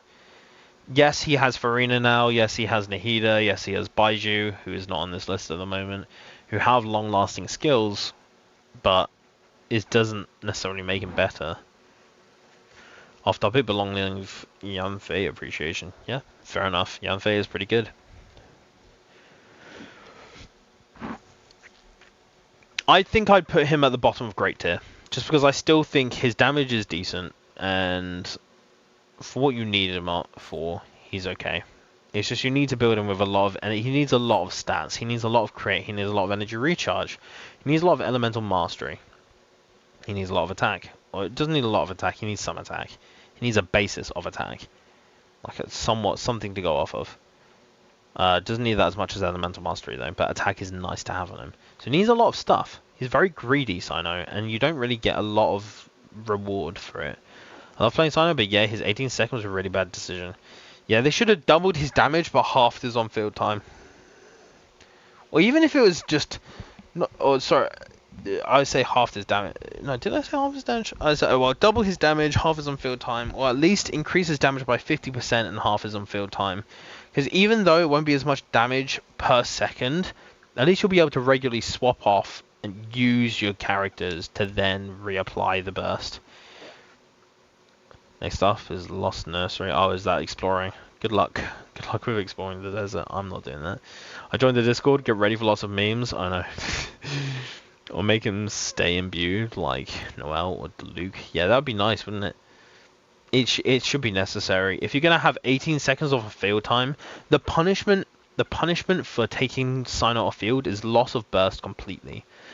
What it should be is the punishment for taking Cyno off field should be you don't get to use his burst for that time he's off field. But if I want to swap off for a few seconds to reapply Dendro, that should be the cost of me swapping out, is that I'm not dealing damage with Cyno. And then swapping back on field, he should already still have it activated. In fact, his eyes should still go. To add a bit of challenge, like, you know the eye that pops up, you need to use a skill? If you use the skill during the eye, extend your duration, then you have to quickly swap off and use a skill on another character, and then swap back into Cyno to be able to time your eye again. That would add some skill to the character. That would add some, like, at least some thought to the team. Other than, I'm going to slash until I see an eye, then press E. I think it's just more could happen. Candice. Candice is probably the bottom of not good. My reason for Candice being at the bottom of not good is that she's cool in that she has a cool counter mechanic.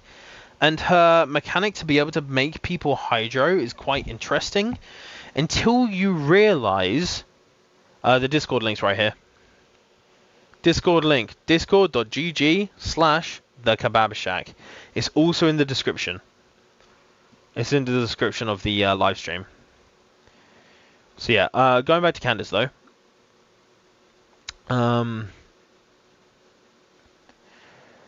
Candice makes it so it gives people hydro application on their normal attacks. But who does that help? And we take a look at all the best hydro damage dealers in the game. Okay, well we have Yelan. Well, Yelan isn't a... Or let's go with Farina first. Okay, Farina you can make a hydro. But her attack scale off attack... Like her normal attack scale off attack, not HP. Unless it's C6. So what's the point of having Candice when you're building Farina with full HP anyways? It doesn't make sense. Going on from that, Yelan can't be imbued because she's a bow user. Nouvelette is a catalyst user, already gets hydro by default, and then still doesn't use normal attacks anyways. Next is Xingqiu, who you can make an argument for this could be somewhat useful, but he's an off-field DPS. So if you wanted to use an on-field Xingqiu and build him nothing but raw damage, then yeah, sure. Candice is your girl. So that's one character on the list. Kokomi, Hydro Catalyst user. The next Hydra on the list. Child. Already gets some infusion. He already gets infusion. Moving on, Mona, Catalyst user, gets Hydro. Moving on from that, Ayato. Ayato is another one where you can make a reason for it. So Ayato is a second character. Who is Candice? Yep, that's pretty much how. Grail Timer. I can only think of Ayato. So far, Xingqiu, Ayato, and then you can maybe. No, I don't know. I don't know anybody else. Hydro Traveler. There we go. A third one. If you ever want to use your Hydro Traveler in a team, then you can use Candice. But it's tied to a burst for whatever reason. So, an ability that bad is tied to a burst for some reason. So yeah, Candice not great, not good. Nilou's actually really good. She's underrated. I don't like the fact you have to use Hydra and Dendro on her team. However, if we're talking objective usefulness to a overall account, she will clear the abyss for you. As long as you have her leveled. You don't even need anything else. You just need to have her leveled at the very least. And she'll perform. She will perform. Nilou herself as a character isn't great. It's just the transformative reaction you get from it, really. And so I'd probably put Nilou like around Ganyu Tainari level. And it's maybe in those only DPS builds. His basic scale is high, but it's not going to be that off meta. Yeah, it's like, sure, that's a cool, it's cool. Candice is cool for when you want to make meme builds. That's what I'll give her. Can't believe no one got the jokes. Candice. Oh, no. I see it.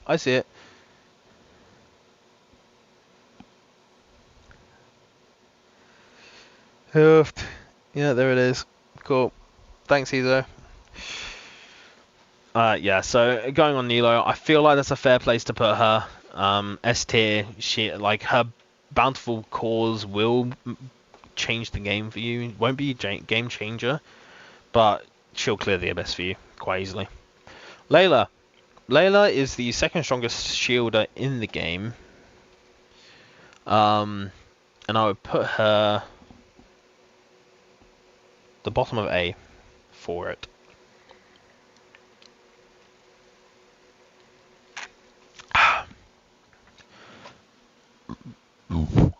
Sorry about that. The only downside with Layla is that there's not really any HP swords. There's a few, but they're limited. But Layla's a really good Zhongli alternative. Layla has such a chunky shield that if you just build your Layla with max HP, chances are, again, obviously not as good as Zhongli, because Zhongli protects efficiently against every element, whereas Layla just protects super well against Cryo.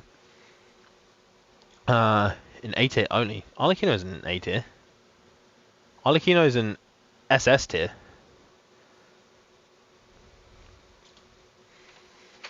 Arlecchino's at the top of SS tier. Oh, near the top of SS tier. Jinsho is slightly more overall value than Jinsho. Oh, then Jinsho what? Than Arlecchino. Why isn't she in the highest tier? I get you, but this is an overall value. So Arlecchino brings damage, single target damage. So you gotta think, how often are there single target situations? So in an overall value tier list, somebody like Jingcho who brings interruption resistance, healing, off-field hydro application, off-field damage. He brings I can't remember whether I said damage. I didn't say damage reduction, but he brings that too. He's Hydro, which is one of the most transformative elements in the game. He has so much in his kit. He also has Hydro damage bonus. He's very, very, very good overall. Brings a lot to the table. Arlecchino brings so much damage that she can compete with the amount in terms of overall usefulness because of how much damage she brings.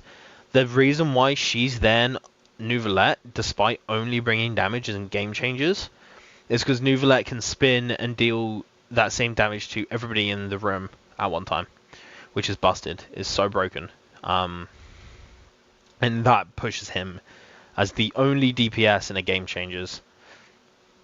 So yeah, that's my reasoning for it. I'm very well aware Arlecchino is the best single target DPS in the game. Kinich, very, very close though. But in overall value, Nouvellette is higher. And Arlecchino requires a bit more for a team. Nouvellette just needs 3 elements to react with. That's it. Cool. Scaramouche. Let me quickly read this. I put Wonder in a Eula, have him with weapons. CC's Farazan and great build. He still struggles a lot in some Abyss. He's too expensive for the low results. I agree. I fully agree.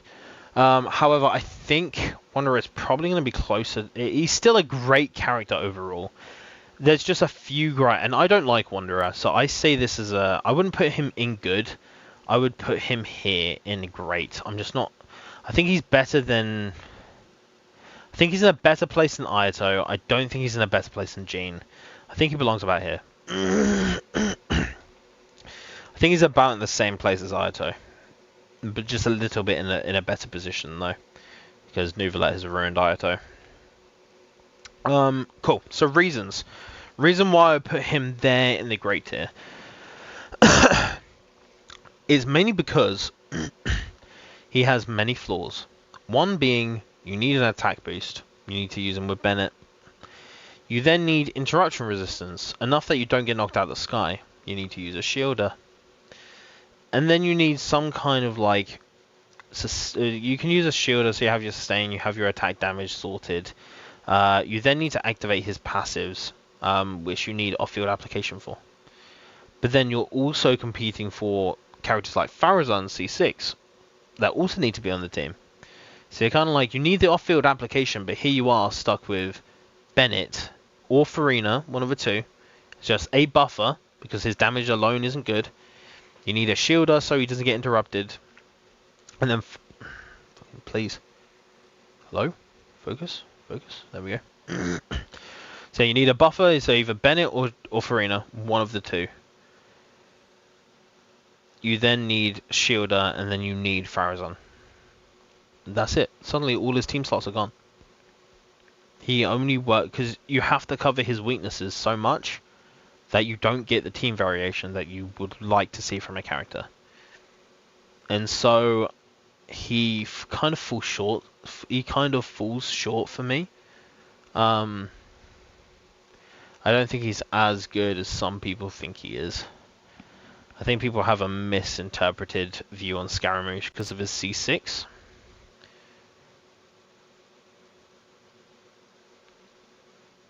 You only work on 1 to 2 teams, yeah. So like I said, it's kind of like his slots just vanish so fast. And Inspiration, he ain't that great too. He flies for too short. His fans are just too noisy. I don't know if I can dock him points for noisy fans, although I do agree with you. Although his Exploration is kind of nice when you just take it chill and you just fly along slowly. You get a decent amount of distance out of it, so I'll give him that. Flying up is annoying though. What team does Wanderer use again? He uses either Bennett Farina, he uses then a Shielder like Zhongli, and then he uses Farazan, and that's it. That's pretty much what you get. So his 2 teams is just one team has Bennett, one team has Farina. That's his only 2 teams. Because he needs some form of interruption resistance. He needs a Shielder. And then he needs a damage booster. Because he can't deal enough damage by himself. So yeah. If you want a Scaramouche team, Scaramouche. Then go for ideally Farina. If you don't have Farina, go Bennett. But you don't want him to be playing Circle Impact. You need to have Zhongli or your next best Shielder like Layla. And then lastly, you need Farazan, ideally at C6. Yeah, he's not worth the investment in my opinion. But he's still great. He still can deal damage. He can output damage. That should not be taken away from him. He can output damage. It's just a lot of effort to do so. But I feel like that's the case with anyone on this tier list. I feel like a lot of people on this tier list require a lot of effort to get some damage out of. Mainly like Yanfei. Like Yanfei's great, but like it still takes some effort to get damage out of her. Or Lisa, for example, takes some effort to get damage out of her, but she still does a decent amount of damage. Sino takes some effort, but does a decent amount of damage. I feel like the great tier is just the tier for that. Next, Farazan. Farazan C. Again, we're assuming C6 here. I think Farazan's kind of in the same spot. Farazan only buffs 2 characters though. Like kind of buffs Haizo, yeah, but you don't want to run Farazan Haizo in my opinion, because Haizo excels at increasing his allies' damage rather than his own, and that's where a lot of his team damage comes from. Try and Spiral Abyss 412. I think my Wanderer build okay is like 72 to 60 crit rate. Yeah, that's decent. So yeah, Farazan I think is a great carry, but only buffs 2 people. So I feel like top of good, maybe bottom of great. I feel like top of good is fair though. I feel like I'd rather have a Farazan than a Eula, because Zhao team is so good.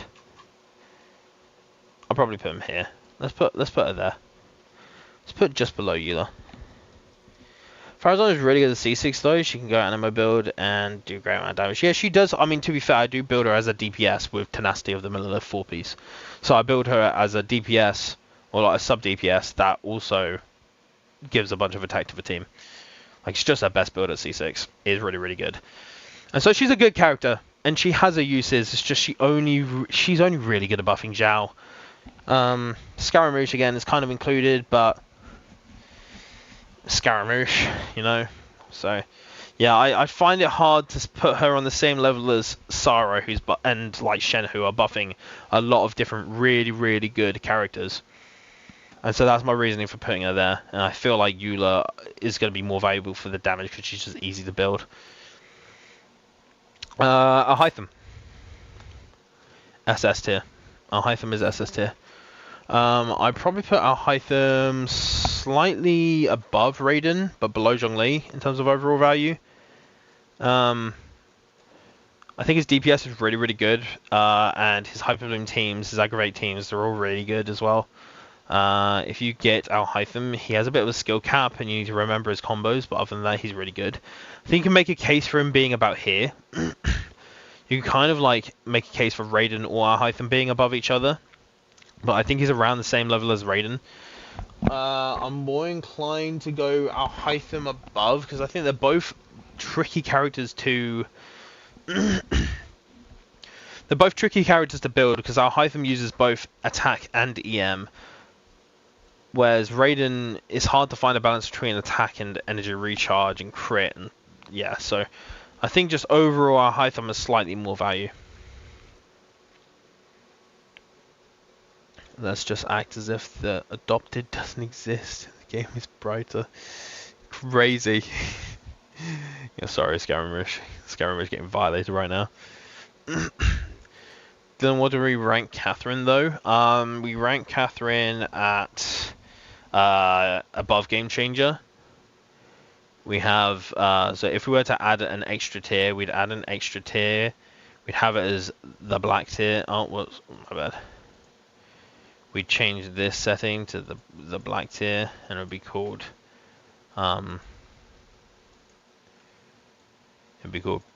Primo Supplier. Without Catherine, we would be 60 Primo short a day. And then where would we be? Let's have it grey, just because it makes it easier to see. Catherine would be in this tier if she was here. But let's use that. Let's use the Lumine. We would be 60 Primos a day short if it was not for Catherine. In a year, that is in a year 60 Primos. That's like 22,000-ish, give or take, round up or down. It's about 22,000 Primos, which if we which I think is about like 16 or 17. I think it's close to 17 temples a year just from Catherine. That's a guaranteed 5-star just from Catherine if you do it every day for a year. Yeah, like Catherine the GOAT. I'm just saying. She's got a shot with a Fatui. Play gadget that gives one wish a week and had no pity. Imagine how much love hearing Catherine salute. Yeah, I mean you get like two and a third wishes a week. We are gonna delete the row though. Okay. The real GOAT. Yeah, Catherine the real GOAT. So we have Yao Yao. Yao is a really good character. He's a great character. Definitely a great tier. Where in the great tier, I feel like she's probably about, I think Dendro. I'd probably put her about here. I'd probably put Yao Yao towards the top of great. Just because Yao Yao can heal, is a great source of Dendro application. Being a polearm, uses a bunch of really good EM polearms, as well as energy recharge ones. Yeah, above Baiju, no doubt. Baiju is incredible. Baiju is an incredible character and is a great slot on so many teams. So Yao Yao is not going above Baiju.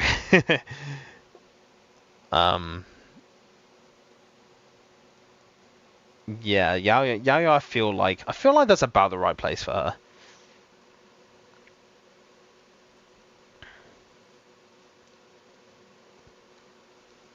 She is just an overall good character. Gives Dendro damage as well as some early constellations. Yeah, overall just a really solid character. Easy to build as well. Provides healing and lots of Dendro application, so can't really ask for that more. Plus Dendro is very, very powerful. Daya! Yes, Daya. Where have been Daya? Daya's probably like... Daya's not as bad as people assume. Daya's good. Daya's good, just nobody wants to see her, and she's so awkward to build. And her passive is just kind of useless at this point. I think Daya's better than Chongyan. Because Daya gives interruption resistance and some like off-field power application. You can use her in like burning teams, which are becoming more relevant. You know, you can use Daya in anything that requires some level of like off-field power application. So I think as much as Daya gets memed on, she's not that bad. She's not that bad. She's good with niche. Yeah, exactly. On betting team, she's kind of finding her place. So she could be a lot worse. She could be a lot worse. She's not that bad. She's just really annoying to build. And I do not wish that pain upon anybody. Mika. Mika's exactly like, so he's another niche buffer like Sarah, Goro, Farazan, except he buffs physicals. So guess where he's going, boys? Bottom of decent. Probably above Sayu though. I reckon about there. Having somebody buff physical is like polishing a turd. Like, great. Mika's come along, he's polished a turd, but it's still shit. He is not the love that physical was looking for. Physical damage needs to like have more interaction with other elements in order to become relevant. They don't need another buffer. They just need to be transformative more. The one I'm using right now is 2200 attack, 72 to 254. However, the other builds, test them. Okay, Mega Boss sucks. Only 10% single target, no crowd application. Biggest struggle. Yeah, somebody hates Baiju, huh? Then I gotta ask you this though: do you think Zillion is a must pull? I do not. I personally, when you say must pull, we're talking about free to plays here, right? I think free to play should only ever must pull Farina and Nahida. I think Kazuha and Zillion are very close to being must pulls, but are not necessary. They are game changers for your account. If you pull them, you will absolutely see the difference. But they're not as universal as Nahida and Farina. Like, both of those two are game changers, they're must pulls. They will make every team you have better. And so I would personally say only Farina and Nahida are must pulls. However, the other four in the top game changers category, they're very, very close to being like must pulls. They may as well be. They're so close, but I wouldn't, for a free to play, recommend saying. I wouldn't say you need to pull them right now. But I would say that for Farina and Nahida. I would say you need to pull them. They are game changers. Baiju. Baiju. This is where a certain someone named Grail Toma needs to look away.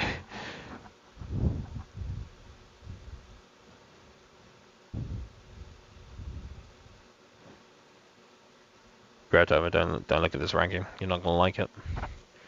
But realistically, Baiju is incredible and about Zhongli's level and overall value.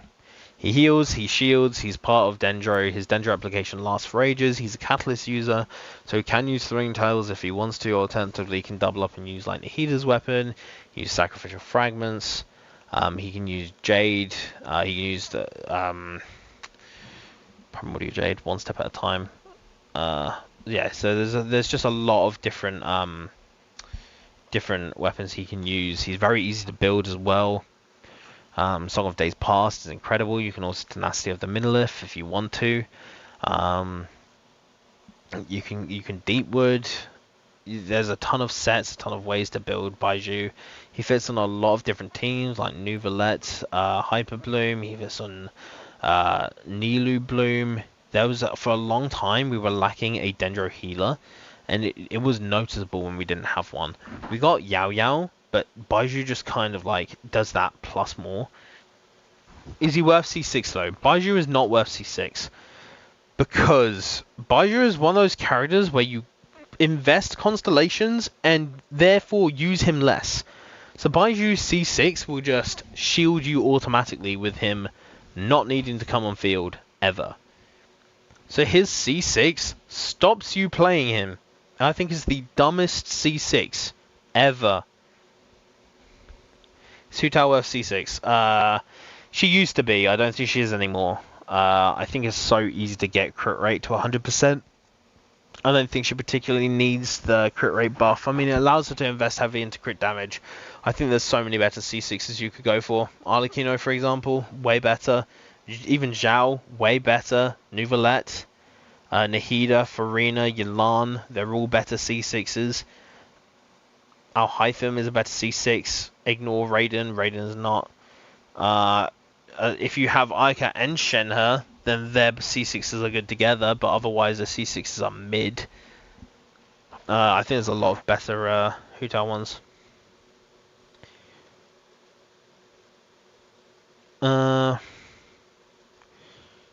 Yanswam, which build is better, the higher attack one or lower attack one? Is this for Skirmish by any chance?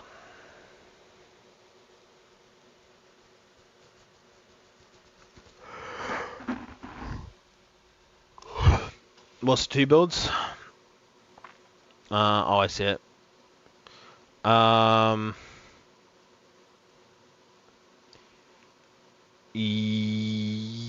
Yeah, I'd say the lower attack one is better.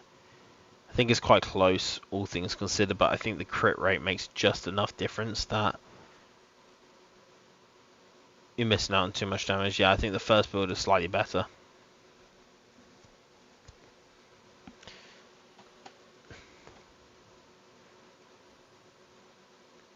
Yeah, go for the one with the high crit rate. Go for the 72% crit rate one.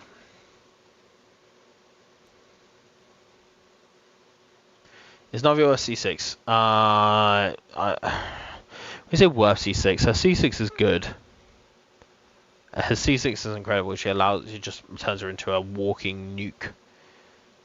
So yes, yeah, I'd say her C6 is incredible. Really, really good. The best way to build Wanderer is locking him in a box and try not to cry about how much money you spent on him. Yeah, that sounds about right. That sounds about right. C6 Bennett is a curse. As an Ayaka main, I agree. That's not so much the case anymore, but because a lot of characters get this infusion that cannot be overwritten, which is nice and should have been done originally. But as an Ayaka main for like over a year until I became a Nuvolette main, I need to I cannot C6 my Bennett. C47 Bennett. I wonder what constellation I have on my Bennett. Shall we have a look?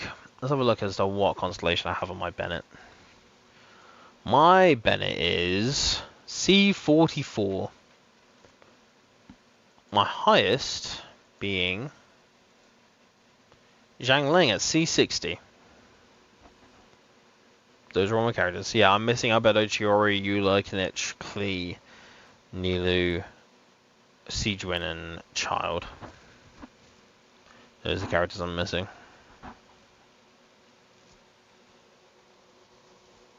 Yeah, no, thing is, you can't undo it, so if you're unsure, don't do it, because chances are you might regret. Next is Carver. Carver's not good. Carver's bottom of D tier. He's like somewhat usable, but is just not good in general. I don't think I should really have to explain him too much. He's just somebody to avoid in general. Kirara is A tier. She's a great character to pull. I think overall value, she's slightly more overall value than the buffers. Just because she's Dendro, she shields, her climbing is really convenient, although it's becoming less important now because of Natlan characters. But in general, Kirara is just a really solid character to pull for. I am kind of blitzing through this because I want to end stream soon and do the last few giveaways. We're going Linne first. So Linne is kind of like here. I think is slightly better than... I think does more damage than Yamiko. I think he sits about here. I think that's about right. The only downside with Linne is that you have to run 3 pyros, and at the moment you have Linne himself being 1. Then you have Bennett, because of course you need Bennett. And then you need to run a 3rd pyro. So your choices are Xiangling or Toma. Or Dea for the interruption resistance.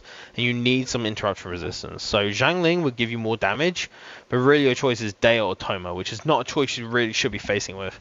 Maybe when we get Mavuika, Linne could see a substantial buff. Linne will go rad if Mavuika Uses the Natlan support set. Yeah, he'll go crazy. If Mavuika can fill that third slot in his team, that's what he's missing at the moment. And then he'll just catapult into potentially like bottom of SS tier, top of S tier. But he's just missing that third pyro character. That's just really, really good for him.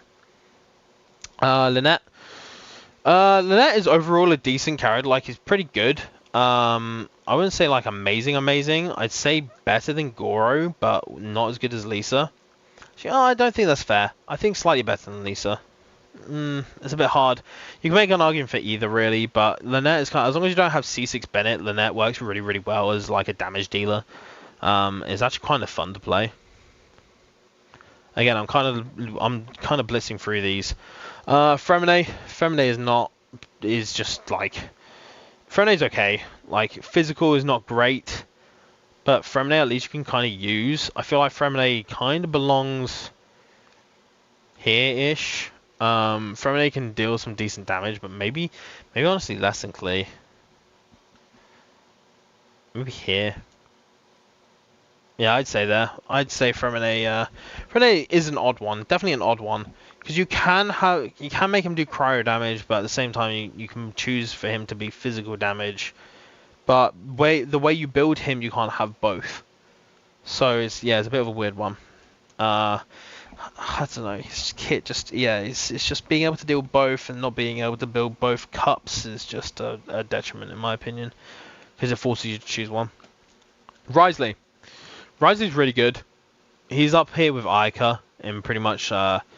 I think he's ever so slightly better than Ica. And I see this as who used to be an Ica main, purely because Risley, while Ica's freeze teams are incredible and her personal damage is higher than Risley's, it's worth mentioning her personal damage is higher than Risley's. Risley at C0 has some odd quirks where he has to pick and choose between his having the boost from his skill when being above 50%, and then being able to use his big charge attack damage when he's below 60%.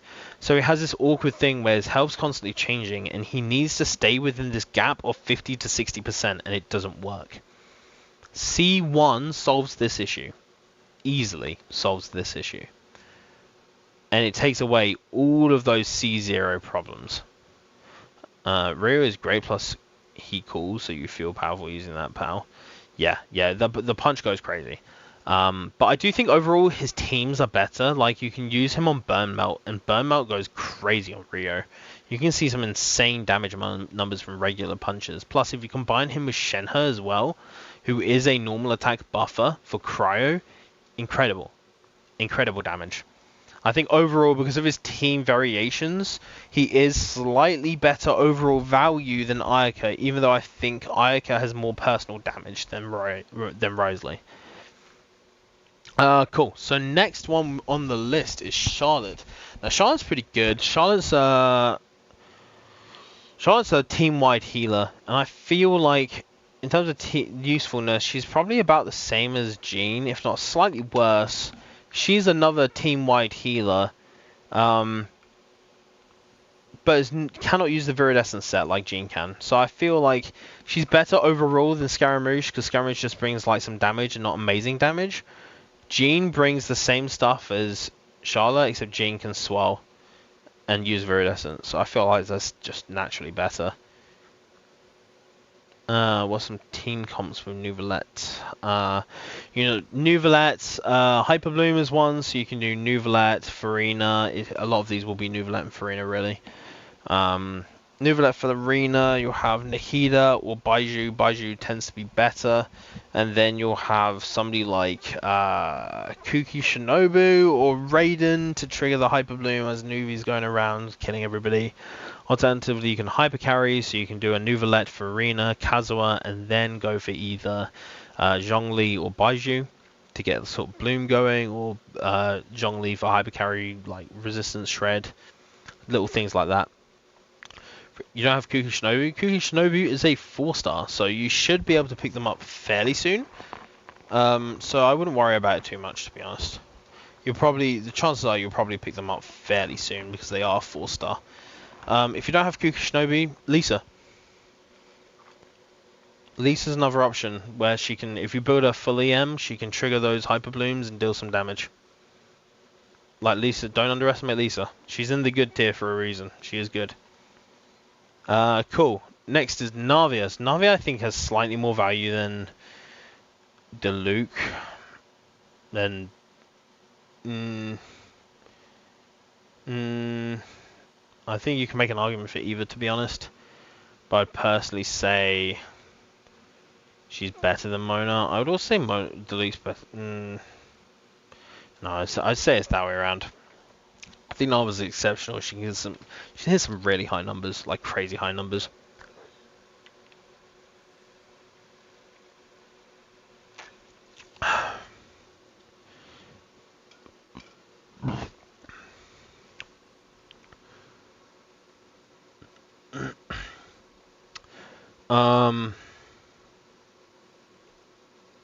Yeah, Lisa can work.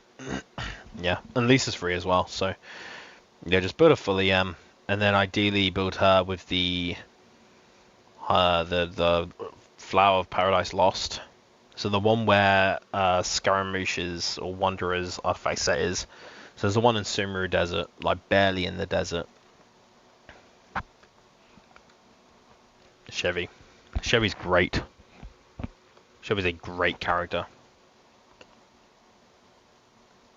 At C6, she's one of the best. She's up there. She is up there. I say overall. About there. If you're talking about C6 Chevreuse, you're talking about somebody who can bring Kazuha, like, is better than Kazuha in Electro Pyro teams than Kazuha is, which is crazy to me. Yeah, it's just kind of wild. And she's worth building, easily worth building, especially at C6. You find her complicated, Chevreuse. So all you really need to do is cause one overload reaction. So you can use Raiden or Fischl, then use Chevreuse Burst to apply Pyro, and because you'll create overload, you'll combine Pyro and Electro. You can just hold down her skill to aim in and shoot, and you'll get all the buffs. You'll get attack. You'll get it's attack buff based on HP, by the way, her HP, and your team will go crazy. But you have to only use Pyros and Electros on that team, otherwise it doesn't work. But she is incredible, and it just applies by default, which is even crazier. Zhang Yun. Zhang Yun is going straight into SS tier. She's one of the best supports we've had for a long time. I personally say she's probably about here. Maybe alongside Chevreuse, possibly just below. She's definitely above Wriothesley. I'd say you can make an argument for her being above or below Chevreuse, but Zhang Yun single-handedly pulls up Diluc, Zhao. I play Cryo Ito with her, like it's crazy. The stuff, like the people that gaming as well, which we haven't reached yet, but he's plays a. I'll give you a spoiler. Gaming's like right here on the tier list. Gaming is incredible as well. Zhang Yun is just an incredible support who is, yeah, just a top tier. That's all I'm going to say. She heals. She gives a shit ton of extra plunge damage. Her world exploration is incredible. You can't really go wrong. And she goes purely off attack. So you can... She's so easy to build, and people who have failed the 50-50, got the Skyward Atlas, for example, has a good weapon for her. So yeah, there's just a lot you can do with Zhang Yun, and she single-handedly pulls up some of the oldest and worst characters in the game into the spotlight, and it's crazy how she does it. Chiori!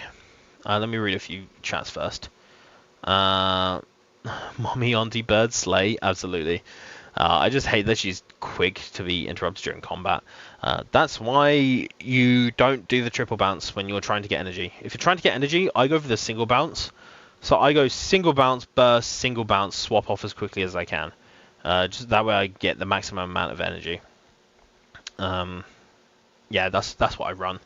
I don't ever really get knocked in combat because of it, because most of the time I'm just bouncing around.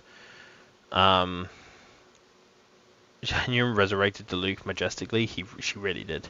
And Zhao. Zhanyan makes everyone Zhao. Yeah, but Zhanyan is crazy, and she is actually one of the keys to my Cryo Ito team. So for people who have not seen Cryo Ito, it's kind of wild. But I'll show you. I won't show you the damage, but I'll show you the team, and then I might link a Cryo Ito video. But I do have a Cryo Ito video on my channel. This is my Cryo Ito team. So I have Ito, who is like at the moment they're on the opulent set that I have by default. But I usually yeah, that would help, wouldn't it? What did I hide? I hid my camera by accident. There we go. I hid my camera instead of my my internet browser. So you have Ito. And then you have Chongyun, so you can turn him into Cryo. And then you have Ko, what's good? How you doing? Good to see you. So Zhanyan then allows him to plunge, and Shenhe increases that plunge damage even further. And so it's crazy if you haven't seen it. But if you combine Chongyun, Zhanyan, and Shenhe, you get a crazy combo where you can turn any melee character into a Cryo Plunge DPS. And it's ridiculous. That is my public service announcement of fun. If you want to have fun, use that team. Chiori. So Chiori is another character where I would say they're pretty great. I'd say they're a great character. I don't know if I put them as like amazing. I think Chiori's good enough. I think Shiori is better than a few other ones on this list, but I don't think it's better than... I think it's better than Venti overall, because Venti's kind of losing usefulness. Whether they're better than these two, though, I don't know. Well, if you haven't got Shenhe, you can still use You can substitute Bennett.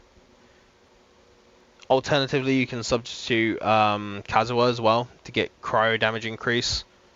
Either one works. So if you don't have Shenhe, there's other ways to increase damage.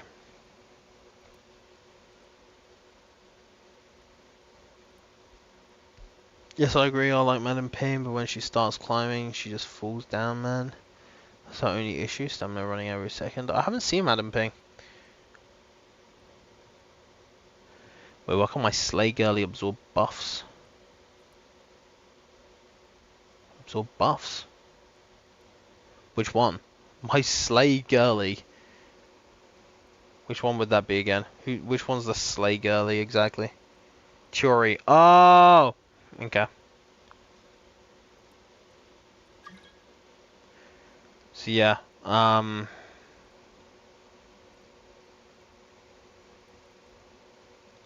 remember who. Yeah, I placed Chiori, didn't I? Yeah, I think Chiori belongs about there. I think Beidou has a little bit more. I don't know. I think Chiori's just easier to build.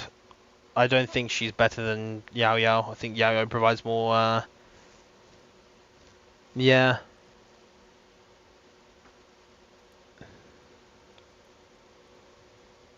Yeah, it's unfortunate about Chiori not doing that. I think she sits about there. I think she's decent enough, and she might go up with Zillinan even further than I expected. But this is a bit of a high placement because I expect Zillinan to kind of buff her a little bit. Chlorinde.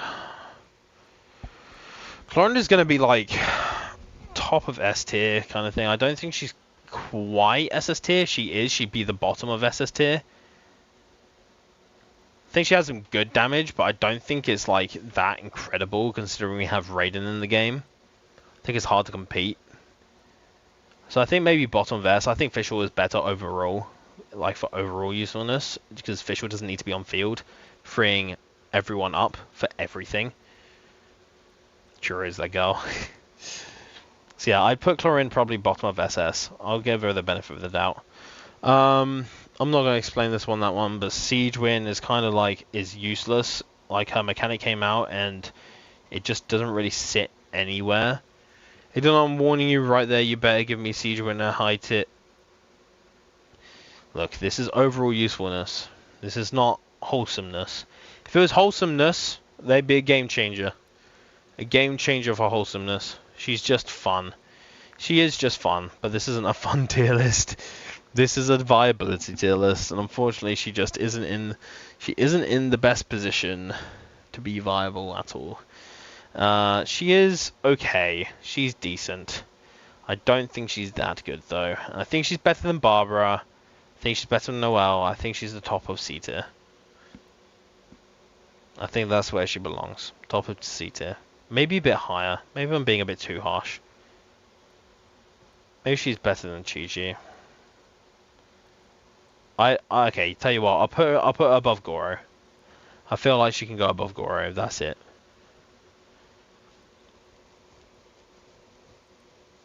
Siegewin's just forgettable. Traveler's last. We've already got Traveler down as this is the Dendro Traveler, by the way. This Traveler just I'm not really sure what to do with, so I've just put them in last place. Sethos. Sethos is, I reckon, a great character.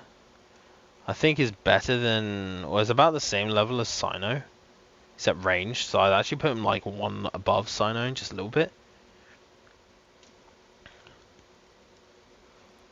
Again, I won't explain it, but he has two like, he has two modes to play, and one of them is cool, and one of them is useful. The cool one is where you spend energy to do a piercing shot that you then fire off and deal a ton of damage, and it goes through enemies. That's the cool one because it makes you feel like an archer. But this is not a coolness tier list, this is a viability tier list. And so essentially he is Electro Yoimiya, where if you use his burst and you focus on a burst focus build rather than his skill, you will start normal attacking with electro arrows, basically. And Sethos can actually pull off some decent damage without being without having 18 seconds on field. And so I think Sethos is about the same level as Cyno. You can make an argument for either one being in each order. However, I personally think Sethos is slightly better than Cyno because of on-field time, mainly. Which is kind of rough, but it is what it is. Emily, I feel like is S tier. Emily is just good overall, and I feel like is about here. Like just below Nilou. I feel like it's about Nilou level. Like she's good. She contributes a decent amount. She does a lot of damage with burning. It's just burning teams aren't that popular, but she is good. Especially with Kinich. Yeah, Kinich, she shines with Kinich on the team because her team DPS goes up, even though her DPS doesn't. So I would say she's probably about there. Burning teams are in a very good spot at the moment. They're better than Geo teams, and I feel like they're not quite as good as like Bloom, Hyper Bloom type stuff. So I think Emily being there makes sense to me.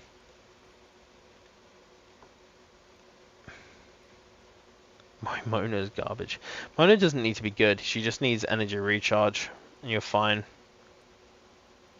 Okay, Mulan.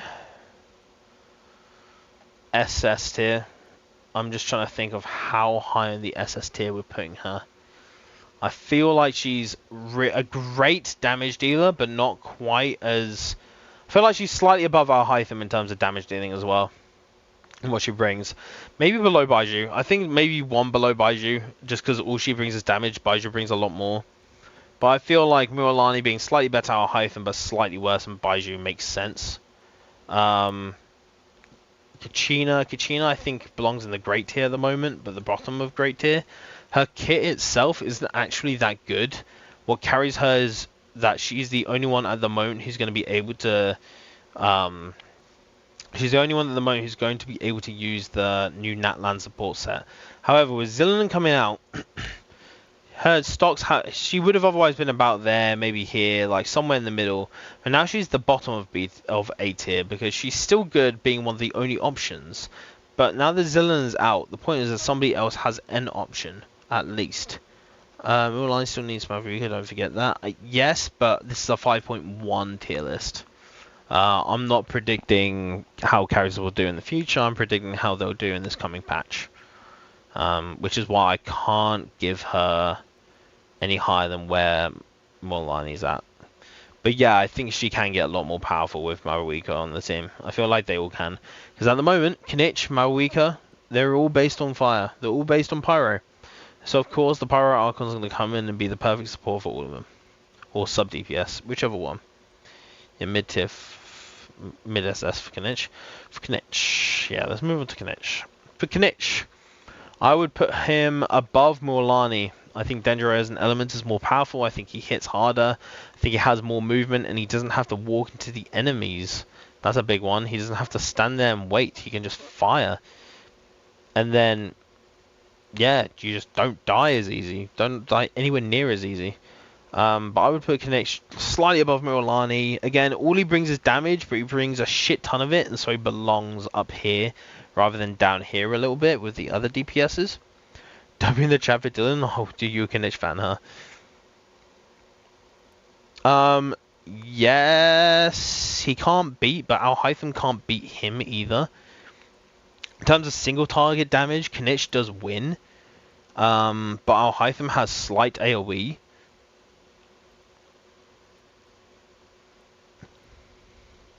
So at C0 they're equal. Along with their teams, they're pretty much equal. There's not much difference in them.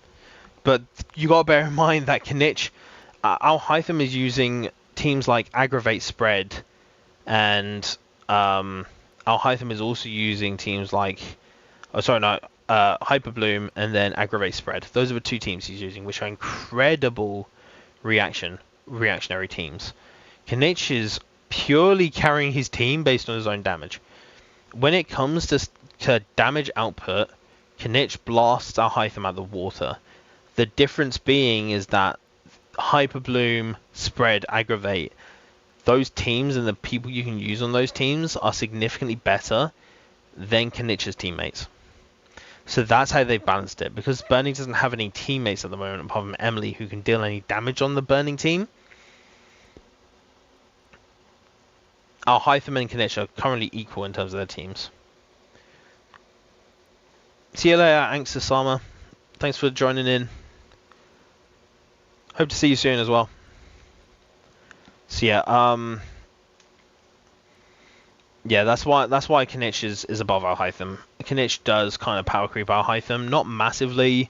They're about the same-ish. You can make an argument for it, but Knight will bring more to the team and is easier to build a team for him, because all you need is Burning. And Alhaitham needs a split attack AM. Knight doesn't like that. And that's all of them. We've made our way all the way through, apart from this Traveller here, who we're going to put in the bottom tier, because this is the Hydro Traveller. So we've got this Traveller who's the Dendro Traveller, this Traveller who's the Hydro Traveller, and here we are. So that is the complete tier list. We finally did it. God damn, that took way longer than I assumed. Knight has very good exploration abilities, especially in Natlan. Yeah, Knight is great in Natlan. But we're not considering exploration that much. So what I'm gonna do, I'm gonna screenshot that. Tier list. Let's screenshot it one more time because that was dog water.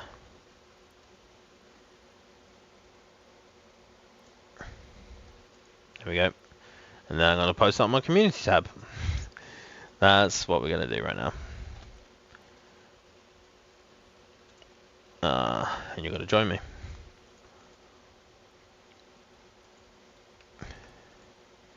Image. I'll just paste it in. Oh, that's a pain. I'll do it later. I'll do it after this. Anyways, we're going to end the stream there, but obviously before we go, we're going to do a couple giveaways. So if you're not on the list, get on that.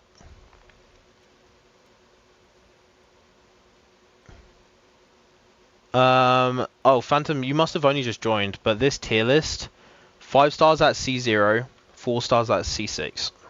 So this is a free-to-play one.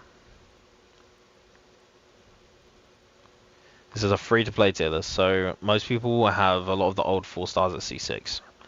So this is a 5 stars at C0, 4 stars at C6. That's what this tier list is based off of. Let me move my camera over here and hide the Discord link. Oh yeah, so the Discord link if you want to join the Discord, go ahead. It's like right above me here, like right up there. Yes, right down there. You should join. And again, I may as well plug it, but you don't have to sub, but it is appreciated. You don't need to sub to enter the giveaway. These giveaways are for free. Anybody can enter as long as you're in the chat. You just have to be in the chat to claim. But subbing is appreciated. Tomo, all you need to do is talk and chat, and then in the chat will be the Q&A thing. So if you've popped your UID in there at any point in the stream, then I'll be able to copy and paste that and pop it into loot bar. At which point you'll have a chance of winning. So. Yes, standard characters is kind of... I don't really consider the C6s for standard characters, to be honest. So like C6 Lisa is not something I actively consider. Cool. Let's do the first roll. So we're gonna do two. We're gonna do 2 Welkins to finish it off. We've given away a few. I think this will be 5 and 6 if I recall correctly, but it might be 4 and 5. It might be 6 and 7. I don't know. We're on about that. On about 6 after these 2.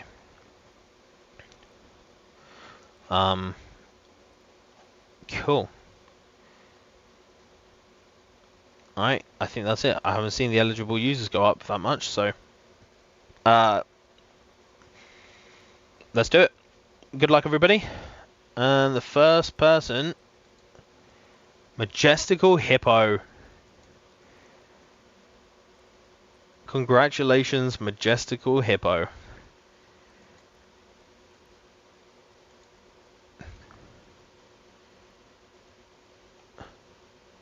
Majestical Hippo, where's your UID? There we go.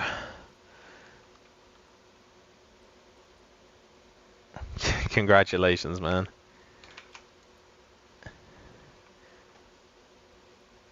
That's great. Congratulations. Just give me a second.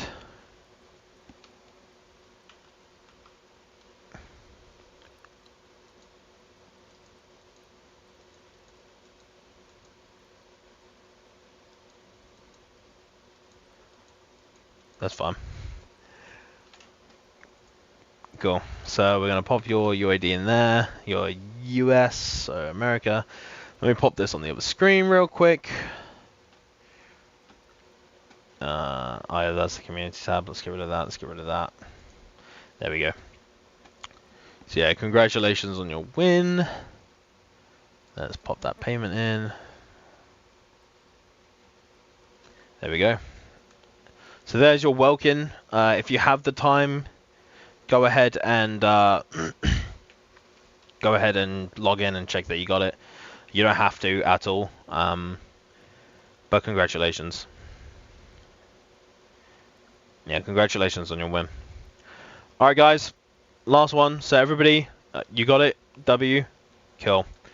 Enjoy your Welkin. No worries. My pleasure. Cool. Alright, last one for the night, and then we're going to wrap up stream. And again, I'll post the tier list on my community and in the Discord server as well. So good luck to everybody who's entered, and let's go. Best of luck. Astro Pools. Astro's been here for a few streams.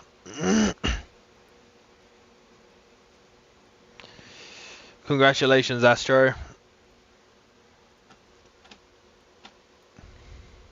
Let me just grab your UID, mate. Astro, let me find you on the list.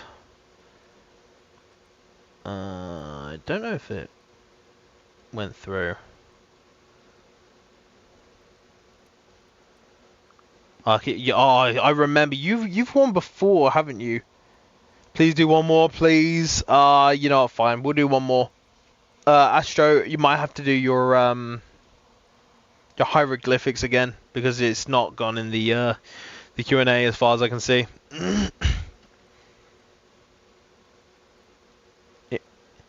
It might be worth messaging it on Discord if you're in the Discord. Astro, are you in the Discord? If you're in the Discord, ping me with Ping me with the UID. Oh, you already did. Look at you go crazy. That's great. Cool. Yoink. Go on, let me pop it here. Top up now.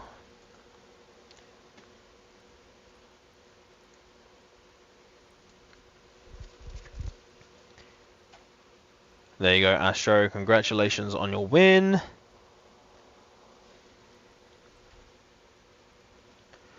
There's you all done. So, last one. We'll do one more spin. One more giveaway. See, Astro, just I think you've already won, so it's going to be hard for you to check that you've got it again, but you should get another 300 Genesis crystals. Congratulations on your second win. It just shows coming back. Still works. Got it. Nice. I'll wait for that to actually appear there. Yeah, there we go. Got it. Congratulations, Astro. Enjoy your working. All right. Last one, boys, for the long haul. Good luck, all. Make sure you're on the list. If you're not on the list, if you're unticked, it means you've already won, so you can't win again. Oh, you won the account review. Yes, that's right. Yeah, that's true. So yeah, congratulations on your first win in the on the Welkin. That's the important one. So yeah, make sure you're on the list. Kill, and then let's go. And spin. Phantom Hero. Congratulations, and Phantom Hero's been in definitely been in a stream before. At least one, maybe two. But congratulations, Phantom. Are you in chat? Yo, there he is. Congratulations, Phantom. Let me just grab your UID. Are you on the list? Are you on the Q&A? Is your UID on the Q&A list? I can't see it there. Yo, Phantom, could you pop your UID in the Q&A for me, just so I can see the... just so I can grab your UID as well. Oh. No. Ah, nice. There we go. That works. Yoink. Congratulations on the win. Let's hop over here. I'll drag this to the other screen. And that's Asia server. Wrong UID. Is that the correct UID? It says it's wrong. Oh, it's because 6 is not Asia. 6 is